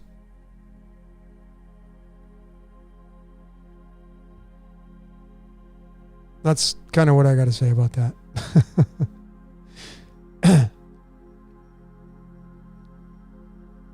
What's up, Ethan? Yeah, where do we go when we die? Go type that into the Chaldean. You're going to get the number 96. That's the yin-yang. You're going to go right back to the pineal gland. Right back where you started, the idea. See, I think the cosmos is having its a dream, its hallucinations. We have this awake state and this sleeping state, and what's running is something running either one. This is where you go back to when you die, I believe, and you just get recycled back in. And that may be a little bit horrific for some people. Some people will not tolerate these notions. But from all the research I've done, I can be very transparent and authentic with you and just tell you you're gonna go right back to the source, which is the pineal gland.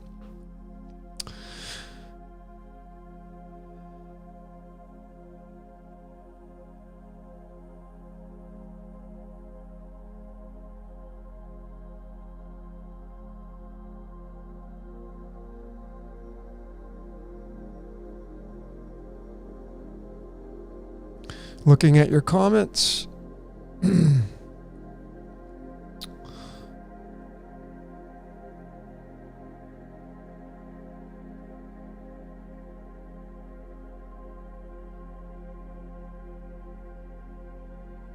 What time is it anyway?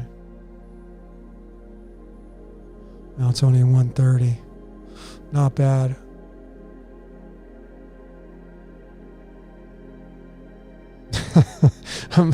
Some of you are smoking some cannabis tonight or consuming edibles. I prefer edibles actually, but I haven't had it in a long time.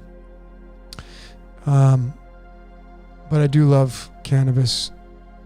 I would take it a heck of a lot more if I wasn't all about moderation, but I just like cannabis, the way you feel on it, and that plant loves me, I tell you that. And you guys are more than welcome to come down here to Mexico, and we all can partake in some cannabis.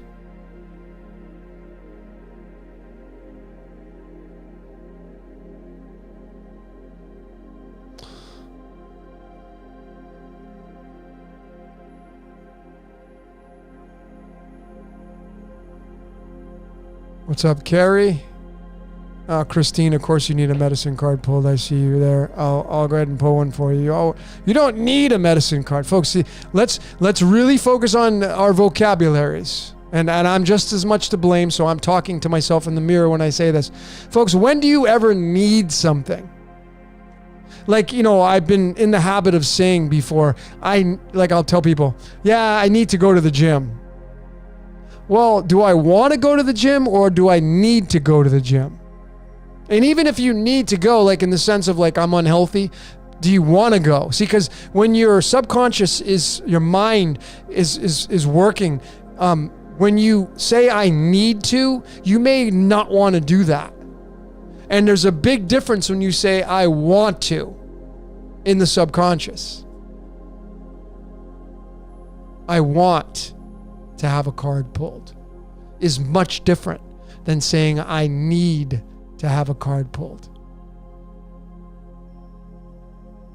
That's just my take on it.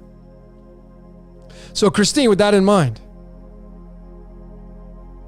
Christine.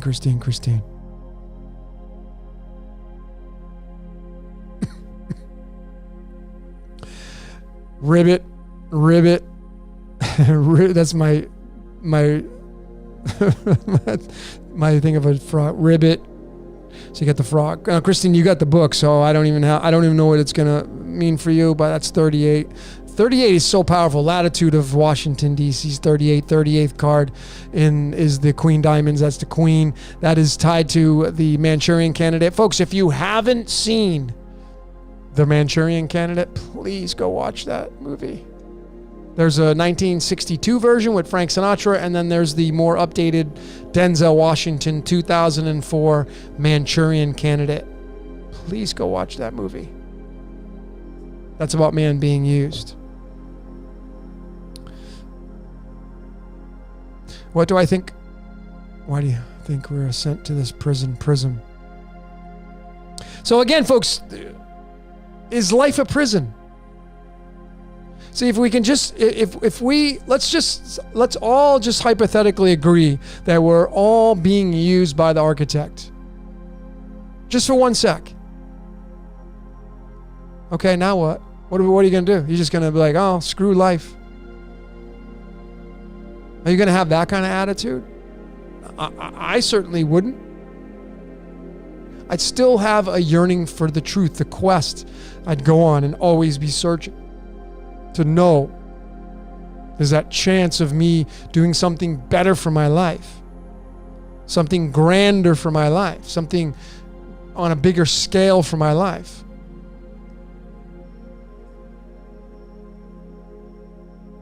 Okay?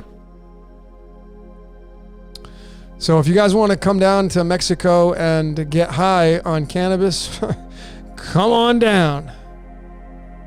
I'm pretty funny when I smoke. When I get into cannabis, I get into my comedian mode, and kind of runs in my family. My sister's like a stand-up comedian.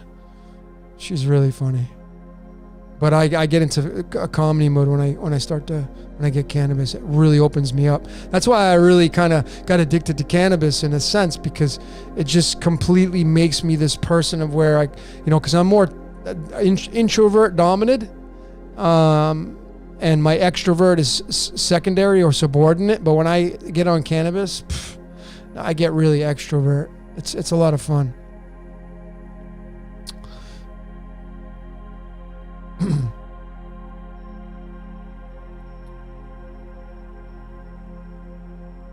New World Order's 58.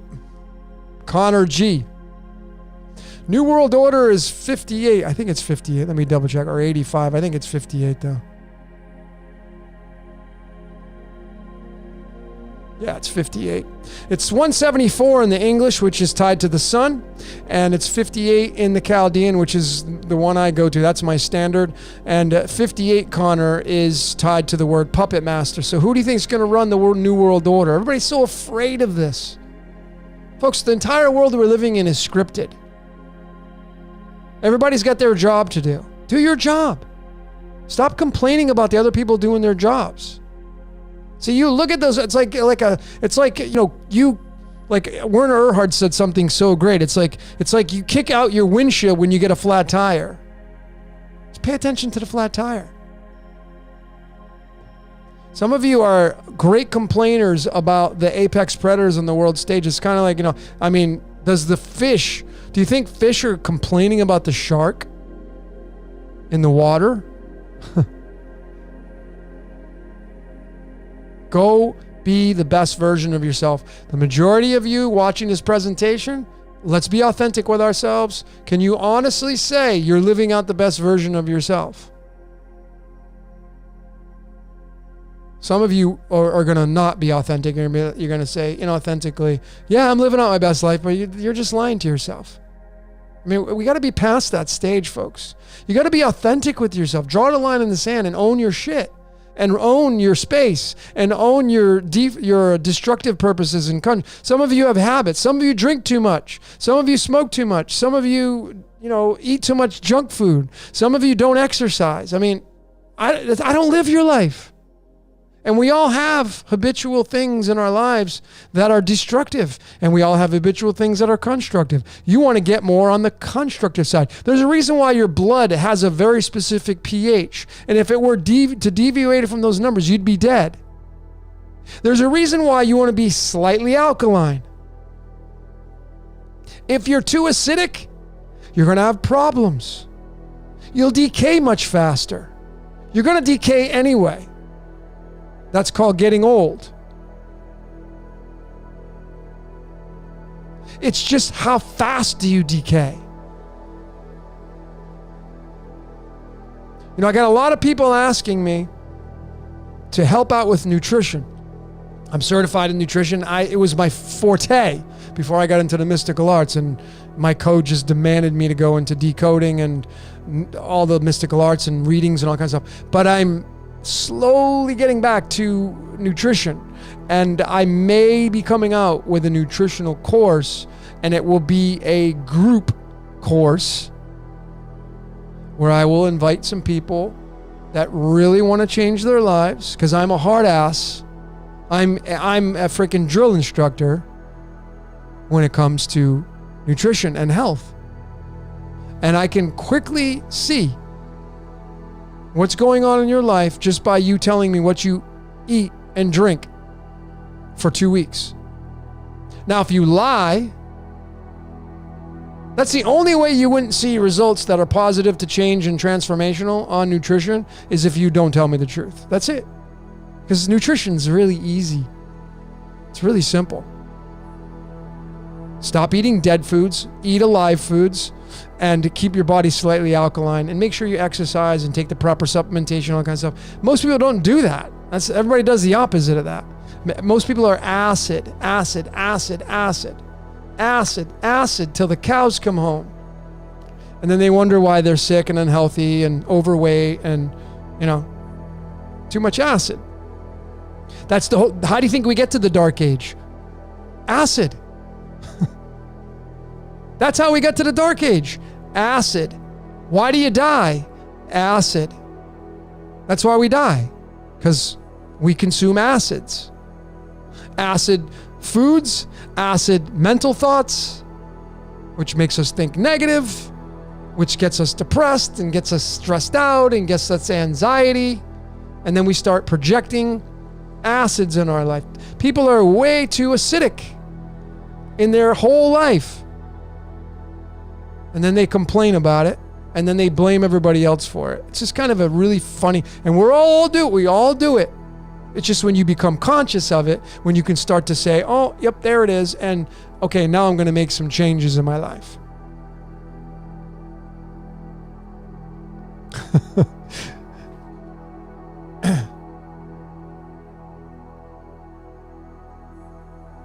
I mean, it's one thing to say positive thoughts. Absolutely, J-Boss, positive thoughts. It's one thing to say it.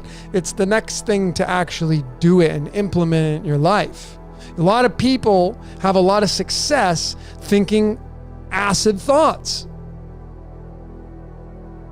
Blaming other people, acidic. Not taking the responsibility over your own life, acidic. Trying to prove others wrong just so you can be right, acidic.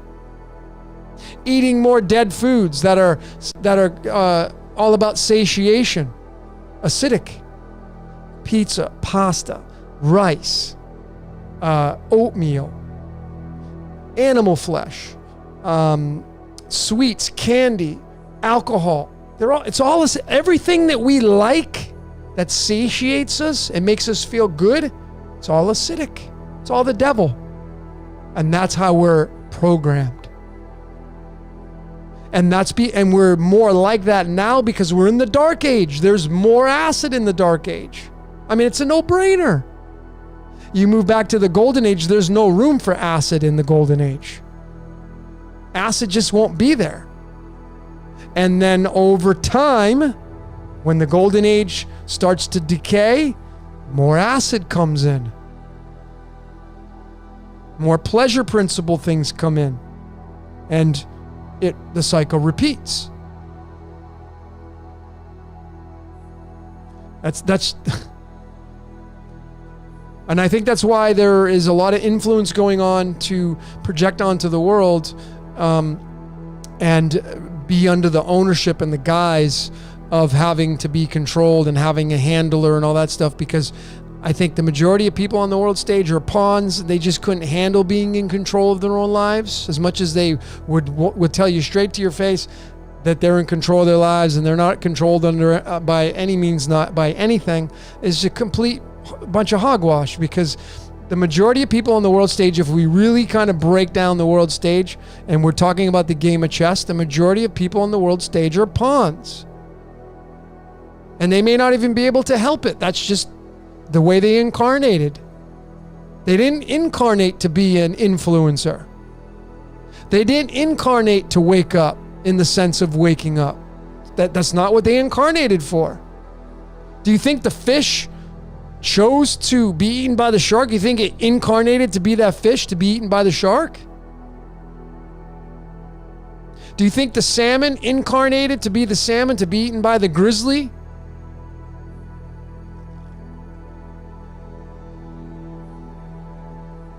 Think about choices in incarnation and reincarnation. And, we have the flexibility of using our minds to maybe contradict the fact that we're being used and that we have choices in the matter. Well, if you believe you have choices in the matter, you better start checking off the list of how you're going to get out of this game if you think you can get out of it. Because if you think you can get out of this game, you ain't getting out of this game if you just service the self. You ain't getting out of this game if you just kind of not taking care of your temple and just beating it up and debilitating it. If you're someone who's overweight, doesn't work out, doesn't take care of your temple, you think you're going to ascend? You think you got it all figured out? I personally don't think so. I don't personally think you're going... I think we all have issues that we're working on, so I don't take away... I have my own stuff that I'm working on, right? Totally. I think you can be a nice person and be overweight, right? I think you can be a nice person and have diabetes. Absolutely.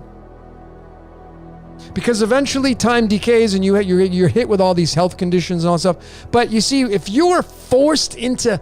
Let's say you get sick and you're forced, you have no choice but to do something you don't want to do, that's going to irritate you.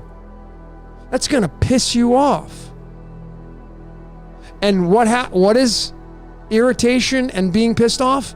It's acid. What does acid do? It decays faster. It makes your frequency go down. And the whole point of life is to raise your frequency, right? That's the name of the game. To raise your frequency. That's ascension. If you're sick and don't take care of yourself, that's going to lower your frequency. If you don't work out, lower your frequency. If you do too much destructive habits, lower your frequency.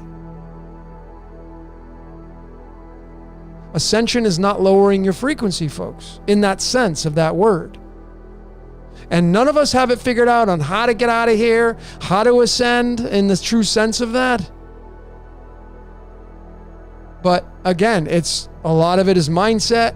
But again, if you're forced medically into having to do something that you don't want to do, you're like, oh God, I really don't want to have to go get this operation. And if I would have just taken care of this, I wouldn't have to go get the operation. Well, now you're having to go get this operation and now you're limited on your life, and that lowers your frequency. Doesn't make you happy about it.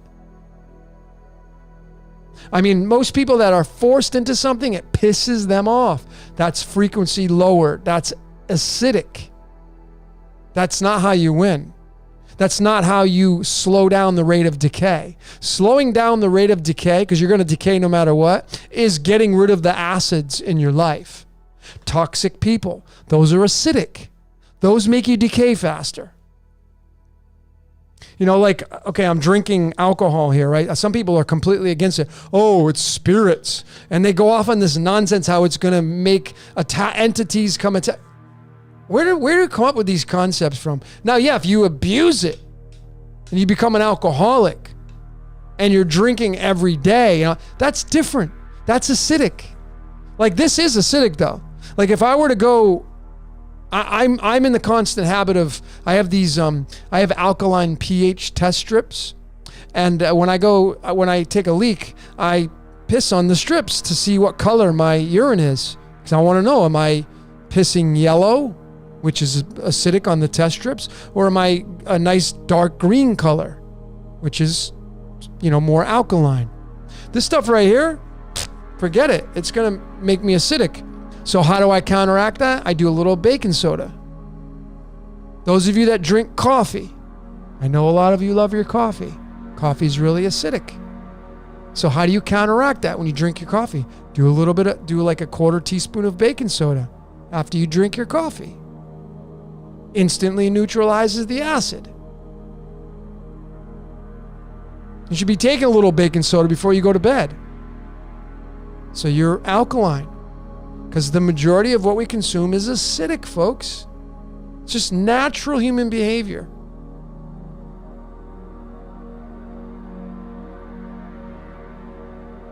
The poisoning of our atmosphere is lowering our frequency involuntarily. Sure, I can agree with that. But it's all part of the dark age. We're not in the golden age, folks. You won't have chemtrails, and the golden age is not going to have any of that kind of stuff. We're not in the golden age right now. This is the hand you were dealt with. So own it.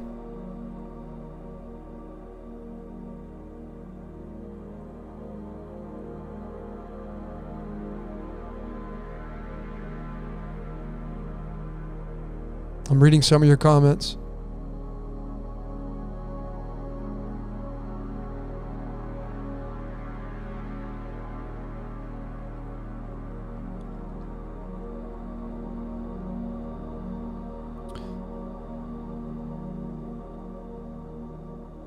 Carrie, there's absolutely nothing that we can do in a sense of the poisoning that's going on until whoever's poisoning, they're eliminated off the world stage. You're just subjected to that. But remember, they're subjected to it too. I often ponder that, like they're spraying all these things up in the air, but okay, well, all these world leaders, they're breathing it in too. I mean, they don't get a hall pass. And there's much more to the chemtrails than just what you think you think they're all about.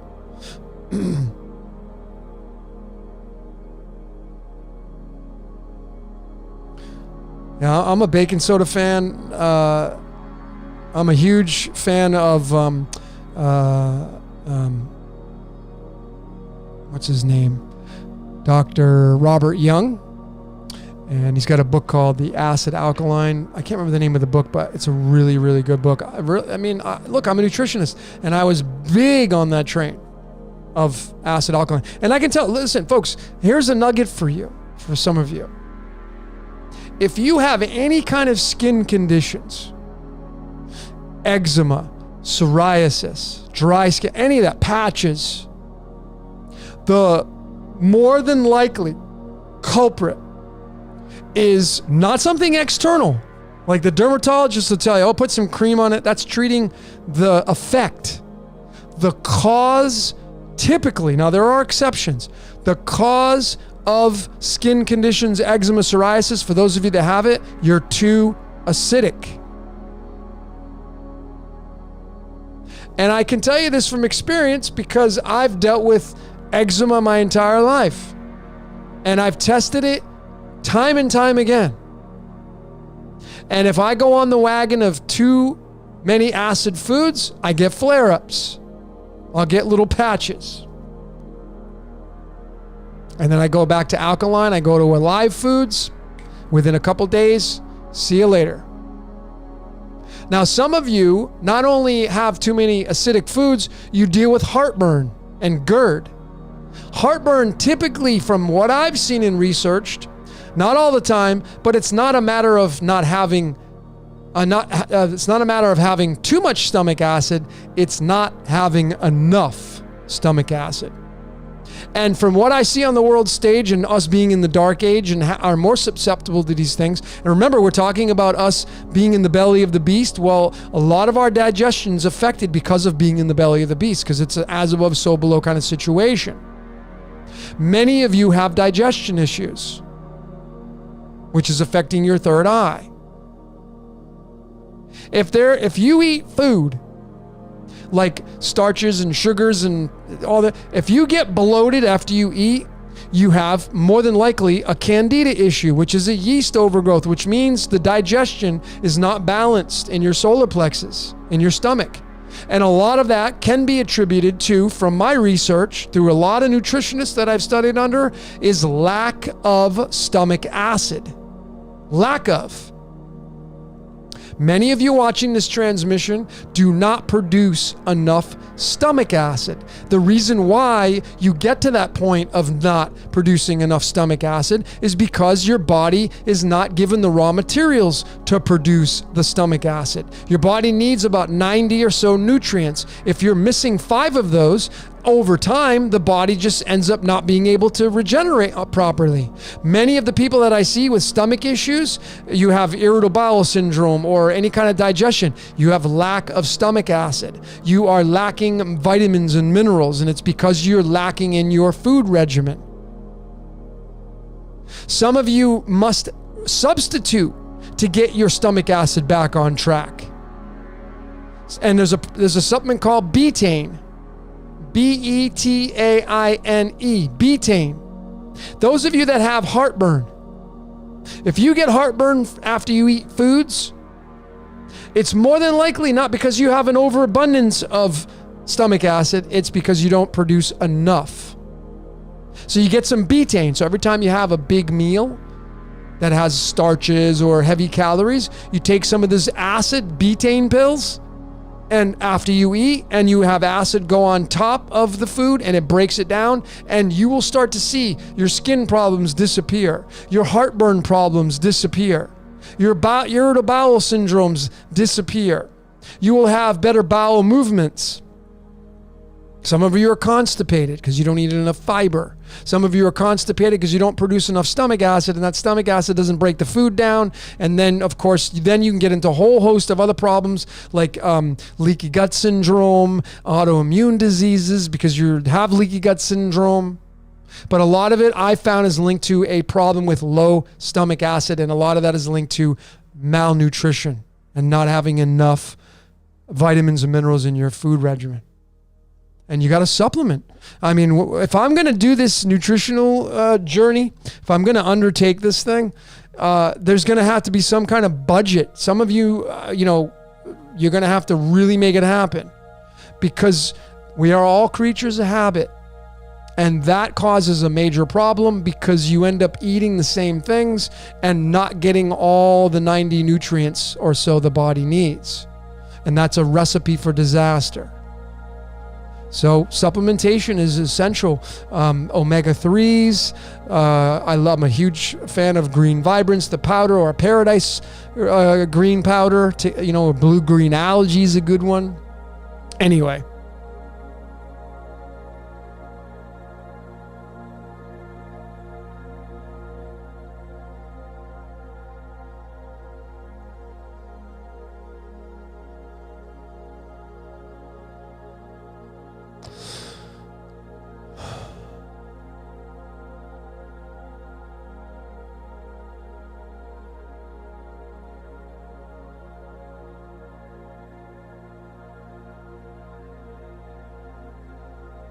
Apple cider vinegar, yeah, it's a great one.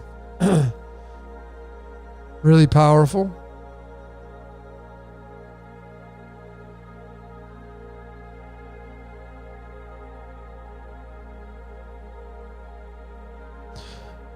Yeah, folks, I mean, alcohol, obviously gets a really bad rap from people that are in the foo-foo, I'm awake, I'm a light worker, all that foo-foo stuff. And I don't mean to bash that or whatever, because you got to make the truth your own.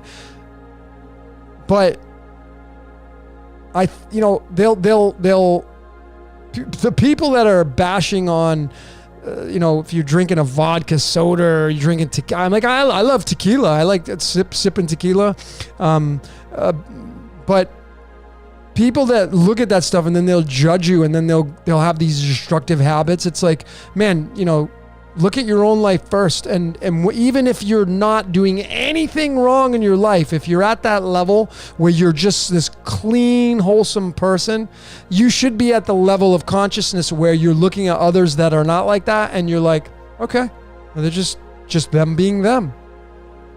Because folks, they're not living your life. They're not going to die with you. It's a solo journey.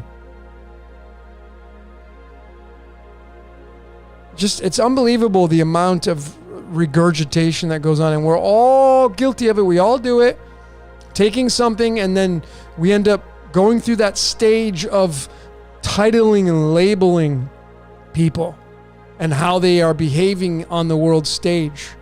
And they'll point out something that's wrong with you, but then if you were to look at their life and analyze it underneath it, I guarantee you'll find some things that you could slam them with, and then you'd throw it right back at them, but they would justify that. Or they would at least keep it secret so you don't see it, so that way they can put a label on you for what you do. Folks, it's moderation and it's slightly alkaline. If you're drinking every day, you're not going to be slightly alkaline. And you don't want to be taking tons of baking soda to balance out the alcohol problem you have, the alcohol addiction you have. Alcohol is a concentration of something, making it like jet fuel. So you gotta be careful with that stuff. I mean, even this little seltzer thing I have here, it's 4.4% alcohol, right? So it's not strong. So it's not like a jet fuel kind of alcohol, if you will. But if you're drinking like 880 proof moonshine, that's like jet fuel, you know? Hard alcohol, that's more like the jet fuel. I mean, wine are grapes that have become jet fuel grapes. Wine. That's why it's like 13, 14% alcohol. So you could just gotta, and wine is acidic. If you're drinking a glass of wine, do a little bit of baking soda after the wine. I mean, it's gonna make you burp and neutralize the acid in the wine. But folks, this notion of like, oh, you're gonna get possessed by an evil spirit if you drink vodka. I mean, that's just, I don't know where people contrive these ideas from. I really, really don't. But you gotta look at your own life and be authentic with yourself and say, okay, am I abusing this? Is this, what I'm about to eat or drink, is that going to give me life or take life from me? That's in nutrition counseling. That's what I do. I tell people, if you're going to eat something, ask yourself, is what I'm about to eat, is it going to give life to me or is it going to take life from me? Like this seltzer, this does not give you life. It takes life from you. This makes your decay rate faster. That's not my opinion. That's a fact. And those of you that drink wine, yes, it has resveratrol in it. It has yes, for sure. But it's acidic. It will make you decay quicker. So it has some pros, but it's got more cons in my book. If you go have a plate of steamed broccoli, is that going to give you life? Is that a dead food or is it an alive food? Steamed broccoli is an alive food. It's a roughage. There's really no cons of steamed broccoli unless it has pesticides on it. Then it would have some kind of con attached to it. But that's all you have to do to live out a balanced life when it comes to your physicalness is what I'm about to eat, is it going to give life to me or is it going to take life from me? Is it dead or is it alive? That's all you got to ask yourself. The water you're drinking, what's the source? Is it acidic water? Much of the water in bottles on the shelves at the grocery store is acidic water, which means when you drink it, your body has to neutralize that. That means buffers have to come in to neutralize that acidic water. And those buffers typically come from either calcium carbonate, that's usually the number one, or magnesium or whatever. It's got to be some kind of carbonate to neutralize the acids. But that's robbing Peter to pay Paul, so to speak. And if you do that continually on a day-to-day basis, you drain your natural reserves. And that's what causes a faster decay rate. It's pretty simple, actually.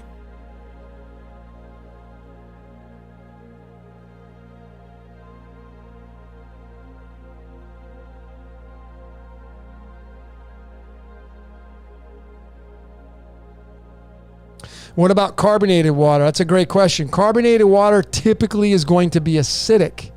I don't think I've ever measured one that was alkaline. And I love carbonation. I like carbonation, period. I like to eat and have a little bit of carbonation to wash it down because the bubbles. So I'm a huge carbonation fan. But it is typically it's acidic.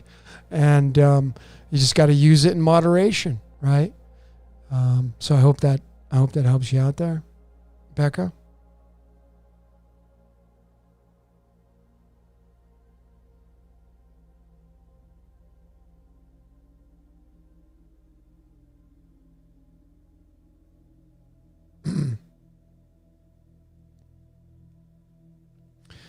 I'm going through your comments, folks.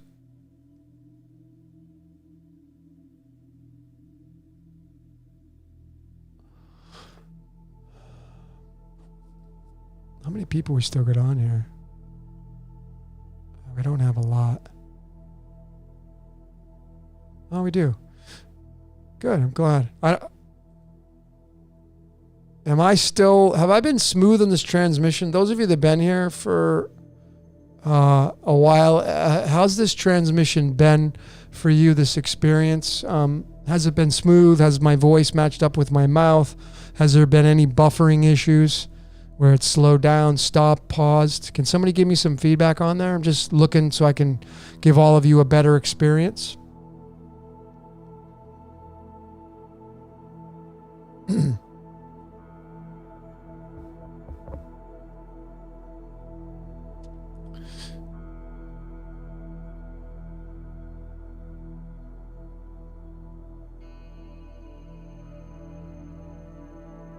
Smooth. Okay, cool.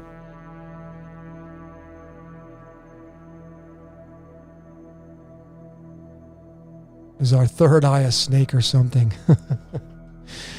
Well, of course, it's the third eye is yin yang, and the yin yang, if you look at the yin yang, it's got a snake in the middle of it to separate the black and the white. That's what the little S is. The S is the snake, which separates the black and white. And remember, the third eye, the chakra, is the two petals, only two petals for the indigo colored chakra called the Anya, or the third eye, and that's the yin yang, which is the golden spiral, releasing the Fibonacci, the golden spiral in nature. So yes, there is a snake inside duality. It's called the separation of the black and white. And it's the sine wave. That's where the dollar bill came from, the symbol. And it's the dragon tied to the sine wave. The sine wave is the sin wave, and the sine and cosine waves are the footprint of the energetic expressions that we all make up on the world stage. And you can measure those if you're a decoder, folks. This is more advanced decoding. But if you're a decoder that is past, many of the layers of, just numerology and connecting words, and you're getting into the primes and Fibonacci's, if you can get into the sine and cosine waves of the numbers and measure those, the sine wave will have a total outcome different than the cosine waves. That's the heartbeat or the wave or frequency of these specific numbers, which are all contained inside that perfect circle.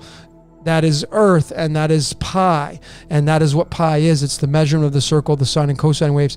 These advanced layers of decoding are leading me to some of the biggest treasures that I've ever found in the decoding world. I just don't share a lot of them with all of you because it's another layer I have to teach and bolt on. I showed some of Elvis Presley and his entire life from start to finish of his sine and cosine waves. But there is a snake there, and the snake is the sine wave.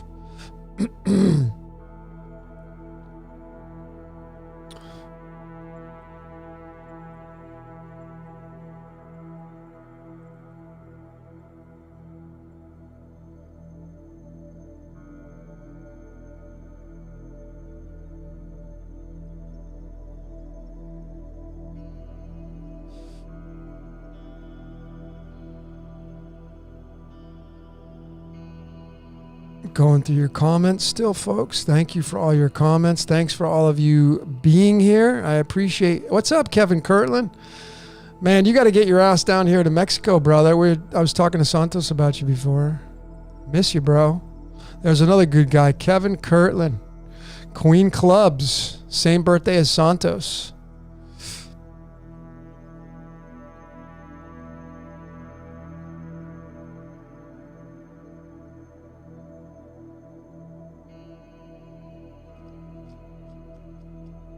So, remember, folks, if we, let me show you the synchronization of the medicine cards and the chakras and the planets and astrology. And again, I'm going to use the medicine cards, which was a card system created in 1988 by Jamie Sams, and she's passed, and other people. But folks, were they sitting down with the tarot? Maybe, because the Wolf's 15 and the Devil card's 15. So maybe there was some influence there. But I want to show you the synchronization of the 5 and 6, the father-son Jupiter, Saturn. Where's my... And show you how badass these medicine cards are. And folks, I'll encourage you to do your totem pole, and you only do that once in your life. That's it. So get a set of these cards. You buy them on Amazon. They're like $30. Get the book if you can swing it. And they are accurate. And you know, they use animals. I'm an animal lover. I like animals more than I do people. No offense to you people, but I like animals more than people. Where's my 5? Oh, here it is. Okay. So here's the synchronization of the medicine deck and the throat chakra and the third eye chakra. So you have the 5th card, which is the bear, which represents Jupiter, which synchronizes with the lion, the 5th zodiac sign. Leo, the lion, like we're in Leo right now. Well, this is the card that represents Leo, the bear. Another predator. Lion's a predator, bear's a predator, Jupiter's a predator. And it's the cosmos's throat, that's the predator. And God was the Word, and the Word was God, speaking things into existence. That's the bear, the 5, the sun, Jupiter, Zeus. And then you'd have card number 6, we're talking about the snake. And the 6 is Saturn. And it would be the third eye, the snake, right there, having fun with this. So you'd have father, son, the bear and the snake. When you synchronize that with the Chinese zodiac, you'd have the dragon, which is the bear, and then you'd have the snake, which is a complete mirror of the snake here. The snake is the 6th Chinese zodiac. So you have the dragon and the snake in the Chinese. Jupiter, Zeus, and Kronos, father, son. Now, folks, the most craziest synchronization of this find, this gem about to drop from the Chinese zodiac, and Zeus and Kronos, his father, Jesus and Yod, is that when you take the dragon and you mesh it with the snake, it forms Yaldabaoth, because Yaldabaoth is known as the lion with the snake body, or the worm body. That's the snake and the dragon. That's the 56 or 65. 65 is the element zinc. Zinc is the 30th element, and the word Jehovah is 30. That's a direct match to the word demiurge, which is 30, which is zinc, which is 65, which is the snake and the bear, which is the snake and the dragon. It's all there, and that's the Yaldabaoth character. The lion with the snake body, or the worm body. That's Zeus and Kronos. That's why you have the story of the Olympians throwing the Titans down into Tartarus. We're all the Titans. And that's where you get Satan and Saturn. Saturn being the god of time, having only a short period of time.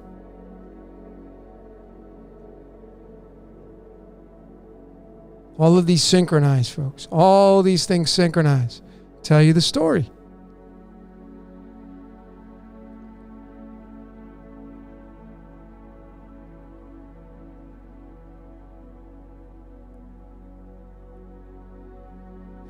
Thank you all for your amazing comments, Pinker, and appreciate all of you. Pam Swan. Karma97's asking, that's interesting, folks. Why'd you choose 97? What's the significance for you in your avatar name? So the question is the reset taking place already? It has been taking place. You can't feel it? Think about what the word re means. Reset. What does the word re mean? redo. I went over this in my discussion with Jordan and Waters Above Crypto. I'm going to bring back to life this idea because this is really important for all of you to get this truth bomb that I'm about to drop. And again, you got to make the truth your own. So this is my truth bomb. But you see, the word Shemitah, if you watched or listened to the last podcast I did with Jordan at Waters Above Crypto, when the title was Let's Talk About the Esoteric Reset. And I have a decode coming out on this. This one's going to be big. But the Shemitah is tied to Judaism. And Judaism, like it or not, are tied to the bankers, tied to Hollywood, the influencers that we were talking about, tied to the Bible, influence of magic spells, Hollywood, waving that Hollywood wand. But anyway, the word Shemitah, which is the 7-year sabbatical cycles that the Jewish law is known for. I don't think they follow it all the time, but nonetheless, the word Shemitah is every 7 years. There are 7-year cycles, and the grand Jubilee year, which is the 50th year, is called the Golden Jubilee year, and that is going to be between now and next year. And it's so fitting for this to come in for this upcoming massive reset on the world stage. Just to give you an idea of the synchronization of the 50. You know, I mean, when you get married and you're married for 50 years, it's called the golden year. But let me just show you the cards in the medicine deck. Here it is. Now, is it a coincidence that all I keep seeing here since I came to Mexico are crocodiles and alligators on the side of the road in the water, right there? I got them right in my backyard, right off the railing. They're right there. Not a coincidence for me. The 50th card in the deck's the alligator. 50 is tin. Tin is Jupiter. Tin is the throat chakra. What is the greater than, and those of you that are mathematic buffs, what's the greater than, less than symbol? What is it generally cartoonized around? The alligator. The greater than, less than. It's the alligator. It's the one that eats. It's the throat chakra, the mouth. This is what consumes. The predator, Jupiter, Zeus. In God we trust equals 50.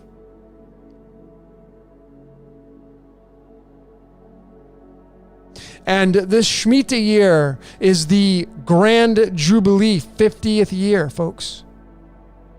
The last one we had was in 1971 when Richard Nixon separated the United States from the gold currency. Separated it. The word Shemitah, and the reason why I went off on this little tangent, is the word Shemitah actually means the word release. Release. Redo, release.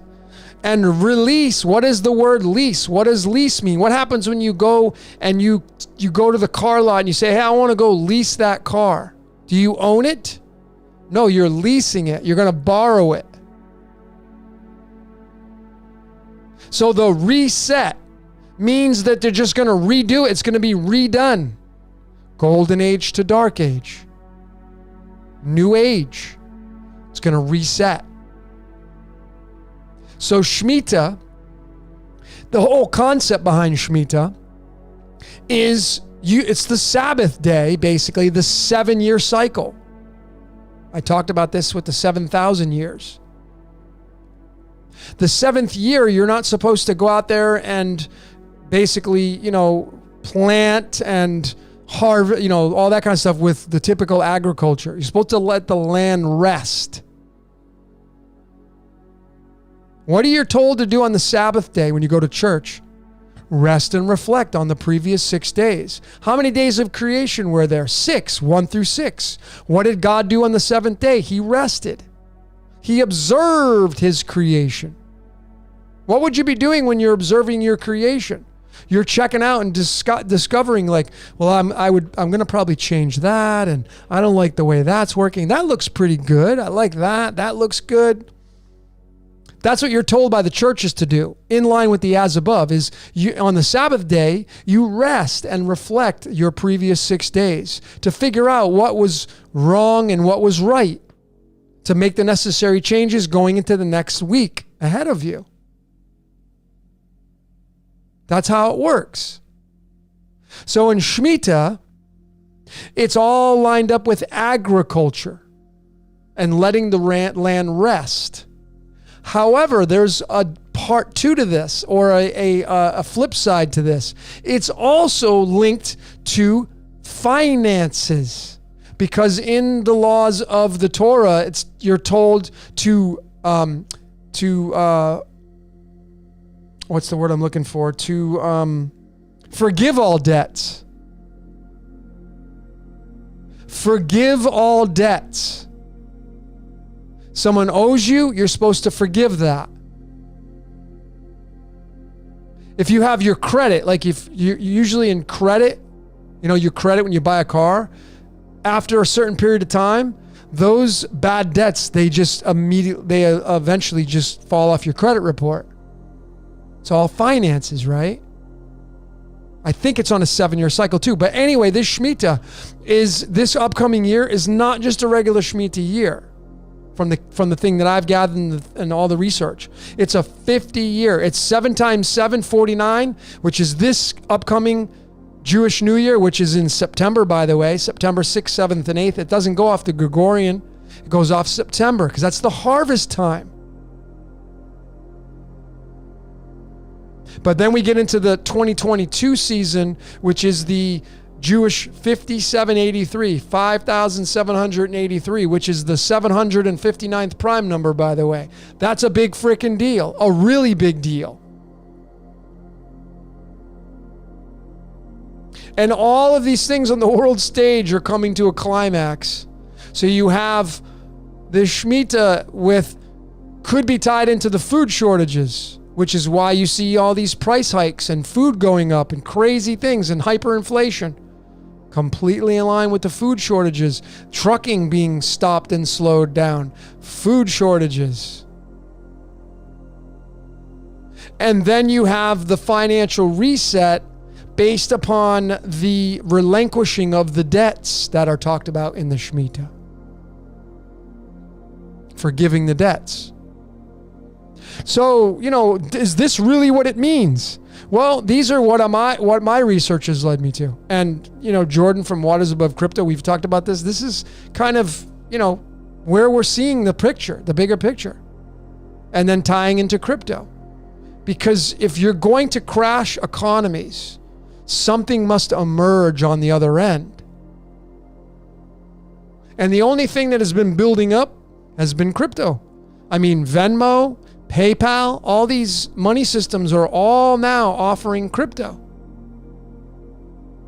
So the handwriting's on the wall. Whether or not we go into a complete meltdown where the reset just completely upends life and the digital just gets smashed and the internet goes away and we really go back to the Stone Age, who knows? That's possible.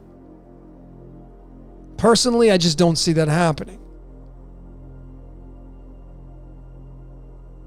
I see us moving into an age of advanced technology, and I see us moving into a different currency. It's all about the exchange of energy anyway, currency. But folks, you're moving into the harvest time, and you're talking about a complete meltdown of all these systems. The real estate market's going to lose 50. These are my opinions, by the way. I'm not a financial advisor, so I'm not leaning into that. But I think the real estate market, those of you that have houses, the prices of your houses are going to really drastically be reduced. That it must come that way. And it's going to make the Great Depression of 1929, 1930, I don't know what it was like back then, but the stories, that's going to make that look like it was nothing.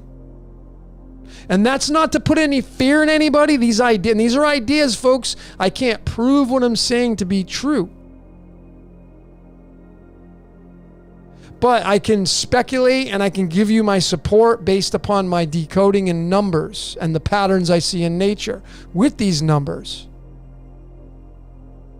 And that is not to put fear in you, folks. That's to put a little fire across your ass to maybe get you out there to become more prepared. Now, I don't think we can never really be prepared for what may be coming down the pike for all of us. I mean, look at what's going on in the world stage right now.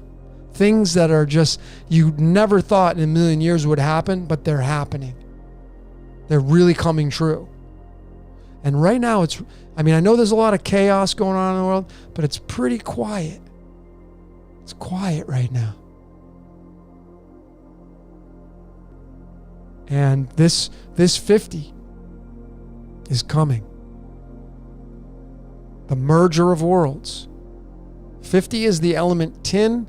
Tin has the alchemical symbol of the merger of worlds. I believe we are going to merge into a new world order. Doesn't have to be what we've been programmed to be like, oh, it's so scary and they're just going to be evil. And doesn't have to be that way, folks. But yes, it's going to crash and burn. It has to. All these empires do. But what will emerge on the other end, that's what's most important. The phoenix will rise. It always does. They're counting on it burning because the system is outdated. The system's outdated. It's had its time. You know, it's like the car that needs to go in the junkyard or be disassembled for parts. It had its golden years. It was right when it was driven off the lot as a brand new car with the sticker still in the window. That was the golden year of that new car. But now it's 30 years later and that car has 300,000 miles on it. You're driving on 2 spare tires. There's rust everywhere. The muffler's falling off.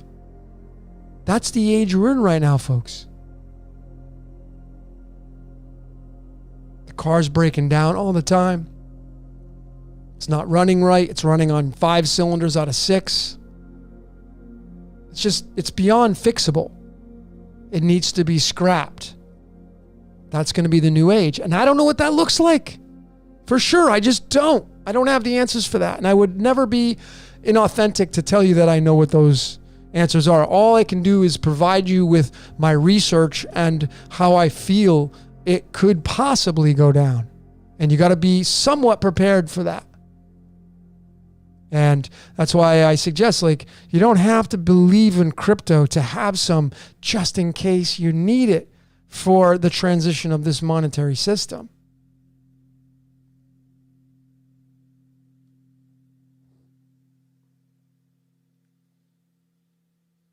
So this is just my takes for it.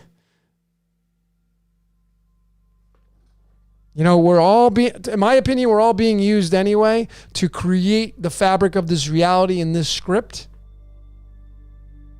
And, you know, look, there's another kind of big thing that I haven't mentioned that I was really thinking about. And if there really are gods, right? And there really are the titans down here with mankind. We are the titans, right? Essentially the fallen angels. And you have the Olympians ruling from above, right? Well, is it possible the Olympians rule from above during the Dark Age? But when the Golden Age comes, it gets flipped. And the titans then move. Because if you go study Greek mythology and you read about Kronos, father of the Titans, that group ruled during the Golden Age. It did. That's what the story says. So are we gonna invert and shift back to that, and the Olympians would then be the ones on Earth? And you really look at it like this perspective, folks. Really abstract, but check this out. So if the Olympians are the good guys, so to speak, and they're ruling from above, and they're dealing with this dark age and the titans down here. And then the tides get flipped and the golden age happens. Well, the good guys would then come down here and be a part of mankind to make this place a paradise again. And then you'd have the titans going up top to rule in the as above. Kind of makes sense that way. And since I know we're all fallen angels, and it's just the architect coming down here to experience its own reality, its own game, that's what makes more sense to me. That during the Golden Age, the Olympians or the architect would then come down here to regenerate the earth and make it a paradise again, and use all of us to do that. And then the Titans would go back up, and they would rule from above. But what would happen is, since the Titans are known as the bad guys, they would start to create a lot of acid up there, and it would just leak down, and the Golden Age, that would be what we'd be moving into, time would decay it, and it would just go back to the same position it was. And then the Titans would come back down here and be mankind again, and we live in through the Dark Age.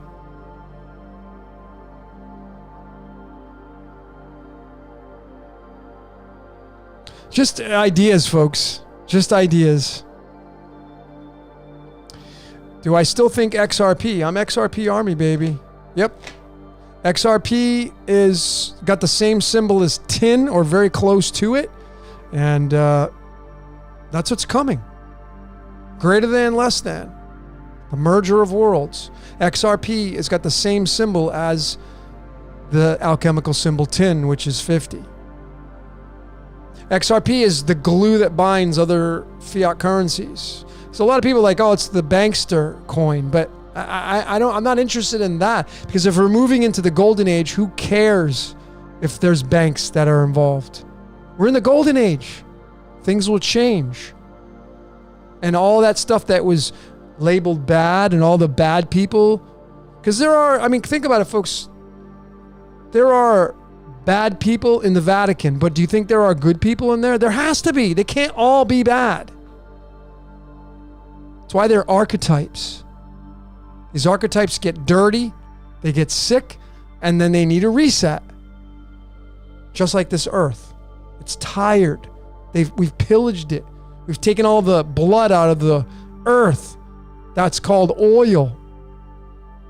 Polluted its skies and all that stuff. And we're all to blame. We're all partaking in it. And if you think you're not, you're just fooling yourself. If you wipe your butt after you go to the bathroom, you're partaking in the demise of the planet because you use toilet paper. What's toilet paper made from? Trees. You're partaking in the takedown of the trees, which give, they are part of the carbon monoxide and the oxygen.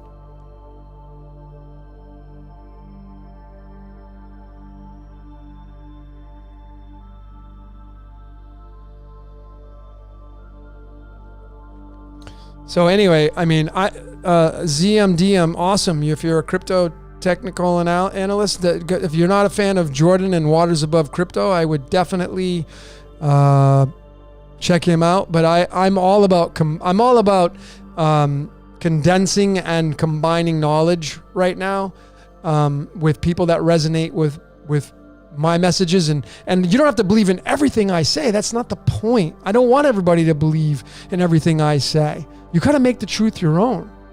I bet if I went into your closet, there'd be clothes I would never wear. And likewise, you'd come here and be like, Logan, how can you even wear this? I would never wear that, right? We're all snowflakes, all trying to combine together, but I'm looking for the major players on the world stage that really want to be service to others, that really don't want to judge, that are really here not doing the blame game. I'm not into the blame game. I'm not looking at the Jesuits and I'm not into that kind of game. I'm not going there. I refuse to. I know what those people are all about, and I don't want to give them any energy because they're not giving me any energy. Not that kind of person. Yes, I'll talk about them like I'm talking about them now, but I'm doing it from a very neutral standpoint.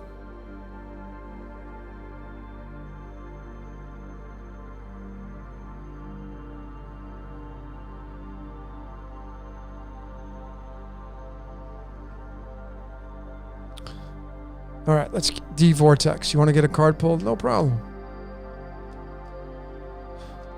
D-Vortex.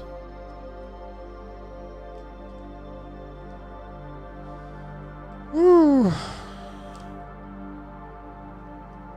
Let's see what you got, D-Vortex.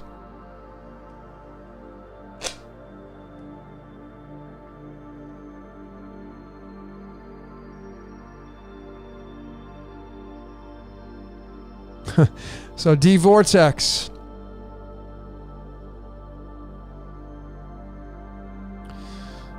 Sixteenth card, baby.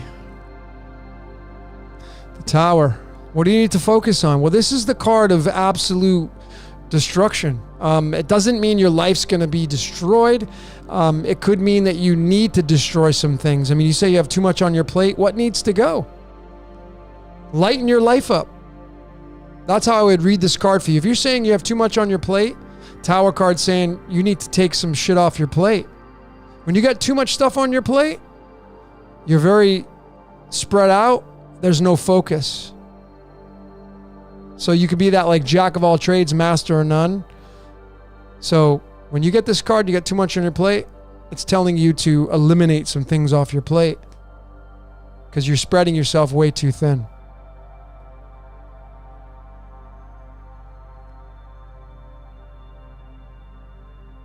Jeremiah, I appreciate your comments, bro. So if you're listening to me, I'm just going to tell you, dude, start focusing on the things you want in life. Not for the people that are out to get you, or not the people that have done you wrong, not the people that are doing this. That's your code, bro. Accept your code and then start to create that controversy and that contradiction of like, I'm a creator, and focus on the positive things in your life and what you want to create, and start to visualize the outcomes that you want to have happen without any attachments to them, because as Buddha said, suffering is all linked to attachments of expectations. So it's nice to do vision boards. It's nice to do visualization. But, you know, Bob Proctor, Born Rich, he'll teach you how to use your mind to think about the more positive things in life. Because he said nothing positive has ever come from a negative thought. And that's a fact. If you think about negative thoughts over and over and over again, you cannot have a positive experience. It just doesn't work that way. So if you're constantly tied up in the negative soap operas of your life, you're not going to have any positive kind of outcomes in your life, my friend. You need to exit those soap operas and focus on creating a new positive soap opera in your life. And you need to do that with repetition, day in and day out, and hour after hour and minute after minute. And do that for a while, and then you'll slowly start to move into a more favorable, hedonistic kind of lifestyle. But the minute you let that soap opera of negativity encroach upon your life, you could easily let it back in, because that's what you know. That's what's easy for you. That's what you've conformed to. So any of you out there that are having a more negative, unpleasurable experience, you got to put yourself in check. You got to be authentic with your life. You got to talk to that little voice in your head. What do you want? What do you want from me? Why are you doing this? Why are you thinking this way? And remember, folks, these ideas in your life that you've created, that everybody's out to get you, or these people are doing you wrong, or these people are taking this away from you. Maybe they're taking that away from you because you're supposed to have that taken away from you. Maybe they're taking it away from you because that's just part of your code. Maybe you just need to accept that. I know it's may not what you want to accept, but when you start accepting it, maybe you have a little bit of a lesser load. And start focusing on more of an outcome that you would have more attractive in your life.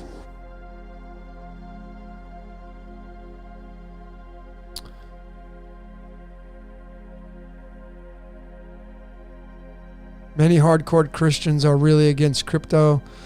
Yeah. Well, here's my deflation of that hot air balloon. You're in the beast system. You're in it. You're already in it. We're in the belly of the beast.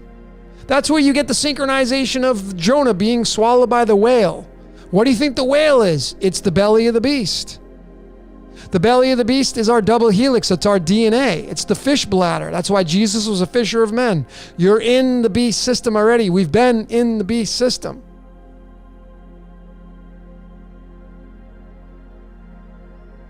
I think a lot of people that label themselves certain things, I know they don't even realize what they're even labeling themselves as. It just sounds good. It feels good. And mom and dad did it. And so I'm going to do it. And again, it's only what works for you. But I think the big play on the world stage is if you're going to be a Christian or a Catholic or a Baptist, that's totally fine. Just don't project your opinions or truths on somebody else and then in your mind, because listen, I was a Jehovah's Witness from the time I was born until I was 16. I was in one of the most cultish kind of, and I don't take anything away from it because I understand why I was in there. It has a lot of amazing pieces to it. It's a very clean religion, if you will. But all I did for the majority of time when I was there was in my mind, not saying it. In my mind, I was constantly trying to prove people wrong because they weren't part of what my truths were. And oh man, you're in trouble because you're not doing what you're supposed to be doing. That was, that doesn't work.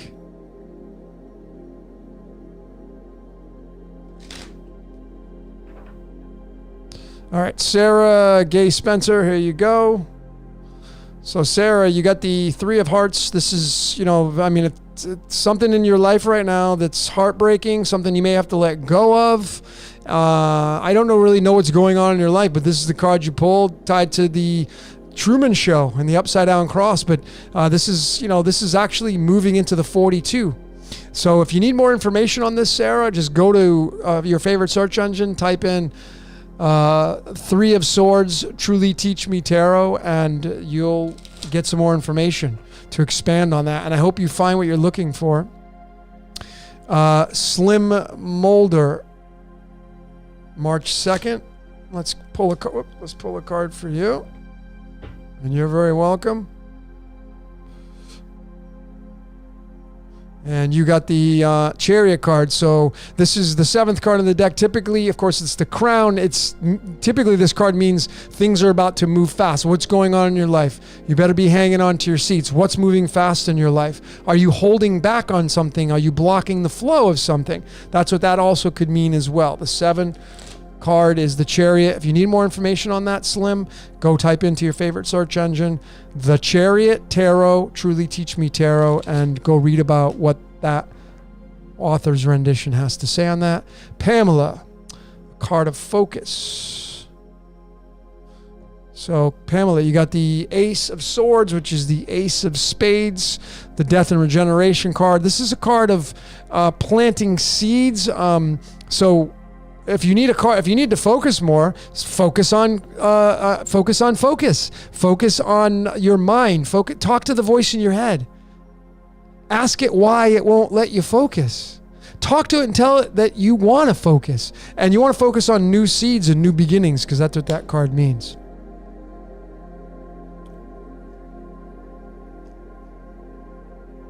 Will we defeat Illuminati? Well, that's a broad stroke question, Fanatic Beats. Because who's the Illuminati? Is it the Illuminati idea that was born from the Bavarian group? Is it that group you're talking about? The Illuminati, that goes way deep. I can tell you this. We're going to go back to the Golden Age. Whenever that happens, I don't know. Will the Illuminati be defeated at that point? I guess if they're not part of the Golden Age.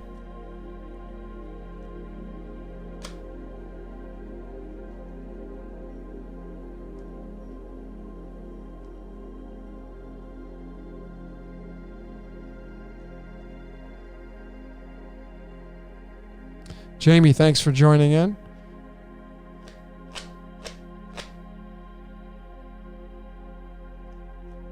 I think you mean Jordan. But Jamie Berry, let's pull a card for you. Thank you for your support. Thanks for your comments. Having your mind blown is a great place to be. It's a really, really great place to be, is having your mind blown. And making the truth your own. Just remember that, folks. We're all DJs. What is it? A great DJ, what does a great DJ do? DJs automatically, by default, should be able to blend songs and you don't even know they're blending the songs. What makes a great DJ, in my opinion, is the tracks they pick to blend and play.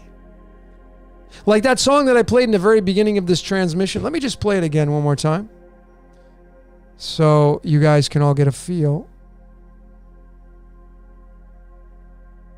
There it is. So this song right here, I played in the very beginning. It's a very fitting song, but see, this is a song that I like. So if you look at your track list, if you look at your Spotify, yours, not mine, that's your greatest hits. That's your DJ, that's you cherry picking songs. That's what you got to do at life. You got to go out into life and create your track list. But it's not your music list. It's your life list. That's what you got to do. And you got to feed. This song's called Feed the Wolf. The wolf's the beast system. Beast equals 15, by the way. Beast in numerology equals 15. The wolf card is the 15th card. Feed the wolf. That's the beast. We're all feeding it. And that's unavoidable, by the way. It's unavoidable. Okay, so let's get a card for you. Where were you? Jamie. Okay. So let's pull a card for you, Jamie. Okay, so you got the Nine of Pentacles. This card, Jamie, right here, can mean so many things, right? So I'm going to suggest you go to your favorite search engine and go do a search on this card. But right off the cuff, this card is having the fruits of your labor manifest, because it's the Nine of Pentacles, and it's a lady. She got a bird on her arm, and it's yellow representing the sun. So it's like kind of wishes and fulfillments, right? This card right here. But again, it could have so many different meanings for you. So I don't know what you were leaning towards. All you got to do when I pull these cards, like, what were you leaning towards in your mind? In my head. You hear that? What were you leaning towards?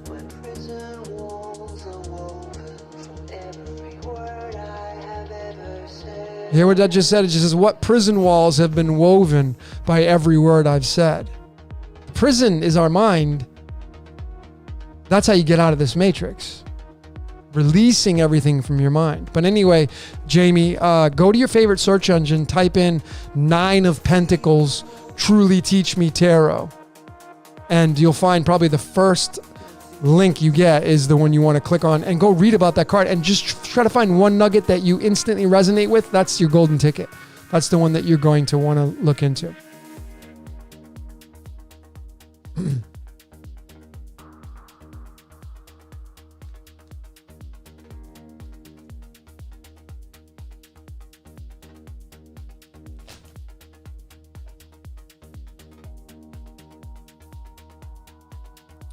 Is the center of our galaxy going to suck us right up? Well, it's possible, folks. I mean, I believe the cosmos works just like we do. It breathes in and out. And I think it's expansion, contraction. So the Big Bang, it went out, it's expansion, and it moves away and creates all this physical matter. Well, when it takes its breath inward, it wants it all back in black. So it's possible we may be going back inward, going back inside. I don't know, folks. I mean, these are all just abstract pieces of thinking.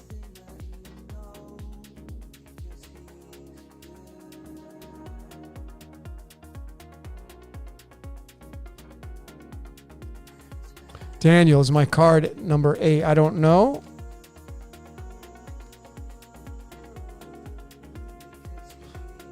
M. Noble, let's get a card for you.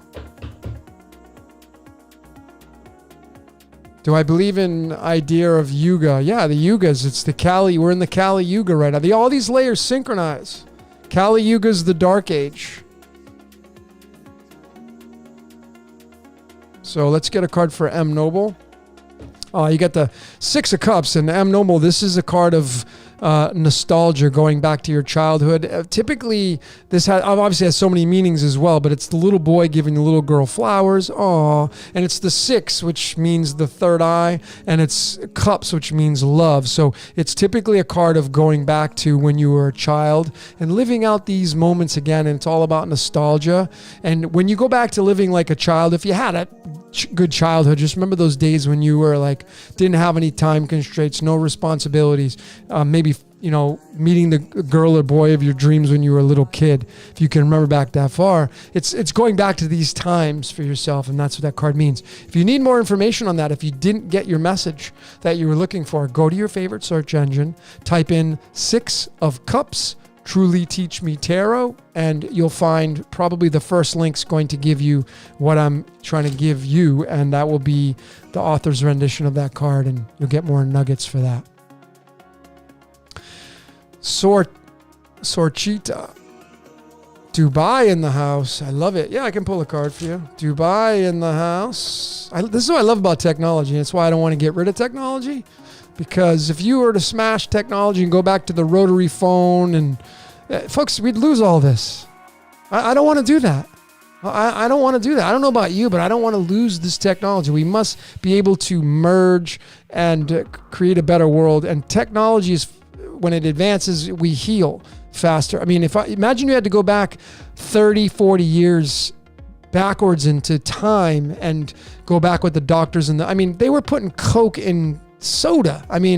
Do you really want to go back to that time frame? I don't think the golden age is going to be going back into time like that to starting over again. Okay, Sorchita, Dubai. Here we go. So Sorchita, what's going on with you? This is the 8 of Cups. This is always leaning towards some kind of retreat. Are you going on some kind of spiritual journey and leaving behind everything you've collected for a very long time? This is what this card is. It's the 8 of Cups. And it's the figure. You'll notice the figure in red. It's got its back turned. It's holding a staff. It's going on a journey. I've had this card pulled for me a few times during some readings I've gotten. It's always been where I'm about ready to move into a new place of consciousness for myself. Typically, it means a spiritual journey, some kind of esoteric journey, maybe leaving a job and going on some kind of other journey. It could mean a lot of other things, but if you need more information on that, just go to your favorite search engine, type in 8 of Cups, Truly Teach Me Tarot, and you should be able to find out some more information on that card. Let me just get some more music here. Hold on, folks. Play this. Okay. Edward Radev. I don't know if I even said Edward Radev. Oh wow, you got Edwards. You got the freaking golden ratio birthday, brother. 116. That's 1.16 or 1.61. It's kind of interesting. So let's get a card for you pulled. Edward Radev. And Edward Radev, you got the card of debilitation, thinking of lack, scarcity. What's going on in your life? This is a time to be authentic with yourself for all of you. But Edward, this is, when you get this card, is the 5 of Pentacles or the 5 of Diamonds. Today is the 5 of, yesterday was, because we're now, I should say in Central Mexico, it's now the 5 of Diamonds, but this is the card of lack and scarcity. What's going on in your life? Are you having some financial troubles? And those financial troubles don't have to be manifesting physically. They could be just thinking in your mind, like, I don't have enough. Where am I going to get my next paycheck from? Where am I going to get my next monies from? Scarcity in the sense, it could mean in family, in friends, but it's always a card of scarcity and lack. So what's scarce and lack in your life, Edward? And if you need more information on that, just go to your favorite search engine, type in 5 of Pentacles, Truly Teach Me Tarot, and you'll get more information on that card and what it means for you.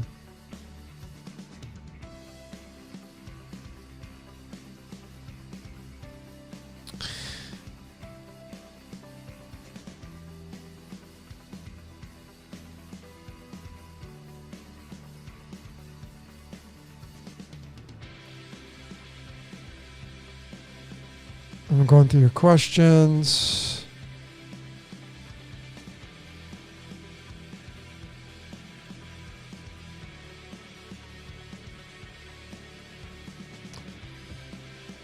Tam, let's get you a medicine card. I already did you a card, but I'll do you another card here. So Tam, you got the 35. Kind of interesting. I'm the 35th day of the year born, but this is the horse, and this is a card of stability. Riding a horse is all about stability, and what's going on in your life with that stability. Remember, we had pulled the Trapped and Limited card, and this is a card of stability. How does that fit into the narrative of the Trapped and Limited? When you're on the horse, you feel secure. It's a very strong animal. Stability. So whatever that means for you, Tam.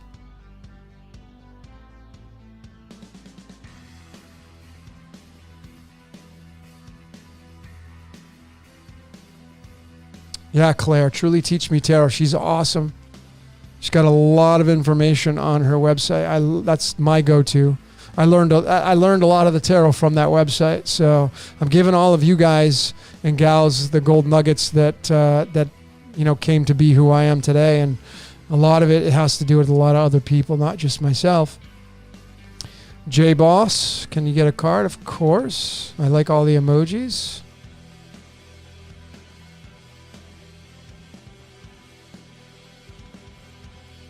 So J Boss, you got the 10 of Wands, and this is a card of the Crown. This is tied to the 10 of Clubs, the 23rd card in the book. That's linked to blood history and all that kind of stuff. But this card right here is always taking like having the burden of responsibility on your shoulders, like Atlas holding the world. And either you have the shitload of responsibility on your world stage, or you're about to release that responsibility and be like, whew, that was tough. But this is being able to do it with ease. So if you can focus on that, like, okay, I have a lot of responsibility, but I got this. And this is just part of my code. I'm going to accept and own that space, and I'm going to make the best out of it. So I hope that helps. And if you need more information on that, J-Boss, go to your favorite search engine, type in 10 of Wands, Truly Teach Me Tarot, and you're going to find what you're looking for.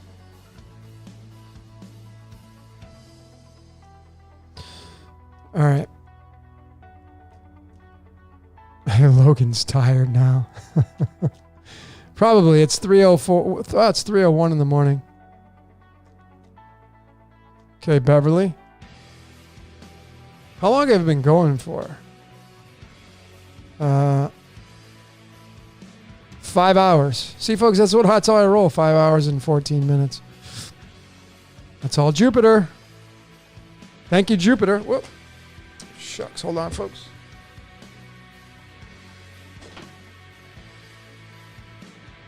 All right. So you just got to respect, it's just like, okay, we're in the belly of the beast. Okay, cool. I have no control over that. So thank you. Gratitude. It's all gratitude. It's all about gratitude. Living a life of gratitude. Forget about the negativity. Where can you be gratitude in your life?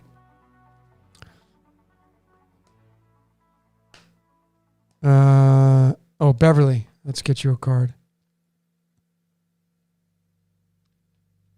Wow, Beverly, so you got the same card as, I forgot who pulled this one. Just pulled it. It's the Tower card. You got a lot going on in your life. Oh, that's kind of interesting because the person I pulled this card for earlier, just a little bit ago, said they have a lot on their plate right now.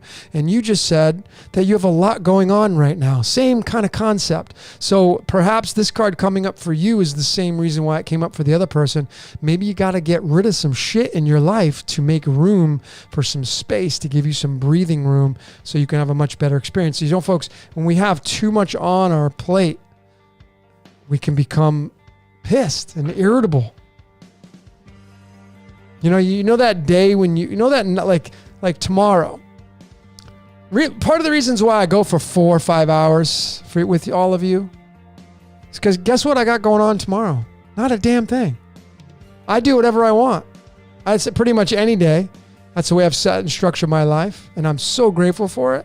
But tomorrow, I don't have any, I have nothing on my calendar. I got no readings. I got no podcasts. I can decode if I want to. I know what I am doing. I'm definitely going to the beach tomorrow. I'm getting in the water. That I know. And then when you come from a place like that, like I can get up whenever I want. I can't wait to go to sleep because I love my sleep. I love my pillow. I love my blankets. I love my air conditioner. It keeps me cool. I like my ceiling fan.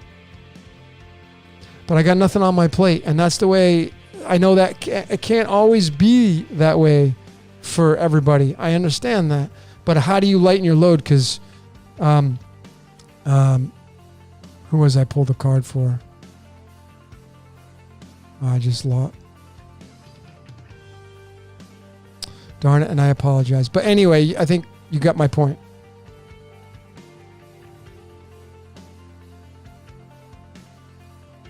Oh, Beverly.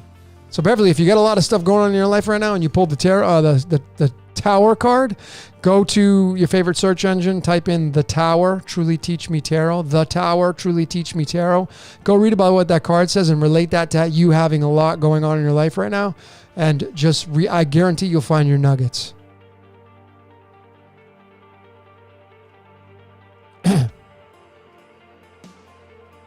Karma 97.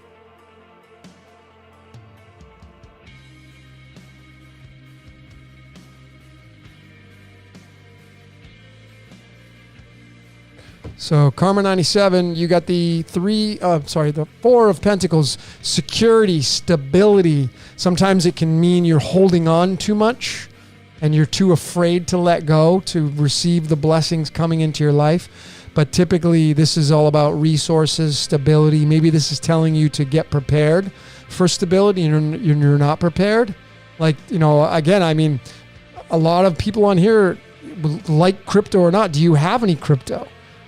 What if you're wrong? For those of you that don't think crypto is going to go anywhere, what if you're wrong and you don't have any and you're riding that faith wave? And, have you always been right when you ride your faith? I give you the answer to that. No, you haven't. So, anyway, for you, 97, Karma 97, 4 of Pentacles, Truly Teach Me Tarot, if you want to get more information on that. ZMDM, let's get you a card.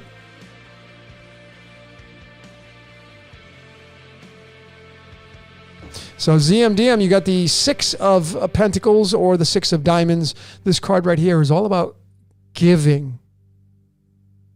It's giving. It's, giving to people that are less fortunate. That doesn't mean you rush out and join some humanitarian group. It doesn't mean you go to your local shelter and help the homeless. That's not what it means. But it means to observe your life, and are you giving enough? Those of you that don't have a lot in your life, like anytime you have any lack, Bob Proctor will tell you, if there's anything that you have lacking in your life, a big place of it is, are you giving enough? He's like, anytime I'm not getting enough, I'll just go give, and you complete that loop. But for you, ZMD, is somebody going to be giving to you? Are you in the mode of giving? Are you giving enough? Or are you just more of a taker? Have you been more of a taker? Can you give more? And what would happen if you would do that? And that's no insinuation of you not giving enough. I'm just making pure speculation here. If you need more information on that, I would highly suggest all of you that have gotten cards tonight, go to your favorite search engine, whatever card I pulled for you, type that in the search engine box, and then Truly Teach Me Tarot. I think it's Teach Me Tarot, actually. She changed it. But yours would be the 6 of Pentacles, Truly Teach Me Tarot. Okay?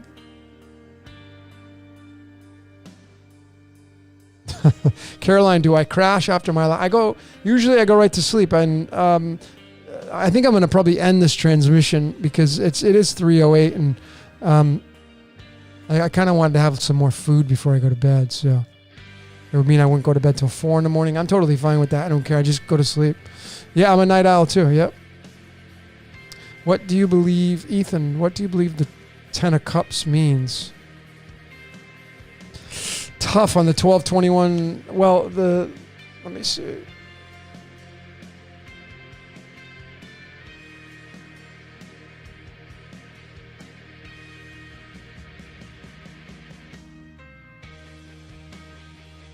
Well, I mean, it's tied to the Jack clubs, but it's tough. I know you. The 12, 21, the 33, the 10 of hearts. See, the 10 is the only number of its kind in a sense because it's the binary number. The 10 and 11, when you synchronize those into the string of pi, the 10 is the 5, the 11 is the 8. That's 58. That's Puppet Master. In the movie The Matrix, the 10 was the architect, and the 11 was the supercomputer that was running the 10. It's really interesting. 10 and 11 is 21. 21 is not only Saturn, but it's Zeus, father, son. So that's all I got to say about that. Jeremy Roberts, let's get you a card, and then I'm going to probably wind down and call it a night. Jeremy Roberts.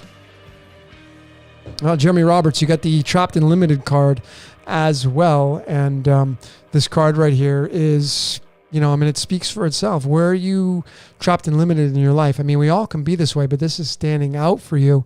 So where in your life are you feeling like you have no place to go? What situation is arising in your life where you feel like this card is? Look at that card. Blindfolded in the middle of these swords with, bandages wrapped around you. So where are you feeling trapped and limited in your life? And what stories have you bolted on to what happened in your life that's making you feel this way? And you got to release that. Release that energy. How do I... So Tam, she went to the bathroom 3 times. I know. How do I sit here? I have over the years, I have just programmed my body to go long hours without taking a leak.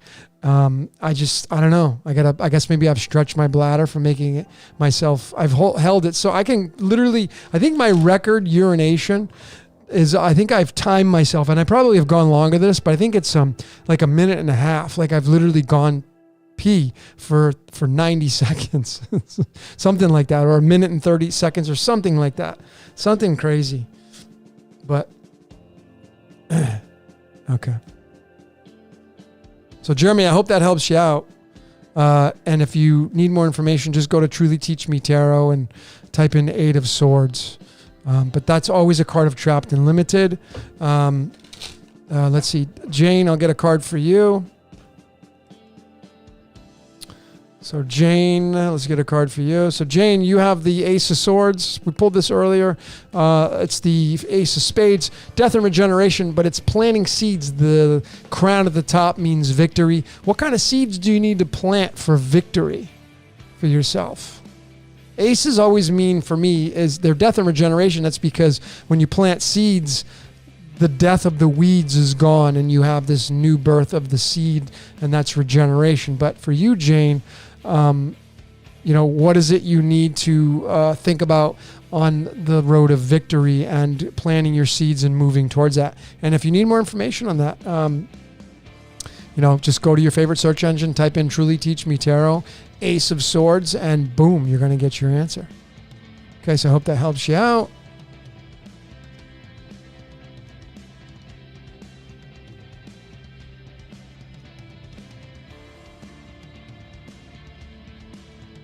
The Muzzy, yeah, let's get a card for you.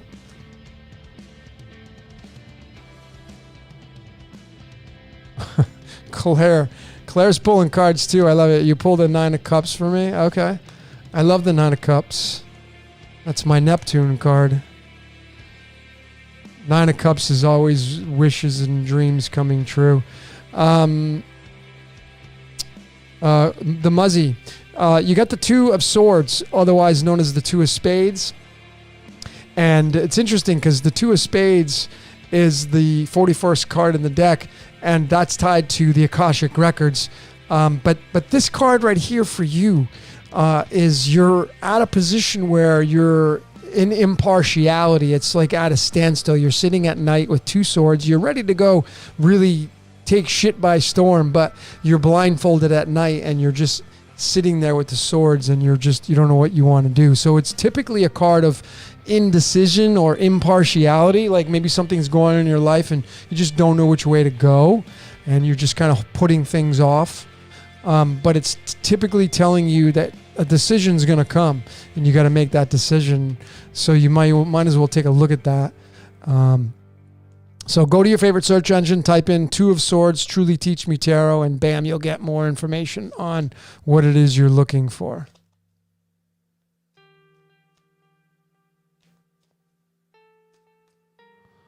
Okay.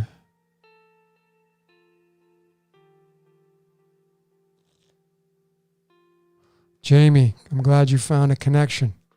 It's all about connections, folks. If you listen, if you take all your senses and you bring them all into one, and you're paying attention, the music that's playing, the lyrics that are talking to you in the background, maybe someone's yelling outside and you can hear their voice, and indiscreetly they're telling you something.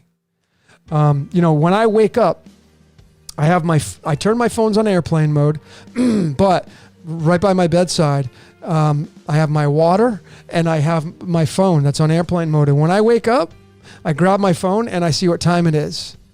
And that time's telling you something. If you start to pay attention to just that one thing, I guarantee you at some point it's going to smack you in the face and be like, wow, what a big thing to place in my consciousness. It's pretty awesome. Oh, Pinker, I didn't get you a card? Okay, let's get you a card.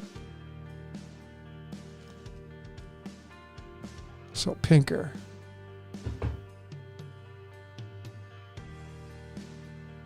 So, Pinker, you got the 3. We pulled this card earlier for somebody as well. It's the 3 of Swords, and it's a straight up card of heartbreak. Like there's going to be a loss, or there's a loss in your life, or there's going to be a loss in your life. You're going to have to let something go. It may be troublesome, it may be challenging, it may be tough, but it is necessary for your growth. And this is the card of the Truman Show. And think about it. Truman had to go and live in a prison, and what is all that prison related to? It's heartbreak. This is the card of reincarnation. Straight up. Reincarnations this is the card of 42. 42. Life, everything, the universe. It's this, heartbreak. This is what we experience in this hellish vision.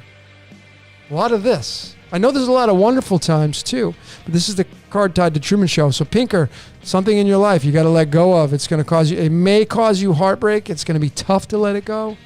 But if you're willing to let it just could be an idea that you've been hanging on to. And those suck. Thanks, J-Boss.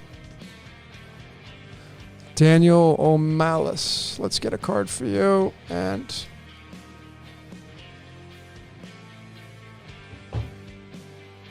Daniel O'Malice. Let's get a card for you, brother. So, wow, you got I pulled this card earlier for my great friend Danny over at Syncretism Society. It's the Knight of Wands. This is tied to the Jack of Clubs, which is the 24th card, the X-Men. This is the Knight of Wands, which is telling you to use your mind to attack, and go into your life. So what's going on in your life, in your mind, that needs clarity? What's going on in your life, in your mind, you need to cut through and to go into battle? It's definitely taking massive action. Let me get you some more keywords on that. Hang on a second. And more importantly, if you want more information on this card, who did I pull that for? Damn, I go through so many names and... Daniel. Sorry about that, Daniel. I didn't mean to lose my track of... So, yeah, I mean, it's a card of taking risks and being adventurous and doing things that are experimental.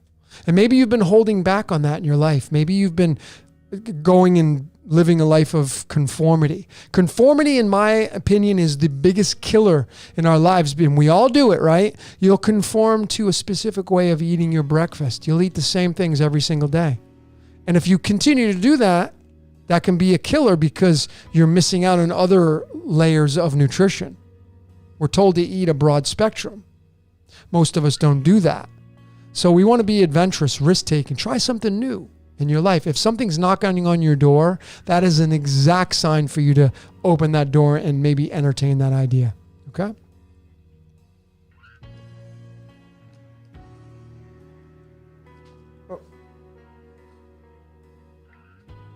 Keep dropping cards tonight.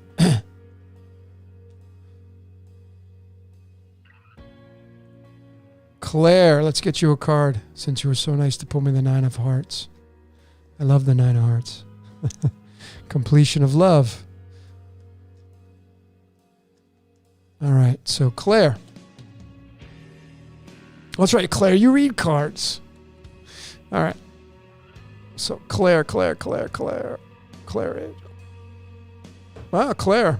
So, Claire, you got the 3 of Wands, which is tied to the 3 of Clubs. This card's amazing because this one is the representation of starting our journey in this wonderland. So this is launching long-term plans. What's going on in your life? Have you started a new business? Are you thinking about... This is always thinking about starting something new, launching long-term plans. When we fall down as angels and we become physical matter into our avatars, what do we have to do when we become conscious of our surroundings? We need to be this card, launching long-term plans. This is a card linked to hell. This is the 3 of Wands, the 3 of Clubs. The 3 of Clubs is the 16th card in the deck linked to the words hell. And we're all down here and there. So when you get stuck down here in hell, you must launch your long-term plans, but you must use your mind first. And this is a card of the mind, launching your long-term plans. So whatever that links to. All right, Sandy. I think Sandy's going to be my last. Oh. Caroline and then Sandy, and that's going to be it. All right. So, Sandy Martin. Let's get you a card, Sandy. So, Sandy Martin, are you meditating enough? Whenever I get this card, this is the 4 of Swords or the 4 of Spades, and it's a card of spirituality. So it always usually is linking to rest and reflection. So are you just too busy? Are you that monkey mind? Are you able to control your thoughts? Are you observing your thoughts? This is a card of taking time out for yourself, detaching from the static in the world, Sandy, and taking time for yourself to go into meditation. I'm going to say, as a metaphysician, my prescription for you when I get this card is go meditate. And if you don't know how to meditate, trying to meditate is meditation. Make it a habit, 10 minutes a day, throw some music on, some incense, apply all the senses, as many of the 5 senses as you can. Comfortability, smell, senses of hearing, and going into meditation and talking to your mind. What do you want? When you observing your thoughts, but talk to it. It's your identity. So I hope that helps. If you need more information on that, Sandy Martin, you want to go to your favorite search engine, type in 4 of Swords, Truly Teach Me Tarot, and it will give you some information. And let's see. So I had 2 other people, and then you're very welcome. Caroline, you wanted one for your son. Loyalty and future wishes. Well, let's see, Caroline, for your son. Well, this is the 10 of Pentacles. The 10. This is literally like striking the jackpot. So, look, at the end of the day, how can you become loyal and do your future wishes? I mean, that's something that he's going to have to be able to decide upon. But this is a card of fulfillment. So, will the loyalty fulfill him or will the future wishes fulfill him? This Pentacles is typically meaning money. So I'm sure there's a way to achieve what you want, yet still remain at that loyalty position. I think there's definitely something going on that you could definitely check off the list on both for your son there. Okay, let's get Lori. And then I gotta cut this off, so... and then Katia. So Lori, let's get Lori in the mix. Lori, you got the Hermit, the 9th card, the all-wise knowing Hermit. When this comes up, this is always tied to your higher self. So if you've been battling something with your lower self, like something in your gut, and your higher self's trying to tell you something, and you've seen signs from your higher self, this is reminding you to go with that higher self. Connect to your higher self. Ask your higher self. That's your identity. And if you need more information on that, Lori, go to your favorite search engine, type in The Hermit, Truly Teach Me Tarot, and go read about The Hermit and try to find the connection of what this card's trying to tell you.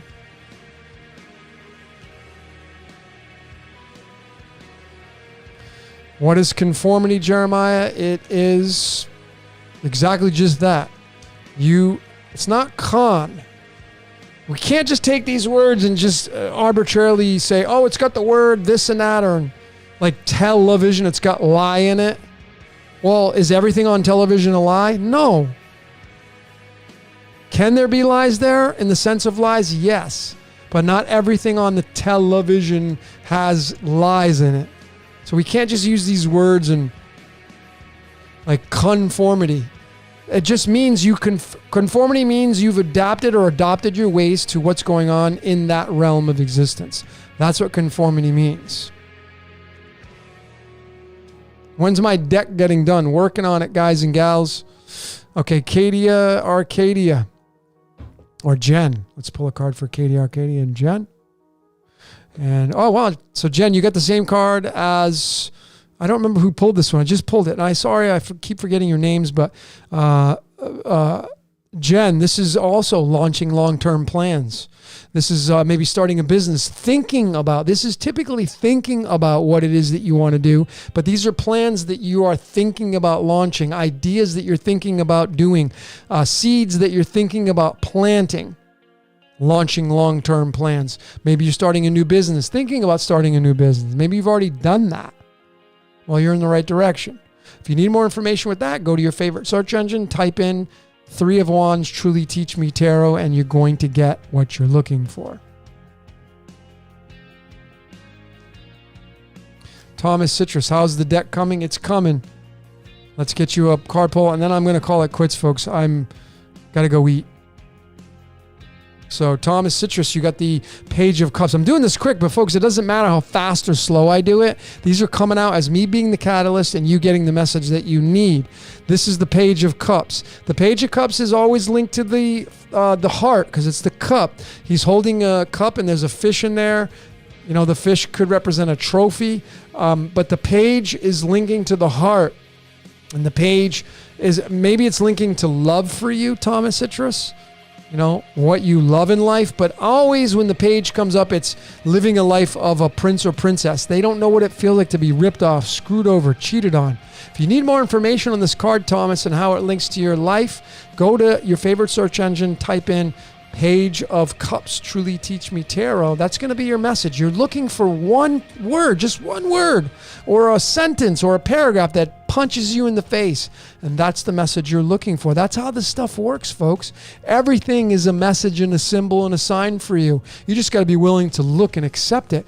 Much of what we see and experience, life gets in the way. We don't pay attention to these things. Like I said, if a song pops in your head and you start to sing it and it's out of nowhere, you should be decoding that. If you see a billboard and something sticks out, a color that sticks out or something on that billboard, that's the message for you. But these are the things that people really don't pay attention to because life gets in the way.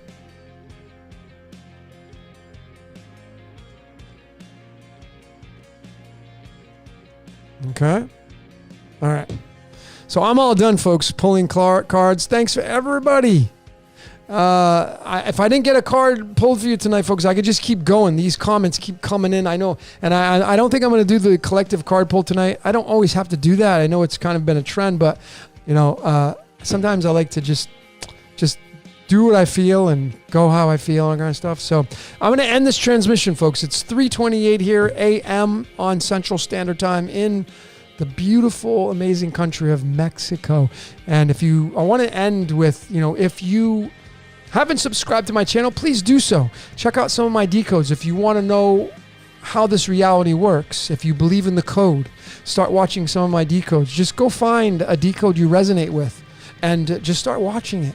Even if you don't get it at first, you may have to jump around, but just, you know, dive into it head first. If you're new to this channel, if you've come over from Waters Above Crypto and Jordan, welcome. You're already part of the family because Jordan and I have become two peas in a pod. I love that guy like a brother, and I just met him not too long ago, but I think when you have an instant connection with somebody, you just know that you were like your soulmates. And soulmates, to me, it doesn't mean if it has to be somebody you fall in love with, male and female. Some of your best friends that are the same sex are soulmates of yours, folks, and you were definitely connected in past lives. That's what I believe anyway, in this whole reincarnation process. Folks. So what I want to do is end on playing. Let's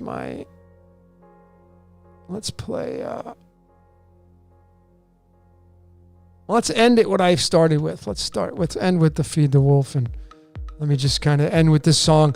What I definitely want to say to each and every one of you. What I definitely want to say to each and every one of you is a big heartfelt thank you from me and Decode Your Reality for making what my channel is today. I've done it all organically. And not only am I, patting myself on the back, I'm very proud, but it was because of all of you. So pat yourselves on the back for becoming a part of this decoding family. And thank you all to the great decoders out there, even the ones that I don't even follow and don't resonate with their message. A big, great, heartfelt thanks to all of them because, some of these people on the world stage that I don't really follow anymore, they've been an inspiration of mine. And, I really greatly appreciate each and every one of you for being a part of this decoding world, decoding yourself. And that will be the best thing you can do for yourself is to decode your life, decode your family. Those of you that have kids, you should be sitting down with your children and showing them how to decode themselves, reading about your children's blueprints. I decode the furries.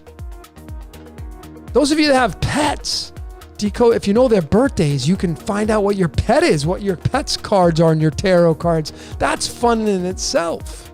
But you should know your partner's cards and their code and their sun signs and their rising signs and where their Venus is located at, where their Jupiter's at, what their midheaven's at. All these layers, they're all a part of your blueprint. And the more you know, the wiser you become.